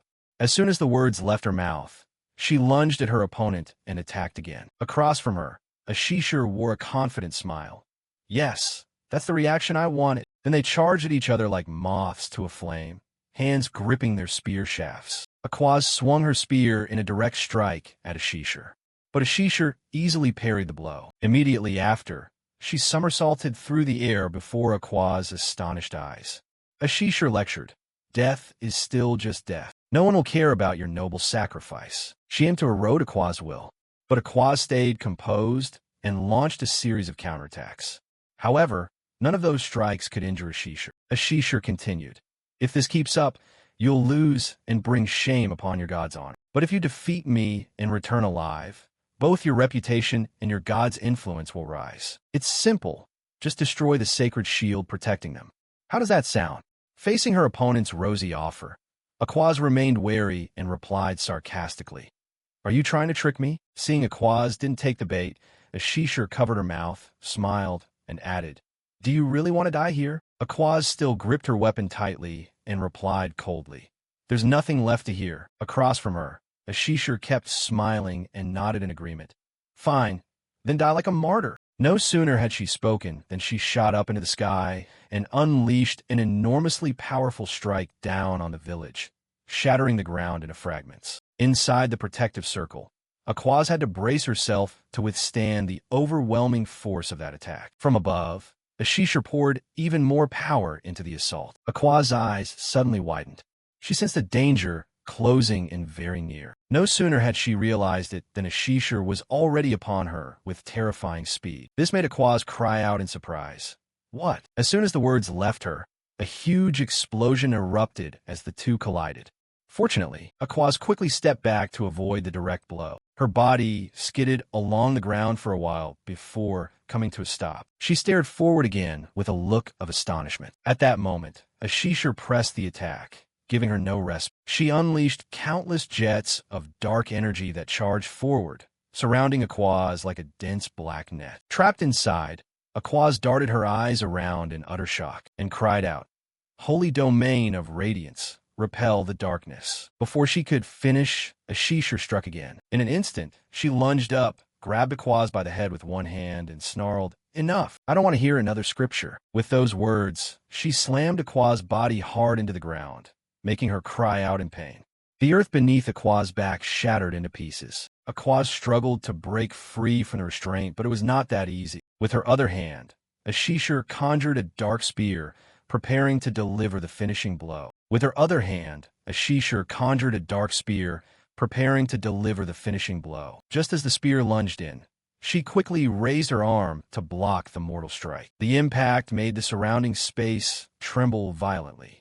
The air grew tenser than ever. Under Ashishar's immense power, Aquaz barely managed to withstand the blow. Cracks appeared across the shield and began to spread. Witnessing this, Ashishar broke into a mocking, excited grin. Then she poured in more force, shattering the shield in Aquaz's hand into pieces.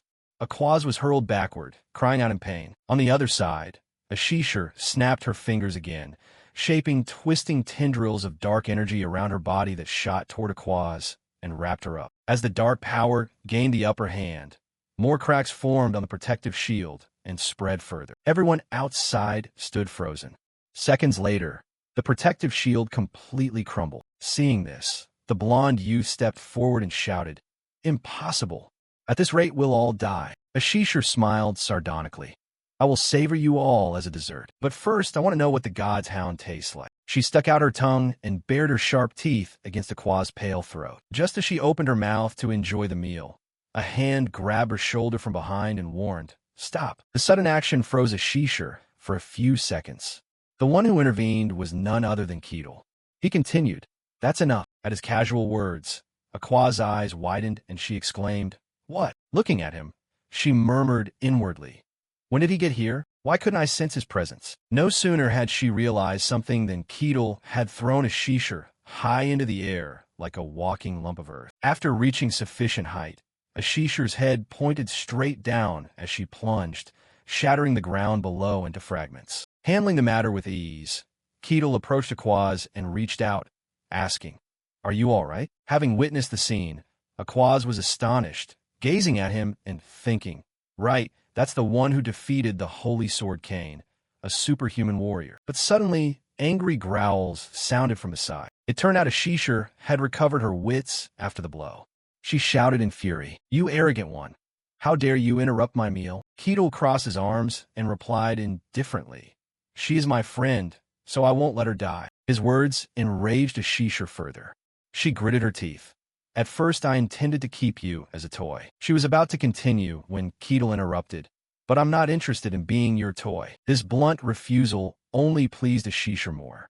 She said, "Oh really?" Then she reached out and summoned a sharp weapon, declaring, "Then today you must die." As the two exchanged tense words, Aquaz cried out, "Stand back." She struggled to her feet and stared straight ahead. "You can't defeat a demon." But Keel interrupted, "You know I'm pretty strong." Aquaz shook her head, confirming, "No, this has nothing to do with strength. Only divine nature can expel demons from this world. No other force can do that. This law was established since gods and demons coexisted. Besides, this place is the demon's domain. There's no room for luck. Therefore, only a god can confront a demon." This explanation made Keel stroke his chin, think for a few seconds, then say, "But even so." He glanced at Aquaz and remarked, "You don't look strong enough to fight." Her whole body was trembling now. Her breath came in short gasps. She replied, "I must do it. I serve the god, and I will oppose the fiend." At those resolute words, Keel thought to himself, "Is this the will of one who serves the divine?" Then he stepped forward, patted her head, and praised, "Impressive. But this time let me handle it." With that, he strode forward under Aquaz's astonished gaze. He looked at a shisher and said, "I've always wanted to fight a true demon." In response to his stubbornness, a shisher sneered, "Don't you understand? I told you, you can't beat me." Keel smiled confidently and proposed, "Want to give it a try?" This sudden offer delighted a shisher. She licked her lips. "Haha, I want to see your face twist in pain." No sooner had she spoken than she vanished from her spot and burst out of the spatial circle right before Keel, startling him. She lunged forward with a face full of confidence. Outside, Aquaz's eyes widened and she cried out helplessly, "No!" A shisher wore a confident smile. Keel's hand clenched slightly. A shisher pictured defeating him with a single blow, which thrilled her. But Keel's punch was aimed straight at her face. A single light strike easily reduced a shisher's skull to fragments. Outside, witnessing the scene, Aquaz went rigid as if turned to stone. She thought to herself, "He smashed the fiend's head with one punch. Does he think he's One Punch Man? Attacking a demon's head with bare hands? How could that possibly happen?" Even Keel was surprised by his own strength. He looked at his small hands and murmured, "Not bad at all." On the other side, a shisher's body fell to the ground, letting out a dry cry. But immediately after, something happened that made Keel's eyes widen in astonishment. A fierce radiance suddenly burst from that body, emitting an immensely vast source of energy. In just a few seconds, her head had been fully regenerated, as good as new. This thrilled number one, who said, "Ho ho, even if shattered, you can still regenerate." She now looked at him with utter fear and cried, "Who on earth are you?" At that question, he stammered, "Me? I'm just a common barbarian." His bewildered expression only angered a shisher more. She gritted her teeth and snapped, "Don't be ridiculous. What is this strange sensation? I can't sense any divinity at all. Not someone using aura or magic. If that's the case then," as she pondered, a deadly gleam suddenly flashed in her eyes. Then immediately a spatial circle appeared behind Keel, drawing his attention. She kept thinking, "I have no choice but to verify it myself." She rushed through the spatial circle, closed in on him, and swung her scythe hard. "Die, you bastard." Although her human form was a bit unsettling, she had to make do. Faced with her assault, Keel remained calm as if nothing was happening. As she closed in, he threw a punch that pierced her chest, making her cry out in pain. Her eyes went wide in surprise, a dazed smile on her face. Then he withdrew his hand and flung her hard, sending her smashing into a nearby house. She let out a pitiful wail and spat a mouthful of fresh blood. After that, she collapsed to her knees and fell to the ground, lost in thought. Absurd, utterly absurd. It was just a plain punch, not enhanced by aura or magic. It was merely a pure punch. He still wore an amused look and said, "Regenerate instantly." Huh? Their eyes met, sparks of tension flashing between them. Then suddenly he asked in puzzlement, "What is the underlying principle here?" As soon as he finished speaking, he stomped hard on the ground, shattering the earth into fragments. He launched himself forward at arrow-like speed. This made a Shishir opposite him look utterly terrified. With no other option, she summoned another weapon. But before she could raise it to block, Keel was already upon her with his fist clenched. The moment she noticed his presence, she darted her gaze to the side and immediately took a punch straight to the cheek, shattering her jaw and knocking out her teeth. The powerful downward blow slammed her head hard into the ground once more. She died yet again. But then innumerable strands of dark energy appeared, wrapping around her body, leaving Keel watching in utter astonishment. In just a few seconds, her body was regenerated once more, which only excited Keel further. He said, "So if the head is smashed to pieces, a completely new head will appear." That's right, a demon should have that kind of resilience. "So is your core weakness located on your head?" After he finished, Ashishir trembled with rage at her helplessness. A murderous gleam flashed in her eyes as she thought, "How laughable. You intend to use raw strength to fight. Or do you mean you don't have to use your full strength against me?" After pondering, she cried out, "You listen carefully? I am Ashishir, the gravity demon. Do you dare think you can keep fighting me with mere physical strength?" These words were like water on a duck's back to Keel, since he had no clue what she was talking about. But he casually replied, So, you don't seem particularly special." These words hit Ashishir like a cold splash, freezing her.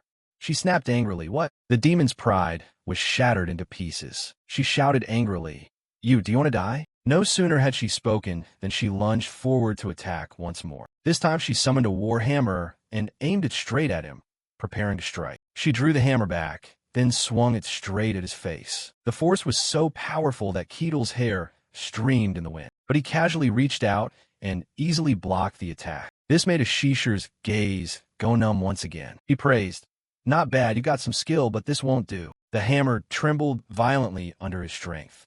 He squeezed it casually, causing it to shatter into pieces. Then once again his loving fist flew toward her face, landing another affectionate punch on her cheek. This time, as before, her head again crumbled into fragments. She thought to herself, "This is utterly absurd." This time, the regeneration was faster than before. She seethed in anger. "I am the gravity demon. If I use my full strength, I can focus the weight of an entire wall into this hammer. And yet you not only block it with your bare hands, but also smash it to pieces?"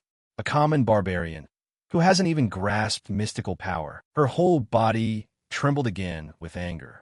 That simply couldn't be. She unleashed a massive surge of power, causing the surrounding space to shake violently. She screamed, "Die, you barbarian!" Countless streams of dark ki surged toward his position. Meanwhile, he remained as calm as ever, his hands clenched. Then he threw another punch, effortlessly shattering that attack. The tremendously powerful blow continued to devastate the energy behind it. After that, it surged straight toward where Ashishir stood. The violent impact produced a massive explosion, sending dust and debris flying. Far away, witnessing this brutal onslaught, Aquaz thought to herself, "What on earth am I seeing?" Ashishir, an immensely powerful demon who once single-handedly destroyed a kingdom centuries ago. Such a demon is being beaten to pieces by simple punches?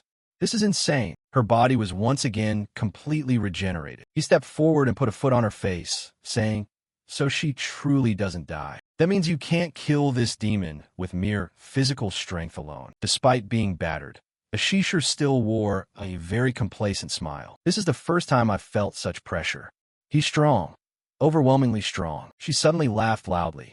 "Haha, what kind of freak are you?" He replied again with the same line, "I'm just an ordinary barbarian." She snapped angrily, "Don't be ridiculous. Still, I feel a bit better now, but I want to try something." No sooner had she finished speaking than countless jets of dark energy shot up from the ground through his body, flew into the sky, and converged at a single point. Watching this, Both he and Aquaz looked up in utter astonishment. The ground was riddled with cracks, rocks, and earth flying into the air under an intense pull. A massive magical sphere was now spinning in the sky. At the center of the sphere was a Shishir's body, wings spread wide, radiating immense pressure. She immediately summoned dozens of spears around her, then faced him and shouted, "You barbarian, I will unleash my full power upon you." The spears seemed to have a will of their own. They moved in set trajectories, spinning in the sky before all heading straight down toward him. To counter the attack, he pulled his axe from a pocket dimension, slung it over his shoulder, smiled, and said, "The full power of a demon, huh?" Standing outside and witnessing the fight, Aquaz broke out in a cold sweat. She thought to herself, "Too dangerous. You can't face a demon with raw strength alone." Ashishar now wore a confident smile and proclaimed, "Holy spears, pierce and destroy." No sooner had she spoken than all the spears in the sky shot toward him at arrow-like speed. He maintained his usual calm expression, showing no reaction. But when the spears were only a few centimeters from his body, he swung his axe repeatedly, knocking them all aside. He intercepted them easily as if on a stroll, with no difficulty at all. This left Ashishar across from him gaping, exclaiming, "W, what is this? What is that?" Before she could finish, he lunged forward and closed in on her once more. She was now drenched in sweat from fear. From outside, Aquaz shouted, Carmenon, Chapter 3, line 58. "Let the light incinerate all evil." As she spoke, his black axe became enveloped in a glow, turning golden. Seeing that, he muttered, "What is this power of a god?" From below she called out, "I've gathered enough divine power. Now strike that demon." His expression suddenly turned cold as he said, "I wanted to observe a bit more, but it seems I can't. You're amusing too, demon." With that, he swung the axe forcefully, striking straight ahead. The blow came so fast that Ashishar couldn't dodge and took it full on, eyes wide in disbelief. "What is that?" With a single swing, he easily cleaved the demon in two. She screamed in despair. Did I really lose?" Then she let out a pitiful wail in helplessness. After expelling her last breath, her body gradually dissolved into the air, vanishing from this world. He approached, sat down, and offered consolation. "Thanks, that was an entertaining fight." Although defeated, Ashishar still managed to smile.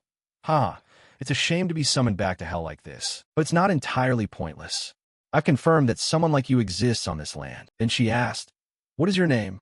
He answered, "I am Keel." Nearby, before anyone could stop him, he had spoken his name, causing Aquaz to cry out in alarm, "Don't say it." "But I've already said it. What can I do now?" Realizing he'd fallen into the trap, Ashishar's smile grew even more maniacal. All denizens of hell, inscribe the name of this barbarian Keel into your minds." Sensing the danger, Aquaz trembled violently. She could only stammer, unable to speak. At her call, countless demons received the order, wearing expressions of eager excitement. She continued, "Swallow my memories and feel them." The one known as Keel, numerous demons appear before him, causing Keel to pause in surprise for a few seconds. They surged into his body like a torrent. This only excited Ashishar more. "You barbarian, you now belong to us." Countless demons had now infiltrated his body. He was transported into a mental space, faced with countless entrancing eyes staring at him. But it seemed he was immune to such enchantments. The demons could not penetrate his mind. He immediately reached out, attempting to grab them, terrifying them into wanting to flee at once. Keel gradually came to, his eyes opened slowly. After that, nothing happened. He turned to Ashishar and asked, "What the hell was that?" "It felt like something just pierced into my body." Those words angered Ashishar inwardly. "What do you mean?"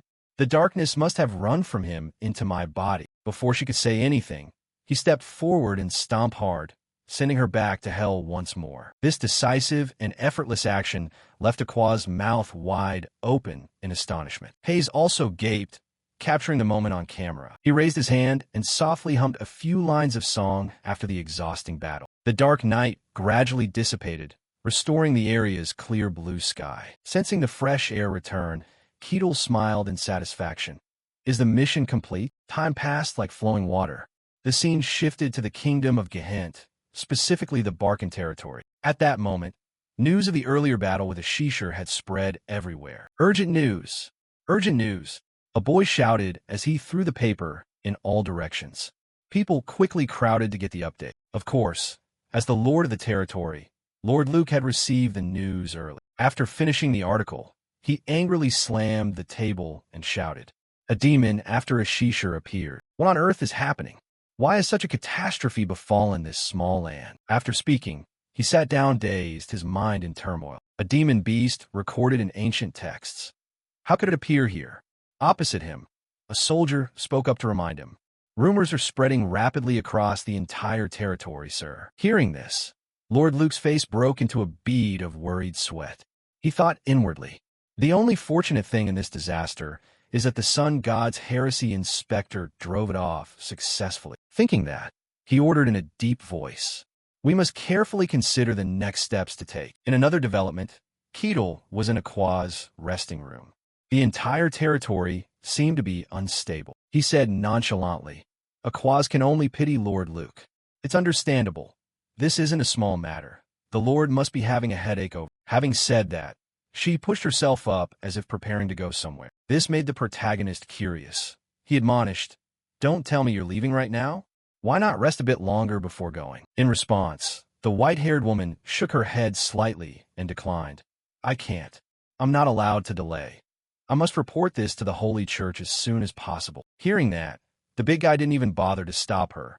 If that's what you want, I won't hold you back. Before leaving, Aquaz hesitated for a moment, then offered her thanks. Hey Keel, thank you for saving my life. If it weren't for you, I would have become that demon's plaything. She spoke with a voice full of gratitude. However, the male lead didn't pay much mind. He waved his hand. No need to thank me. I only saved a friend of mine. All right, we're friends now, aren't we? He said this as he scratched his cheek and gave an awkward smile. Aquaz felt embarrassed at the idea of a barbarian and a servant of the gods becoming friends. After a few seconds of silence to collect herself, she asked, an inquisitor of the sun god. Even so, you still want to be friends with me? Keel replied bluntly. Is there any reason I shouldn't? The unexpected answer made Aquaz' eyes light up. She blinked and responded, Before she could finish, Keel interjected.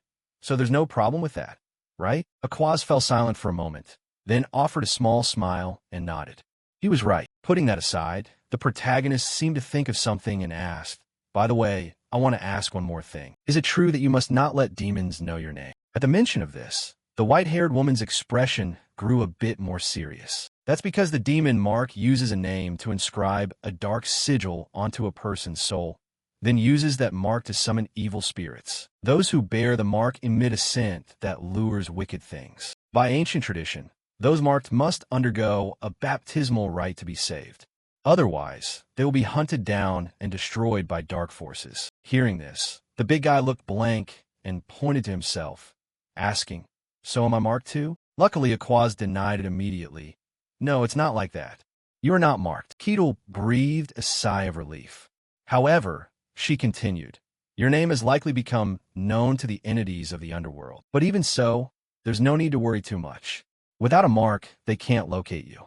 They only know the identity, not how to pinpoint your location. Unless they meet you in person, there won't be any problem. She explained gently. For Keel, although he still feared those petty demons, he was surprised by their ability. So that's how it is? Incredible. I didn't expect to handle them with mere physical strength. To explain further, Aquaz began recounting what she knew, because that is the nature of demons. From ancient times, the supreme gods created humanity. Humans are foolish and weak, acting only on instinct. The gods do not intervene directly in the human world. Therefore, external entities have taken an interest in this world. They cross the realms and brutally slaughter humans. In the end, the gods could no longer tolerate it. They descended into the human world, sided with humanity, called those entities demons, and drove them away. From then on, humans built temples to honor the gods who saved them and continued to flourish under divine guidance. But over time, for reasons unknown, demons gradually reappeared and interfered in the human world. Therefore, the gods chose the faithful and granted them power to continue fighting the demons. Demons are beings that can only be defeated by divine power. Thinking this over, Keel's muscular head slowly understood. So that's it? They don't belong to this world, so they can't be destroyed by ordinary means. Aquaz nodded in agreement and added, Exactly. From the beginning, They were never creatures of this world. Opposite him, Keel frowned and remarked, I see. If those things appear regularly, that really would be a nightmare. Hearing that, the white-haired woman shook her head slightly. Not every named demon can appear easily. It seems the demon realm, which should have been sealed, is affecting this world. The cycle of dungeon births is becoming abnormal, and more dark entities are surfacing in the human world. It all started a year ago, she said in a grave tone. Even Keel was struck as if by lightning at that news. He thought to himself, a year ago? Wasn't I on a mission in the frozen lands a year ago? Putting that aside, Aquaz wanted to wrap up the demon discussion here. That's a long story. Thank you, Keel. I must depart now.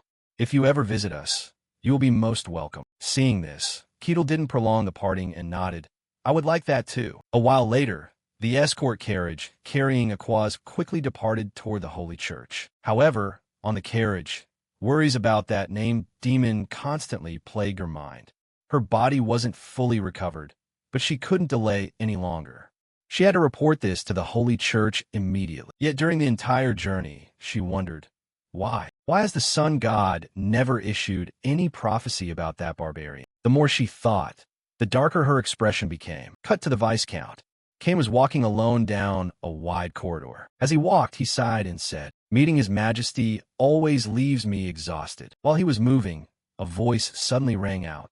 Looks like you've had a rough day, haven't you? Hearing the voice, Kane turned his head to look toward where it came from. At that moment, a very well-dressed man appeared before Kane. He paused for a few seconds and thought to himself, the Archmage of the Tower of Magic, the gathering place of all mages and illusionists in this world, the master of the mighty Tower of Magic. Looking at the man, he asked, so what brings you here? The Tower Master replied coldly, just a routine liaison. Then he asked, and what brings you here? Kane glanced away and answered, I only came to report the results of certain cases. The Tower Master asked, the Demon Realm reconnaissance cases, right? The Silent Forest, where everything is hushed. Kane nodded his head in confirmation. That's right. The Tower Master asked, so what is it like? It lies beyond our understanding of time. Kane lowered his head, then stammered. It is in every sense a truly terrible place. True to its name, the Silent Forest emitted not a single sound. Even the perception of illusion energy acted inconsistently. And even when I shouted, there was not a ripple. By the time we realized it, the soldiers had vanished one by one. It was an eerily silent place, extremely unpleasant. In the end, what does His Majesty want by conquering the demon realm? The Tower Master explained, perhaps to dominate the whole world. Who knows what mad thoughts occupy the mind of a powerful man? But I must say the demon realm is an extremely interesting place. I'm a bit intrigued myself. Contrary to his thoughts, Kane said, as for me, I don't want any part of that place. I prefer a normal life. As soon as he finished speaking, the Tower Master snapped his fingers softly. Immediately, a magic circle appeared beneath Kane's feet, enveloping his body. In an instant, he was transported to some vast space. Without looking at him, Kane thought to himself, teleportation magic, huh? He then asked in puzzlement, what is this? Why all of a sudden? The Tower Master smiled and explained, no need to be so formal. He stepped forward and continued, you met someone very special, didn't you? Startled at being read, he blurted out, impossible. On the other side, the Tower Master put on a very friendly expression and smiled. Kane frowned slightly and replied, damn it, the watchful eye. How long has it been watching me? The Tower Master explained, since our last meeting. One of the remaining pleasures of this old man. Kane swore angrily, go to hell, you bastard. If you've seen everything, why ask it all?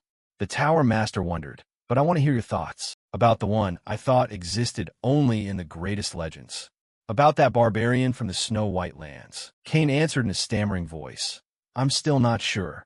The Tower Master reminded him, think carefully. A barbarian capable of defeating the Holy Sword and sweeping away the Lich Cardos like swatting mosquitoes appearing from some snowy region. Doesn't that sound highly suspicious? Hearing that, Kane exclaimed, wait, you're saying he defeated Cardos? This made the Tower Master very curious, and he asked again, what? You didn't know? Well, it's understandable. That matter hasn't been made public yet, but rumors have already begun to spread within the Tower of Magic. Cardos, the mage who once shook the continent, It said he tried to resurrect in the outskirts but failed. So I went there to pay my respects to him. One of the few Liches who was a friend of mine has passed. I felt a bit sad, you know. At this point, the Tower Master's body partially shifted into that of a Lich. Whatever, Kane said across from him. I didn't expect you to feel sorrow. The Tower Master replied, Of course, friends are indispensable for someone who's lived as long as I have. However, it seems no one found any relics in that Lich's lair. This surprised Kane greatly, and he asked, Weren't all the relics collected when Cardos died? The Tower Master, for the most part, yes, but the most valuable treasure was not. He stroked his chin and said confidently, I wonder where it is now. But never mind that for now.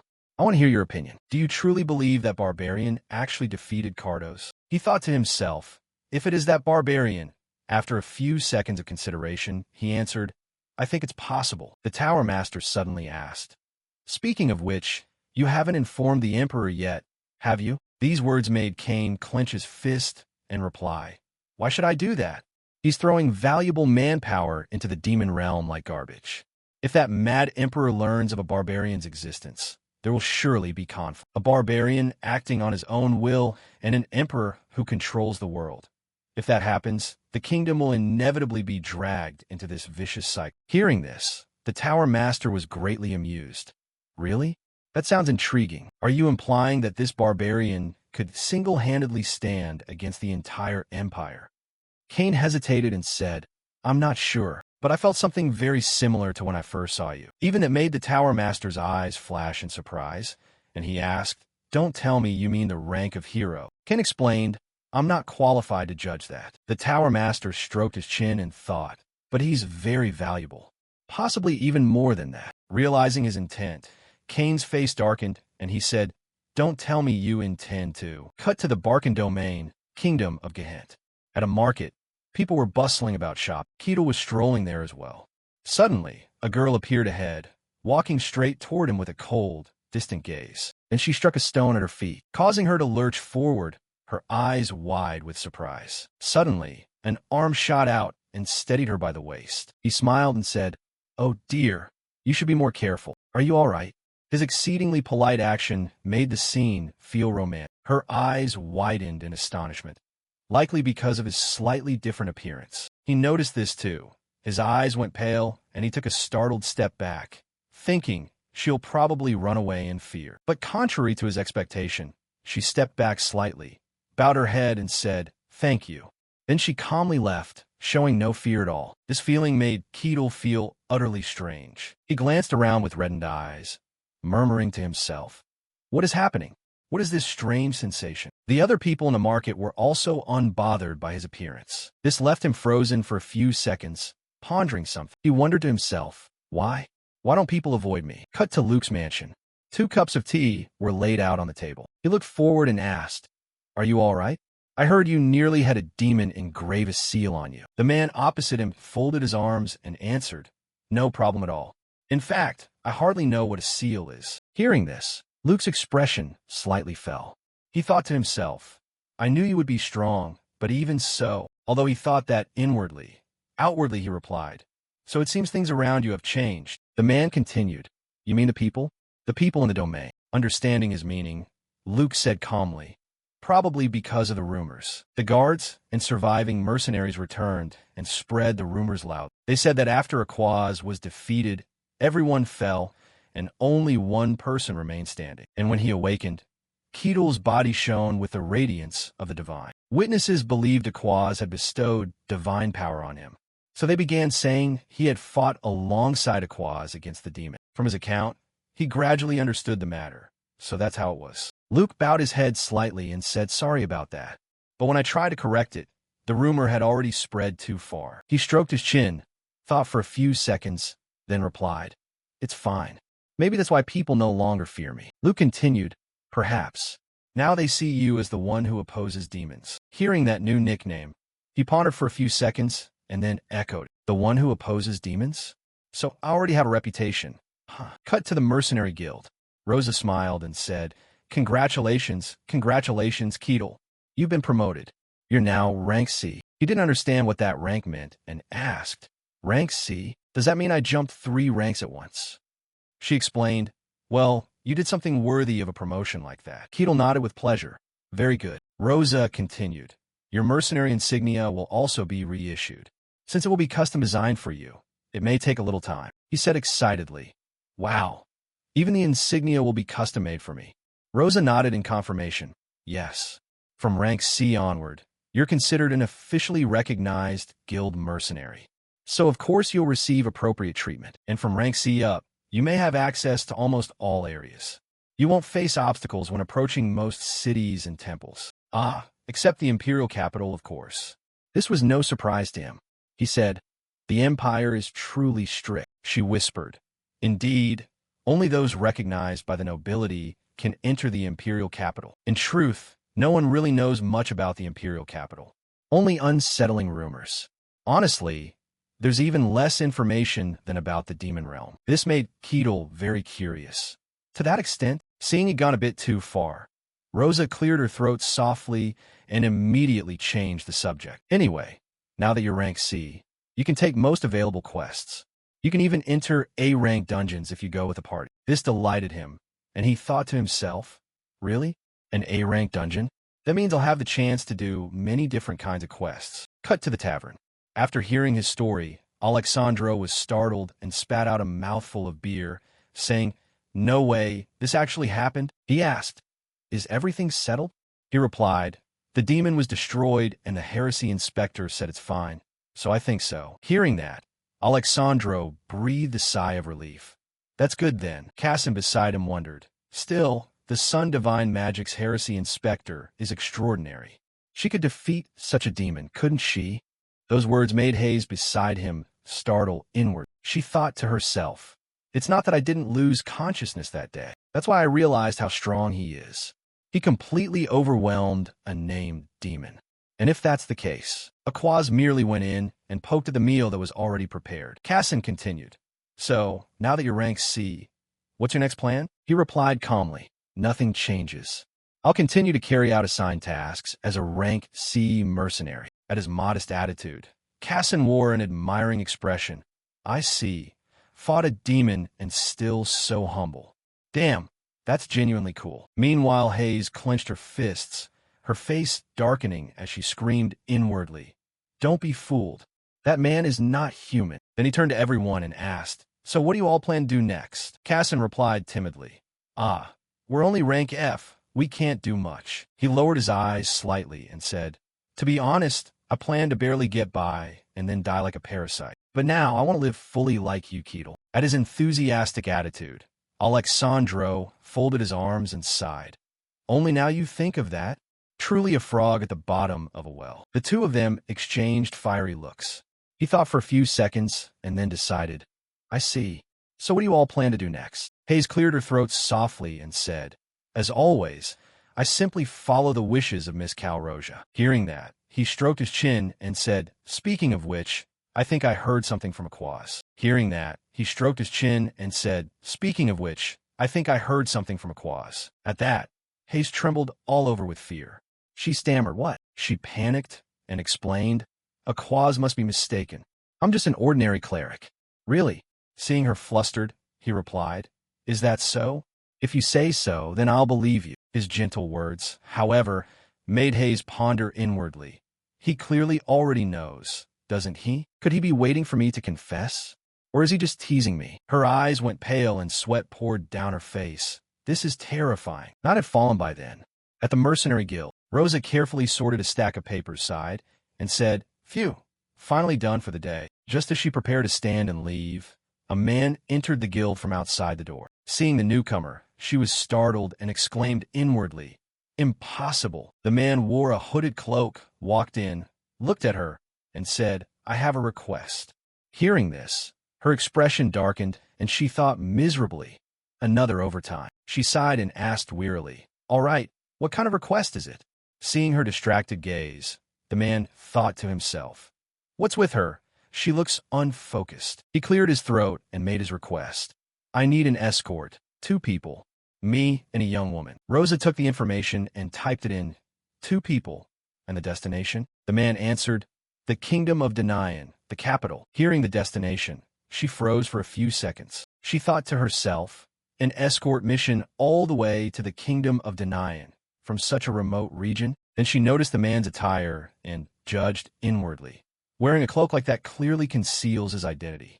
Polite speech with shabby clothes, very suspicious. After a few seconds of thought, she confirmed, "All right, I'll accept it for now." Then she asked, "Do you have any identification?" The man stroked his chin, cleared his throat, and said, "You need something to verify my identity?" He then produced a silver badge and said, "Use this." Looking at the badge before her, Rosa was extremely surprised. She murmured to herself, "Is this a mercenary guild badge? This isn't something easy to obtain." Indeed, this person's identity was not ordinary. After examining it, she returned the badge and replied, "Verification complete. Then I will proceed to collect the commission fee." He reached into his cloak again, took out a gold coin, held it forward, and said, "I will pay with this." Looking at the coin, she judged aloud, "This is pure gold. With this amount, we can provide one person." Hearing that only one person would be provided, the man was very puzzled. "What? Only one person?" She explained, "After all, it's just an escort request. You will have mercenaries accompany you for the entire journey, and the risks are high. Moreover, the kingdom of Denian is quite far. Depending on conditions, it could take nearly a month. So naturally the fee is higher than usual." Finding her explanation reasonable, he replied, "Well, that's true, but isn't there any other way? At least 2 people are needed." She offered, "That's possible. But in that case, the mercenaries will be of a lower level. Are 2 acceptable? If you want reliable escorts, it's best to choose mercenaries of rank D or higher." He thought for a moment and decided, "Then please choose one person with those skills for me." She continued, "In that case, this money only covers one person. There's no other way." His face darkened. "Even so, there's no other option?" Seeing his expression, she thought to herself, "Really, why put on such a desperate face?" Then she said aloud, "Honestly, in such a remote area, finding one person willing to escort is already difficult. I'll do my best, but finding 2 will be very hard." He also realized the situation, sighed, and said, "I see. I understand. I'll leave it to you." After he left, she examined the gold coin in her hand, small but very pure. The surface had been heavily worn, as if to deliberately conceal its origin. She swallowed and muttered, "This will be troublesome." After leaving the guild, the man returned to a small house in town. He knocked on the door a few times. A voice inside asked, "Who is it?" The man outside answered, "A loyal subordinate of yours." At that, she came to the door and called out, "Eren." This woman is Elen, her background unclear. Seeing the man enter, she asked, "How did it go?" He replied, "For now they accepted the request." Hearing that, Elen breathed a sigh of relief. Thank the gods. How many people can they provide? At this, his voice faltered, Only one person." Hearing that only one person would be provided, Elen narrowed her eyes slightly. Eren's face fell a little as he said, "Sorry, we don't have enough money." She saw their situation and said, "It's all right. You can't be blamed." He blamed himself aloud. "If I weren't so foolish as to be deceived like that," she soothed him. "It's okay. That couldn't have been avoided. Even if it were me, it probably wouldn't have been any different." After that, there was a stretch of silence. Both of them had tears welling in their eyes. Then they moved closer and embraced, bursting into sobs. Hearing their commotion, someone outside called out a reminder, "Keep it down." They tried to suppress their emotions, wiping their tears inward and regaining composure. She turned and asked, "By the way, Eren, how long do you think it will take?" He replied, "I don't know. We're trying to find someone trustworthy, so it may take time." Her gaze softened slightly as she said, "I see. Then we only have to wait. It's late, get some rest. You've done very well." He was a little saddened but still nodded and answered, "Yes." Another day passed.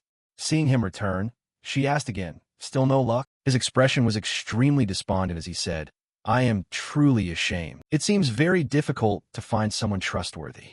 Realizing the situation, she exclaimed, "This is troublesome. Supplies are starting to run out. There's no other way. We'll have to endure hunger for a while." He then blamed himself aloud.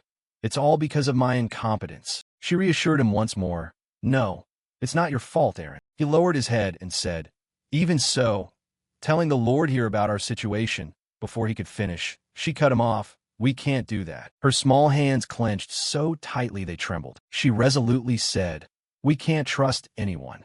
Even hiring a guard is very risky. We can't take another risk. Her eyes became utterly determined. Eren recalled and said, "Why should we abandon the kingdom and flee? We don't even know who is friend and who is foe. Although we've been in hiding for some time, there's been no news from there. Even though both of us escaped." He continued to chide himself again.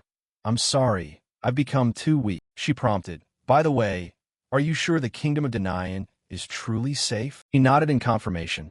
"Yes, that place will protect you.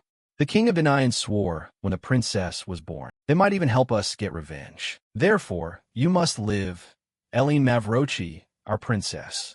If you die as well, our kingdom will truly be doomed." She hesitated for a few seconds and said, "But can we trust the mercenaries?" He stepped forward to reassure her. "Don't worry, we paid gold for trust. They will surely recommend someone reliable." Encouraged by his determination, she was hopeful. "I hope so," she thought to herself. "Who will escort us after all? A mercenary? I hope he's handsome and has the bearing of a knight." Scene shifts to Keel. He was lying in bed, bored and complaining. "There's nothing to do, nothing to do." Then suddenly he remembered something. "Speaking of which, how are those idiots doing now? They're the only ones who didn't shun me. They're probably still living their usual foolish lives. Ah, right? Has the mission already ended? Since I woke up in the snowy region, that quest window has always been with me. At first I thought I was dreaming, but the bone-cutting cold and the monsters made me realize everything was real. Right? The first mission was simply to survive for a week. The next day, he went to the mercenary guild. At that time, Rosa suggested to him, reminding, "An escort request?" She put on a very cheerful expression. "Because only you can take on this job." Keel folded his arms and waited. "What's the job description?" Rosa pushed a mission brief toward him, true to its name. "Protect the client to their destination." Keel skimmed the few short lines. "That's it." She replied, "Yes, but it'll take at least a few days to travel. Preparations for the trip are entirely the mercenary's responsibility." He didn't refuse heavy work. "Looks like it'll require a lot of effort." Rosa regarded the pay for this as an advantage. In return, the compensation was generous. However, upon hearing that, Keel suddenly opened his eyes. Yet, she put on a serious face. "There's a smell to this. Honestly, it's a rotten-smelling job, so you can decline." He sprang to his feet in rebuttal. "You don't know anything, Rosa." Keel smiled arrogantly. "That's precisely why it's good." Rosa looked puzzled. "Oh." He glanced again at the mission brief. "Anyway, escort mission. 1 woman, 1 elderly person to the capital Danian, grade D." Keel rubbed his chin, thinking for a long time. The kingdom Danian. It felt like he heard it somewhere. The image of Milina suddenly appeared in his memory. Milina of the Aquaz family. Keel clearly remembered their encounter in the white, snowy forest. The merchant family woman he met on the snow plateau. She had said she'd welcome him if he ever came by. He was particularly struck by the radiant pendant in her hand. Keel set the mission brief back on the table. "What a coincidence. I'll accept the job." At that moment, a flickering blue light displayed the familiar system board. He froze. His pupils involuntarily constricted, and the chair beneath him tipped back. Keel stepped back half a pace from the dazzling light, and the words on the system board finally appeared. Mission number 785. Escort target and move to the Kingdom Danian. His face nearly went pale with fear. "No. Why is this appearing here?" She saw Keel's strange expression and called anxiously, "Lord Keel." Back to Eren's situation. The old man moved quickly like a passing wind. Elen felt a little uneasy when she heard the frantic knock, but she decided to open the door. Eren stood there, panting heavily. Elen widened her eyes in surprise. "Eren." She peered around cautiously. "What's the matter?" "Don't tell me it's the pursuers." He took a breath and announced gravely, "The mission has been accepted." Elen froze and asked again, "What?" Eren suddenly felt honored. "In this territory, the only C-rank mercenary has accepted our mission." She felt a torch of hope lit within her. "A C-rank mercenary? Is that true?" He joyfully confirmed. "Yes, we've arranged to meet tomorrow. So, miss, please rest comfortably today." Elen was extremely excited. "Yes." At Keel's place, his face was frozen as he stared at the glaring, reflective blue system board displaying a few words. Mission number 785. Escort the target and move to the Kingdom Danian. Keel still had the nagging question of why it was appearing now. After remaining silent for a long while, he bowed his head and pondered for a moment. Keel suddenly realized something and posed a big question to himself. Could it be that it's not something only meant for the white snowy plateau? Keel's eyes briefly hardened. Or is there something else going on? At the guild, thunder rolled across the sky as Rosa stacked the thick sheaf of papers. Elen suddenly felt a flicker of tension. She and Eren sat opposite Rosa.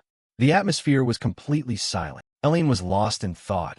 What kind of person would it be? She was so curious that she began to imagine a prototype. Since he's a mercenary, he might have a sharp edge to him or be covered in scars.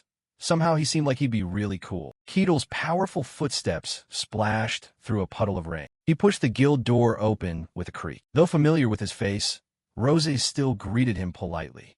"You're here." Keel's head was taller than the door. Elen spun to look, eager to satisfy her curiosity. Finally, he strode in with a towering, hulking frame. His intimidating appearance froze her in place the instant they met. Both master and retainer were utterly stunned as they looked at Keel. He took heavy steps toward them. Elen's eyes went wide in terror. Could it be? Keel exhaled as if smoke came out. "Pleased to meet you." Her terrified tears welled up. "Lord Mercenary." Elen finally let her hands drop and fainted. Eren hurriedly caught her. He loudly demanded of the man, "You're not Lady Elen. Who on earth are you?" Keel's dull, gray pupils flashed with a streak of ominous aura. "It's been a long time since anyone was wary of me like that. In this territory, after defeating the demon, the locals no longer avoided me." He paid them no mind and turned to Rosa. "Rosa, are these people my employers?" She replied curtly, "Yes." Rosa kept the stack of papers neatly clamped in both hands. "Let me introduce." She calmly announced that this person would be the one responsible for escorting them. Lord Keel, a barbarian. Hearing the last three words, Eren could hardly accept it. "What?" He burst into furious objection. "What kind of nonsense is a barbarian?" Immediately, I demand a different mercenary. Rosa replied calmly. "So you mean to say that now you—" Her face suddenly darkened. "Are you questioning the guild's decision?" Eren immediately denied it.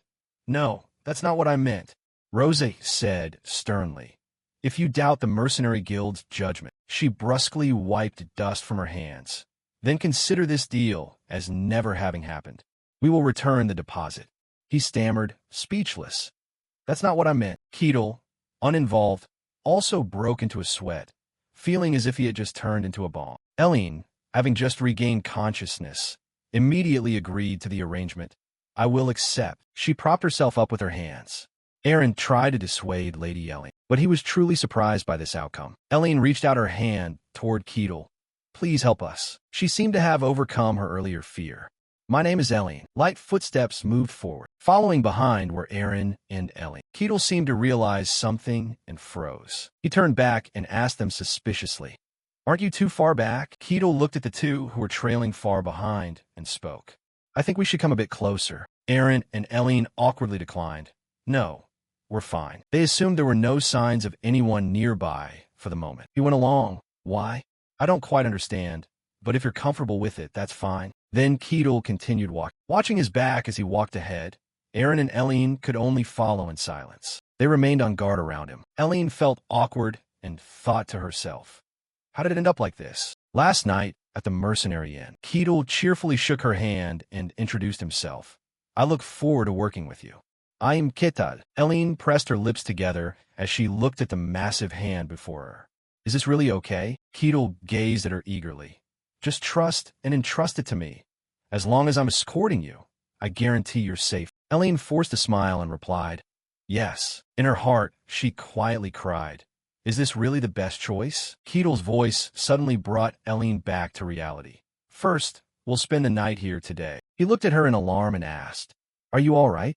Startled, Elen asked Keel back, "Yes?" He had to explain again. "As you can see, it's dark so the road is hard to see.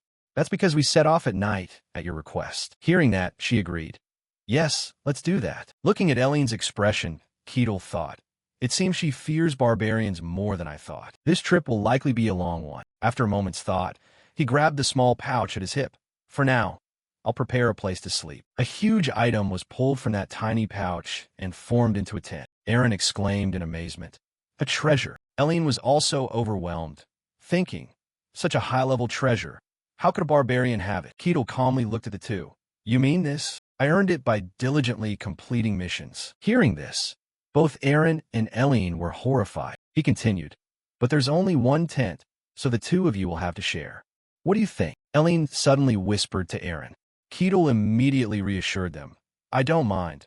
I'm used to sleeping outdoors anyway. He thought to himself, compared to digging into the glacier to sleep on the snow plateau, this is paradise. I'll handle the watch duty myself.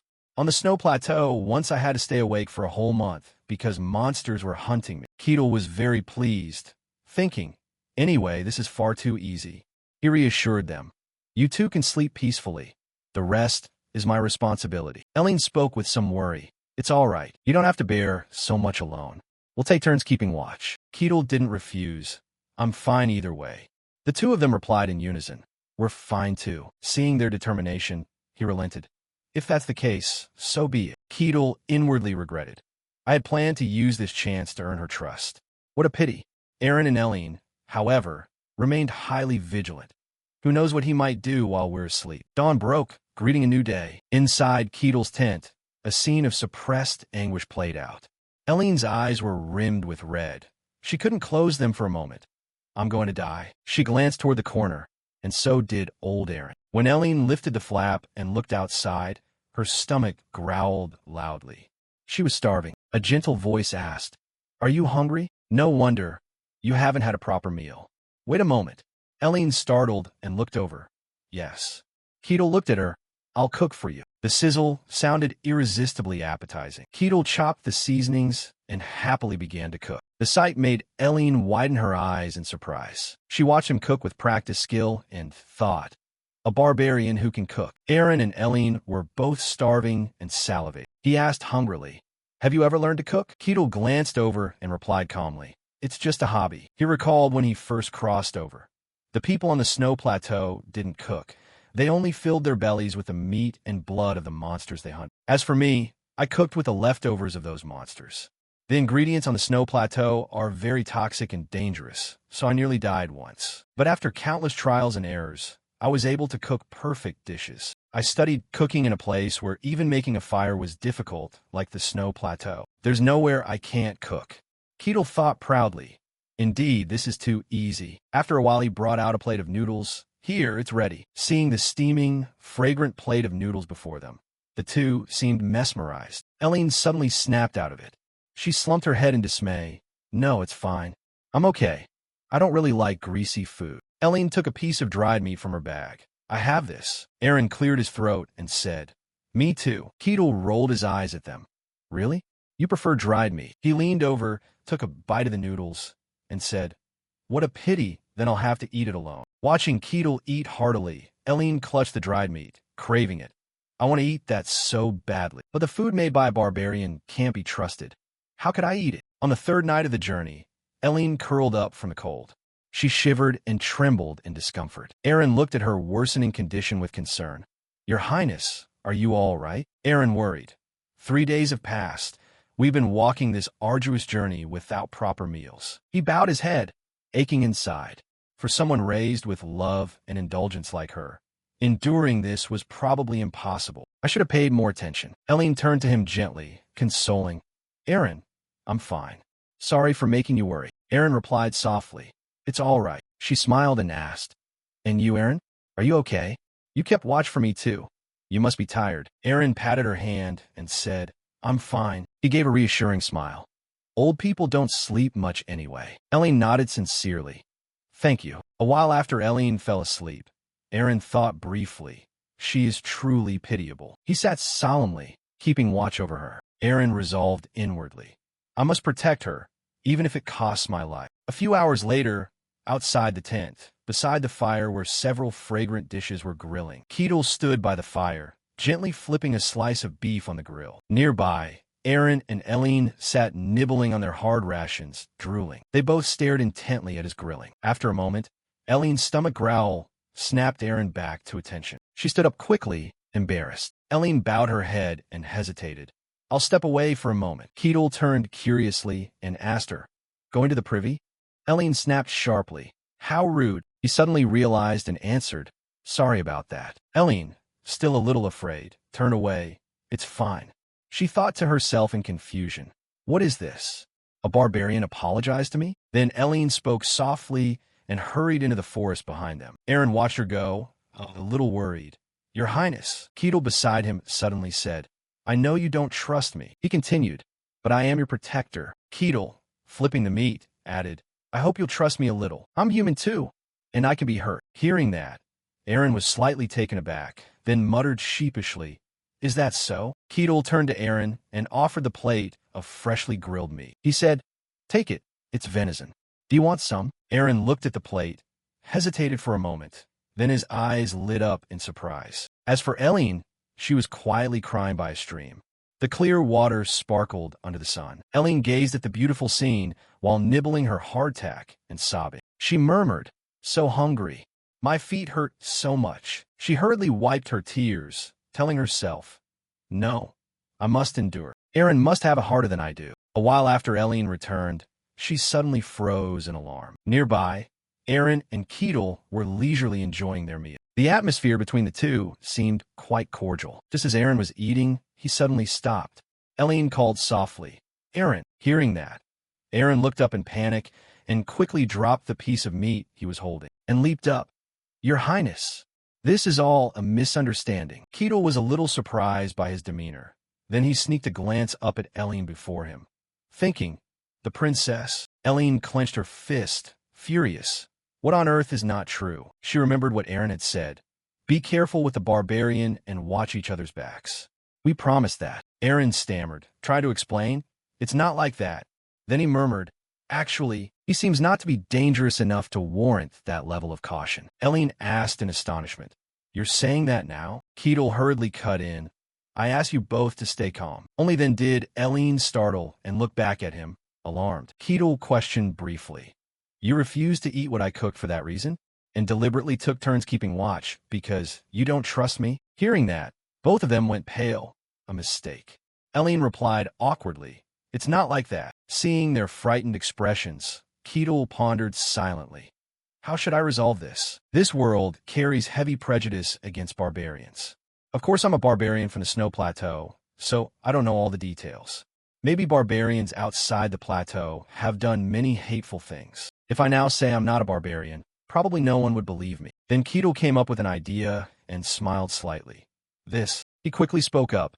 You two have a misunderstanding. Elen and Eren looked at Keel, a little puzzled. He smiled faintly and said seriously, I'm not a barbarian. Keel explained softly, more precisely, I was born a barbarian. He continued, but I wasn't raised like a barbarian. Elen and Eren froze upon hearing that. Both of them looked puzzled, staring at him in bewilderment. Keel quickly fabricated a story. Just 1 week after I was born, my tribe was wiped out. After that, an adventurer found me, and I grew up under his care. He felt a twinge of guilt thinking, Of course I just made that up, but it's fine. Sometimes a lie, depending on the circumstances, can be an effective remedy. Keel said softly, So although I'm a barbarian by birth, I was raised civilized. He continued, I know this is hard to believe, but Keel sincerely asks, I hope you understand that I'm just like the two of you. Nothing different. He thought inwardly, It's all a lie. Keel looked at the two's embarrassed faces and thought, But look, isn't that look of pity directed at me already obvious? Elen, slightly embarrassed, said, Oh, so that's what happened. She regretted, remembering how she had refused his goodwill and food out of fear of the label barbarian. Even so, Elen felt guilty for a moment, thinking, This person still cares for and respects us. Perhaps his whole life he has had to endure countless prejudices and discrimination just for being a barbarian. Then she bowed her head and said, I'm sorry, Keel. To be honest, until just now I couldn't trust you. Keel quickly replied, It's all right, I completely understand. He smiled inwardly, thinking with delight, Success. Elen, on the other hand, felt remorseful. I didn't expect to mistrust someone like this. I truly feel ashamed. Keel held out his hand slightly and said amicably, Then from now on, I look forward to your cooperation. Elen was a little surprised. Yes? Keel kept smiling at her. Elen looked back, a bit dazed, then smiled and replied, Yes. Nearby, someone was observing Keel and the others through a magical screen. What? That one is the master of the magic tower, disguised Lich. He was slightly curious and muttered, They suddenly seem unusually close. The Lich murmured, I'm watching with the eye of scrutiny, but unfortunately, I can't hear their voices. He propped his chin and said aloud, but that fellow really is strange, just as Cain said. The Lich pondered. What on earth is in that snowy plateau that a barbarian, like him, could exist there? He wondered in disbelief. Strange. How does he seem more civilized than the barbarians outside the snowy plateau? The Lich continued to watch Keel's group, thinking, wait a little longer. He stepped quietly toward them, intending to get a closer look. At the same time, Keel suddenly snapped his attention toward where the Lich stood. Seeing this, the Lich flinched in alarm. Already spotted me? Elen, noticing Keel's alertness, asked, Sir Keel, is something wrong? Keel replied softly, someone is here. Elen jumped, frightened. Yes. Keel murmured to her, wait here a moment. I'll quickly go toward the forest ahead. I'll be back immediately. Keel pushed off lightly, gathering force behind him. In the blink of an eye, he dashed into the forest. In the woods, the wind hissed as something raced past. Keel hurried to where the Lich stood. The Lich's eyes widened in horror. What? No. The Lich hastily attempted to use magic to stop Keel. In that instant, a huge explosion occurred where the two were standing. After the blast subsided, the Lich looked at the scene fearfully, unable to believe it. He thought in panic, but I had already erected a barrier at that moment. The Lich incredulously thought, a barrier that could withstand even divine crossbow fire is useless. At the same time, Keel had already seized the Lich. He warned sternly, you better not do anything foolish. Keel glared down at the Lich and said quietly, if there's the slightest sign of trouble, I'll snap your neck immediately. The Lich flustered and quickly said, I admire you greatly. Keel looked at the person on the ground in puzzlement and asked, you admire me? The Lich answered, yes. A few minutes later, Keel grabbed the Lich by the collar and asked, what's your name? He hastily made one up, Patrick. Elen and Aaron watched Keel swinging the Lich before them, somewhat at a loss for words. Meanwhile, the Lich was silently ashamed and thought, Cain, is he in this state too? After a moment, Elen anxiously asked, Sir Keel, this person is? Keel quietly replied, he was tailing us, but suddenly claimed to admire me. Elen, a little incredulous, asked again, pardon? What does that mean? Suddenly the Lich piped up, literally that. He adopted a serious expression and said, all my life, I've wanted to become a powerful adventurer. The Lich both admired and praised. To me, Sir Keel, who aided the heresy inspector in defeating the demon, is my goal and idol. The Lich thought fearfully. For now, just make something up. After all, the initial purpose was to get close to him, so consider it half a success. Keel asked abruptly, so that's why you were following me? The Lich scratched his head and replied sheepishly, yes, I unconsciously did it because I admire you so much, Sir Keel. Keel fell silent for a moment, then said, even so, I can't let you go. He thought carefully.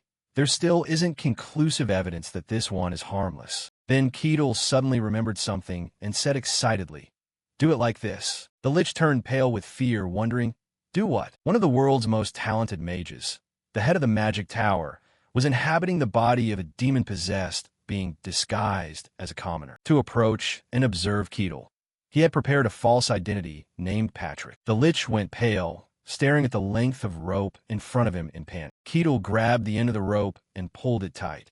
He smiled brightly at him. All right, this will do. Aaron and Elen looked on helplessly. Then it was time to depart. At this moment, the Lich was still in shock, speechless. Thus, Keel pulled him along and set off. Elen glanced at the Lich with a slightly wary look. He sighed thoughtfully. This is the first time I've been in such a situation. But the Lich quickly looked up at Keel with calculation. In any case, I'm right here to observe him. Now I understand what that Cain said. A speed far beyond perceptual limits and raw power that can shatter magic. He is both fast and strong. From here, even in the body of a homunculus, I can easily handle a superhuman. If so then, he looked up, his eyes full of murderous intent.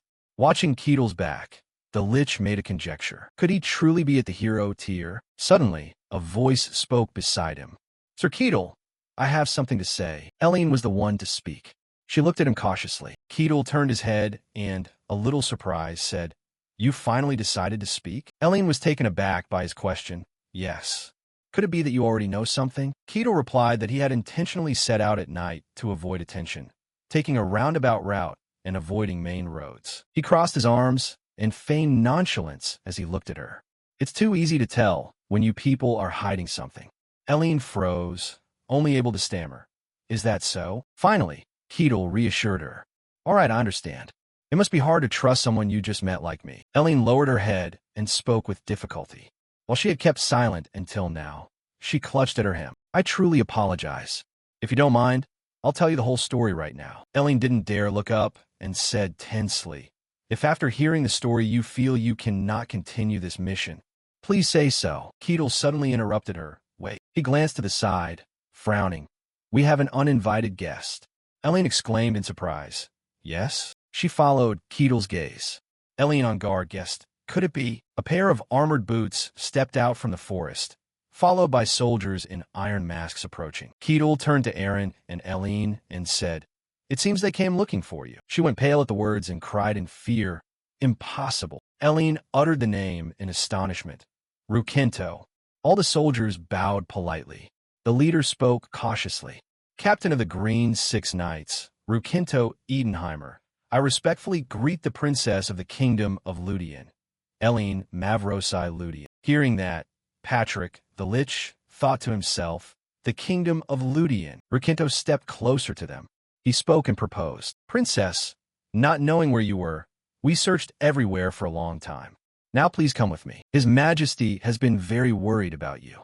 At these words, Elen widened her eyes in fear. Rukinto turned to Keel and said, you look like a mercenary.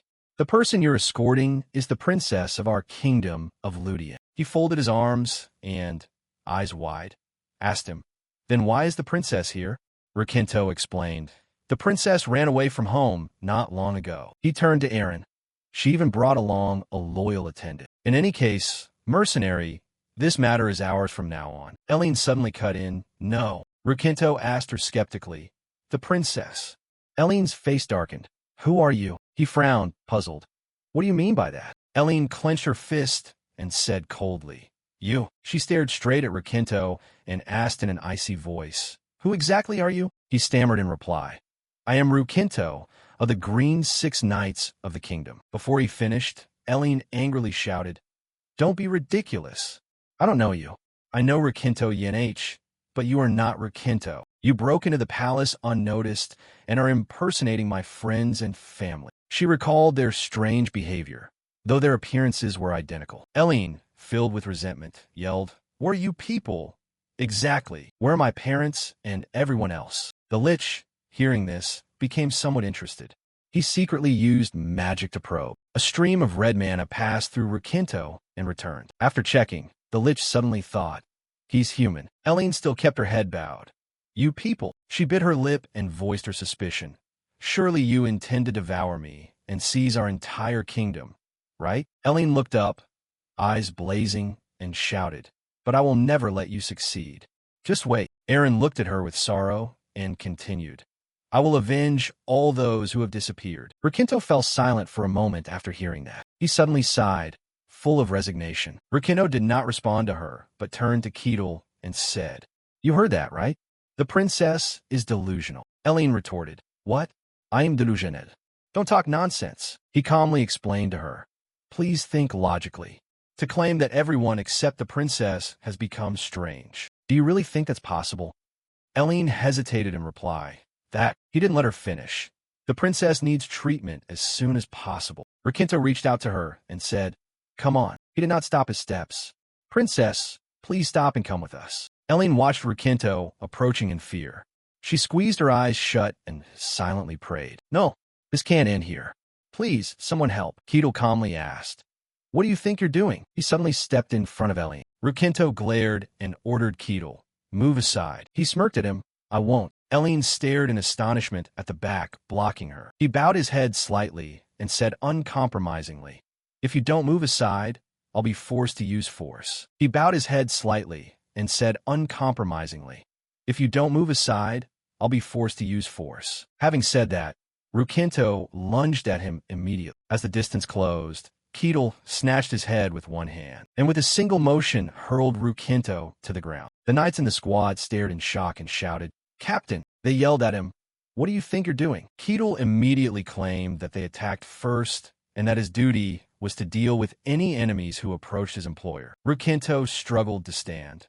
The princess is ill. Do you believe all of the princess's delusions are true? Contrary to his hopes, Keel replied coolly, "You're saying strange things. Isn't it natural for a mercenary to trust his employer's words?" Elen widened her eyes in astonishment, not expecting Keel to trust her. Rukinto scowled and angrily said, "You're all insane." Keel faintly curled a lip. "That remains to be seen." Having said that, he called back.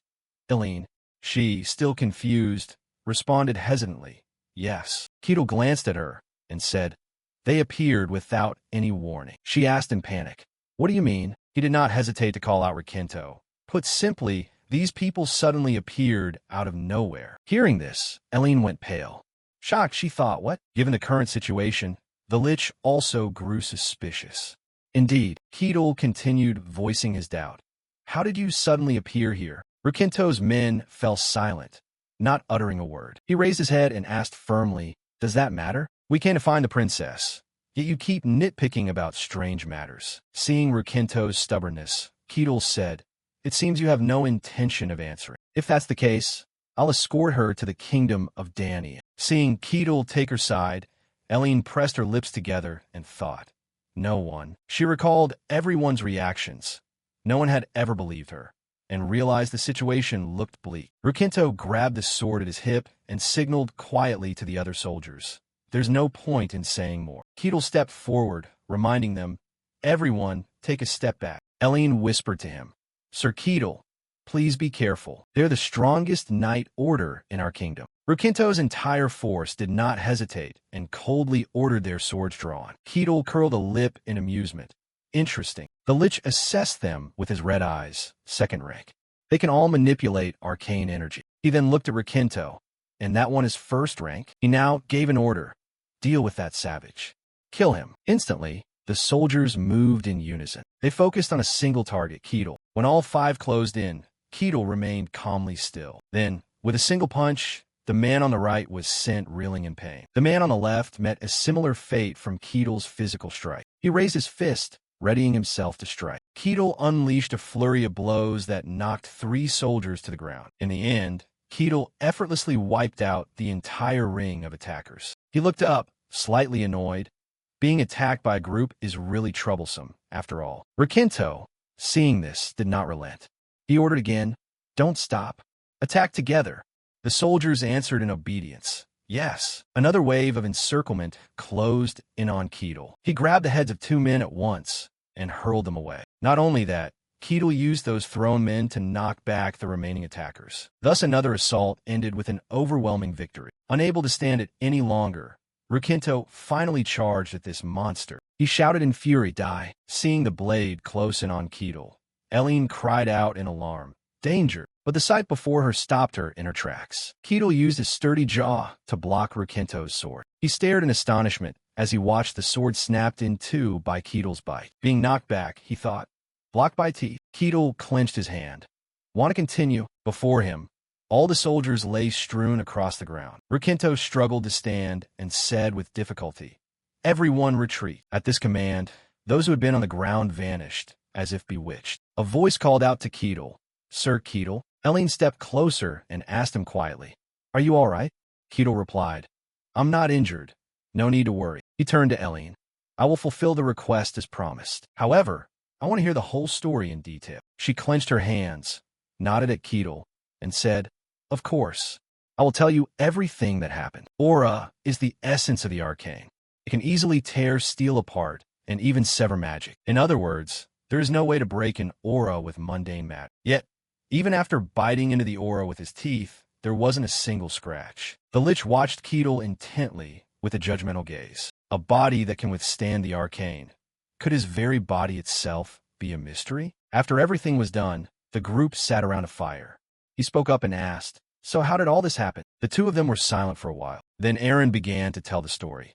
"Our kingdom was replaced by something else. By the time the princess and I realized the truth, the kingdom had already fallen." He continued, "So that's why you two fled?" He answered, "If we had stayed, the princess and I would have been replaced. This corruption began about a year ago." Hearing that, Keel was somewhat startled, thinking, what? A year ago? Is it a coincidence? Now that I think about it, Aquaz said the same thing. He recalled what she had said. It seems the demonic realm, which should be sealed, has been affecting this world. Dungeon appearance cycles have become irregular, and countless malignant entities have been emerging into the realm since a year ago. He kept thinking. At the time, I didn't pay much attention. But it was also a year ago. By the way, that one had said some strange things, too. The odd name I met on the last mission. I thought it was the thrashing of someone about to disappear, but could it be that it wasn't? Eren cut through his thoughts.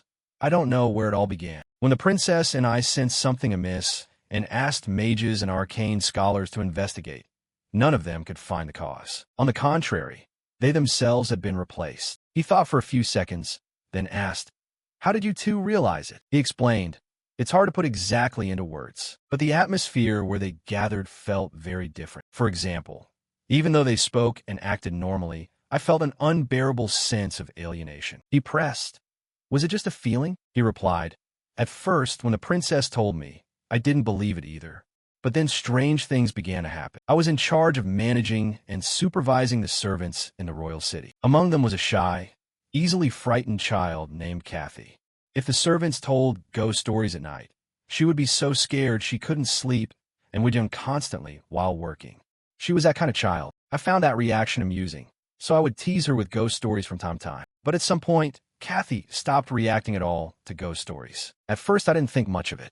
Maybe she had grown up and no longer feared ghost tales. But the real problem happened after that. Kathy was responsible for managing the statues in the royal city. Because the statues were often large and heavy, Kathy was always worried she might accidentally be crushed to death. Then one day an accident actually happened. A statue toppled toward Kathy. Fortunately, Kathy was not seriously hurt. But it was the kind of mishap where a small slip could have been fatal. But Kathy felt no fear or horror about nearly dying. She only worried about being punished.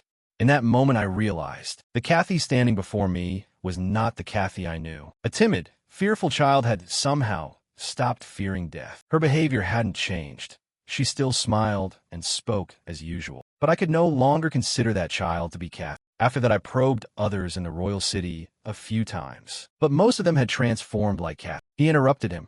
So that's why you fled? He replied, because I feared I would become like them. He continued, then why did you come to the Danian kingdom? If you needed protection, other places could have provided. Elen, clenching her hands, answered, because only the Danian kingdom can perform the Declaration of Humanity.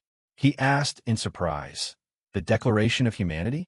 What is that? She explained, long ago, it is said humans lived alongside other races, but one man wanted to create a purely human kingdom. That man sought out an unnamed god and expressed his wish. The god granted him a power, the ability to distinguish who is human and who is not. Afterward, that man founded a kingdom. He added, and that kingdom is the present-day Danian kingdom. She nodded in confirmation. Yes, that's right. Those of Danian blood can perform the Declaration of Humanity. This made him very curious. There's such a thing, he thought to himself. Truly a world that never gets boring. Then he exclaimed, so you two plan to use that power to find evidence? That's a good idea. The girl asked anxiously, Sir Keel, are you all right? He smiled and replied, nothing has changed. I will continue escorting as I promised. This moved her deeply. Stammering, she said, thank you so much. If this ends well, I will grant you anything you wish. Anything, he responded warmly. All right, I'll look forward to it. Her words startled Eren a bit. He thought inwardly, princess. After that there was a quiet pause as the fire crackled. Then suddenly a voice rang out. Sir Keel, do you believe her? The voice drew his attention. He glanced at Patrick beside him, fell silent for a few seconds, then said, I'm not certain. However, it's possible. Patrick voiced his thought. The Emerald Knight Order are human. You, who clashed with them, surely understand better than anyone. Seeing he recognized this too, Keel replied, I think so as well. Patrick hesitated a moment, then warned, Sir Keel, you are opposing an entire nation. Those words made him reflect on what he had done. Patrick continued, even if her claim is true, it's a problem, because they will seek to kill anyone who knows this truth. Are you really taking on this mission merely to fulfill a contract? He continued his thoughts, then after a few seconds turned and replied, there's some of that. Then he stood up and explained, but above all, a story this interesting. Wouldn't it be a shame to miss it? Saying that, his eyes widened and he stared straight at Patrick, causing him some fear, thinking to himself, "What are you saying, you savage? Is this whole situation just a game?" His voice took on a touch of madness. "What more could we need?" he asked suspiciously.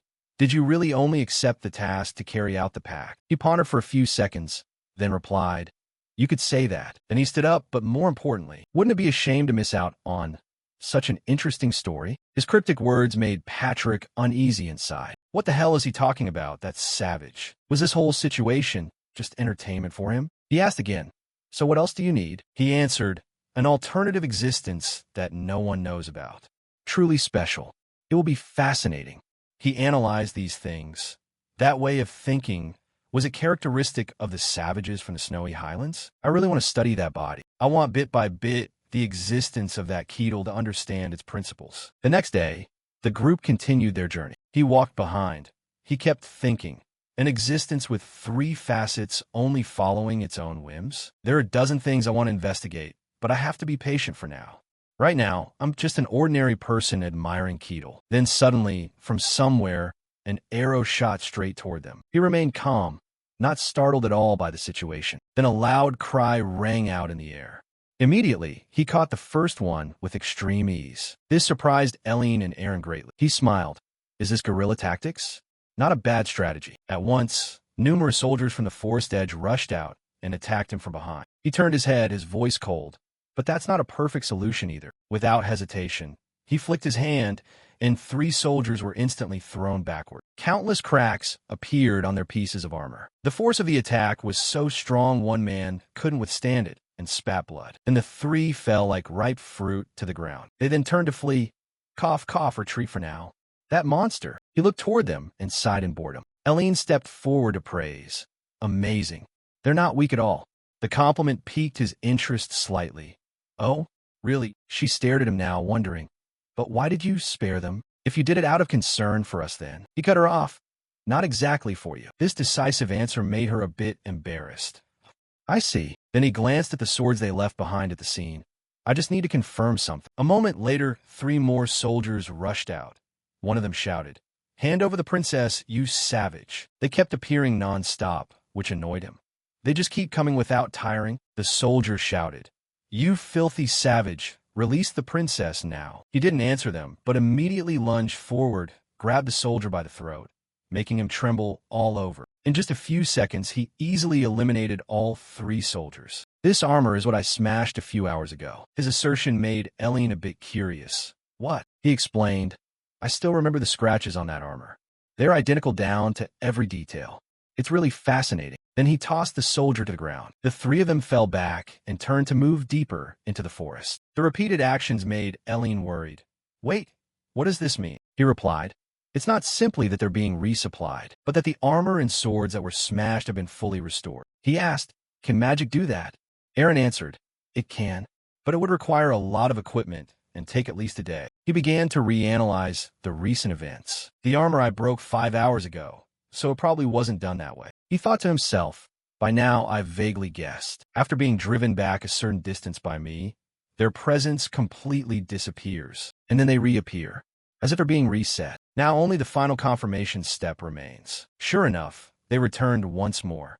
Hand over the princess, you savage. He watched them for a moment, then turned and called Elen. She understood what he meant and gave a slight nod of agreement. Immediately, he drew his weapon, preparing to face them. A few seconds later, his weapon was stained with fresh blood. Looking at the soldier lying on the ground, he began to analyze. After all, they still look human, so there's some hesitation, right? But doing this makes things more certain. Let's see if my guess is correct. Cut to the afternoon. They continued moving through the forest. Elen now carried an indescribable feeling. Seeing that, he turned to ask, is he an acquaintance of yours? His unexpected question startled her. Her gaze then softened as she replied, yes, that's right. Sometimes when I pass by, I saw him practicing. I know he's no longer the person I once knew, but to witness someone you know die right in front of you. As he said this, his voice rang out again. Stop right there. Hand over the princess, you savage. They appeared again, causing the whole group to startle and turn back. Eren could only gape. Elen couldn't believe her eyes. That person clearly is. He smiled with amusement. So, It is indeed. The scene then shifted to night. They stopped, made a campfire, and began to rest. Sitting around the fire, Elen muttered, "He was clearly already dead." He confirmed, "That's true." Thinking of the image of those soldiers made Elen tremble all over. What exactly have we been living alongside? He paused for a few seconds, then began to explain. Eren had said that Kathy, even when crushed by the statue, felt no fear of death. I have my doubts too. So that's why. Are they immortals? He ladled a bowl of soup and handed it to the princess. Whatever they are, they're certainly not human. Then he looked at her and asked calmly, "Do you have any theories about what they really are?" She took the bowl and replied, "I'm not sure. At least this is beyond my knowledge. Returning from the dead, that is not a living being. But if there's any possibility, then surely it is," she asserted, "an existence from the Marelm." The unfamiliar term made him slightly uneasy. He asked in curiosity, "The Marelm?" She nodded in confirmation. "Yes. It's a place human consciousness cannot reach. A twisted place. If these entities come from there, it would make perfect sense." At that moment, he remembered a system prompt that had suddenly appeared before him. Quest 785. Escort target to the Kingdom of Denying. The corner of his mouth rose slightly. Is this why these incidents occur? Does it only appear when it's related to the Marelm? But his words were immediately contradicted by Eren beside him. "That's impossible, Your Highness. I've told you before. Entities from the Marelm cannot step out into the outside world." This made him even more puzzled. "What does that mean, then?" He explained, "Literally, entities of the Marelm have never stepped outside, even once since the Marelm was formed long ago." He understood the point. "Ah, a conclusion based on experience and history." Elen continued, "But Eren, as you can see, the world is becoming very strange." He agreed. "That is indeed the case." He interrupted them. "They're the distortions that began about a year ago. Has that phenomenon affected the Marelm as well?" Seeing the princess's somewhat sad expression, he realized the likelihood. It very well might be. He stroked his chin in thought. Entities of the Marelm. So those beliefs are spilling out into the outside. This is not good. Patrick watched him and assessed. "That's you all right." After a long night passed, the next day the three soldiers returned to confront them again. "You savage, hand the princess over now." Seeing them block their path again, the corner of his mouth tilted up. "Here we go again." The outcome was the same as before. They were beaten mercilessly. Including this time, they had died 3 times already. Yet each time they returned perfectly intact. From the rear, Elen exclaimed, "Truly disgusting monsters." He was now somewhat intrigued. "At this point, I'm starting to wonder what their purpose is." The princess continued, "They're definitely trying to swallow our kingdom to quietly expand their power. They intend to turn it into a springboard to conquer the entire continent." Contrary to her thinking, he denied it. "Not necessarily. I don't think it's that simple. If their real goal was to swallow the kingdom, they could just kill you." As he spoke, he swept his arm and knocked aside several arrows flying toward them. "They don't need to bother capturing you like this. Over the past year, they've had countless opportunities to kill you. Moreover, they don't attack at night. As if, like humans, they need to rest when night falls. Not only that, this hit-and-run tactic is also illogical. Why would those undead monsters split up to attack? They could just charge en masse from the start, die, then resurrect. They don't act like animals. Their words and actions do not exceed the bounds of humanity at all, as if they truly believe they are human." Then he said, "I have a very good idea." Seeing the idea he was about to carry out made the princess's eyes widen. The soldier, after resurrecting this time, was tied up by him with rope. He shouted angrily, "Hey, untie me right now." His shout drew everyone's attention. He clapped excitedly. "Now let's try talking." Facing each other without even knowing what the other wants? What a shame. Seeing this, Patrick despaired. This guy is truly crazy. Eren asked, What are you doing?" He explained, "I told you. Let's have an honest conversation." "Are you insane?" Eren shouted. "You want me to talk with those monsters?" Being called a monster made the soldier very sad. "Lord Eren, what are you saying?" He explained, "I am human. You know who I am, right? I'm not a monster." A strong aura of demonic energy emanated from him, and Elen shouted in fear, "Shut up, all of you. Disgusting monsters. Don't you dare imitate him anymore. You've died and come back so many times right before my eyes. And now you ask me to believe you're human." He continued to explain, "That doesn't matter. We are not monsters. We are human. The princess is misunderstanding. She immediately rejected those words. Don't treat me like a fool. You're a conspiracy. Do you think I don't know? You swallowed my father and mother, and then turned me into a monster, right? You plan to replace everyone to conquer this continent, don't you? He still struggled. No, it's not like that. The princess will remain as she is. Elen's voice grew low. Then what does that mean? He continued.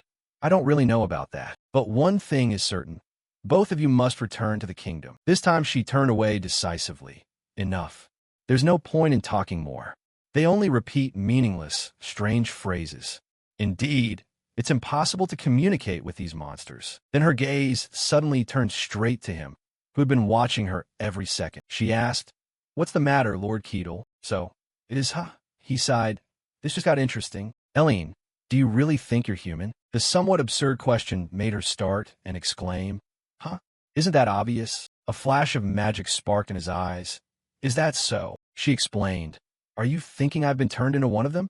Is that it? A gush of hot blood suddenly welled up, making Elen's eyes widen. In the moment her gaze fell to where the wound bled, it came from her own chest, because Keel had thrust his hand straight through her ribcage. Witnessing this left Elen unable to find any emotion.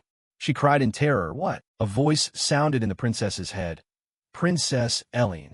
The continual calling made her suddenly snap awake. She jolted awake inside the tent. She panted, sweating from exhaustion. The one who had called her was none other than Eren. He asked worriedly, Are you awake? She glanced around and asked, Eren, this is... Her eyes suddenly stopped as if recalling something. She looked down at her chest. Wait, just now I clearly... Looking down, she found her body had no wounds at all. Keel's voice rang from outside. You're awake, huh? He slowly stepped into the tent, his cold gaze fixed on her. This made her feel a bit embarrassed and frightened. She began to explain. What on earth is going on? Clearly Lord Keel had. He confirmed, Yes, I did do that. You clearly suffered a mortal wound that an ordinary person would have died from. And this result is what appeared before us. Unable to believe this, Elen's face went ashen. What the... So what are you saying now? He explained, exactly as you heard. You have been restored as if nothing ever happened, just like those nights. Moreover, while you were unconscious, I also confirmed that Eren was in the same state. Her whole body trembled as she tried to stay calm. No way. Could it be that I have? He watched her for a long moment, then turned and left the tent. Outside, seeing him step out, Patrick asked curiously, How? Is Lady Elen? He replied, Intact as expected. Of course, her mind seems to be in great turmoil. He continued, Since when have you known about this? That she is the same kind of being as them. He closed his eyes to think, going back over everything from when it began.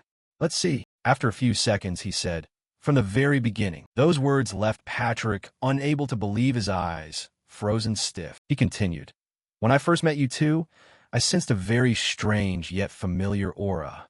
At first I couldn't tell what that aura really was. But when I saw those knights pursuing you, I became completely certain of one thing. Patrick thought to himself, An aura? Although I can't sense it, even with my observation eye.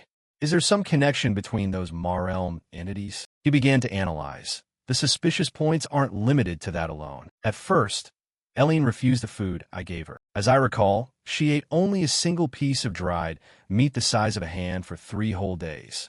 And she kept marching under forced conditions that would exhaust even strong young men. A princess raised in silks and satins in the capital certainly couldn't endure that situation by willpower alone. Seeing him observe everything so thoroughly, Patrick assessed inwardly. Even notice such trivial details? The more I think about it, the harder it is to believe he's a savage. While the two of them were talking, the princess stepped out of the tent and called his name, Lord Keel. She proposed, Let's keep going.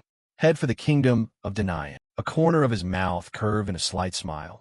It seems you've somewhat put your thoughts in order. But before we go, you should reveal yourself now. As soon as he finished speaking, the princess looked toward the depths of the forest. In a clearing, a slight disturbance began to appear. A voice rang out. I clearly felt no sign of magic at all, though. Mana beams began to appear in the air. His voice continued. Could it be intuition? A hazy figure gradually materialized. After a few seconds, an ancient wizard appeared. He replied, Intuition? The sudden appearance of this man drew the eyes of both the princess and Patrick. He murmured inwardly, So it's invisibility magic. He introduced himself.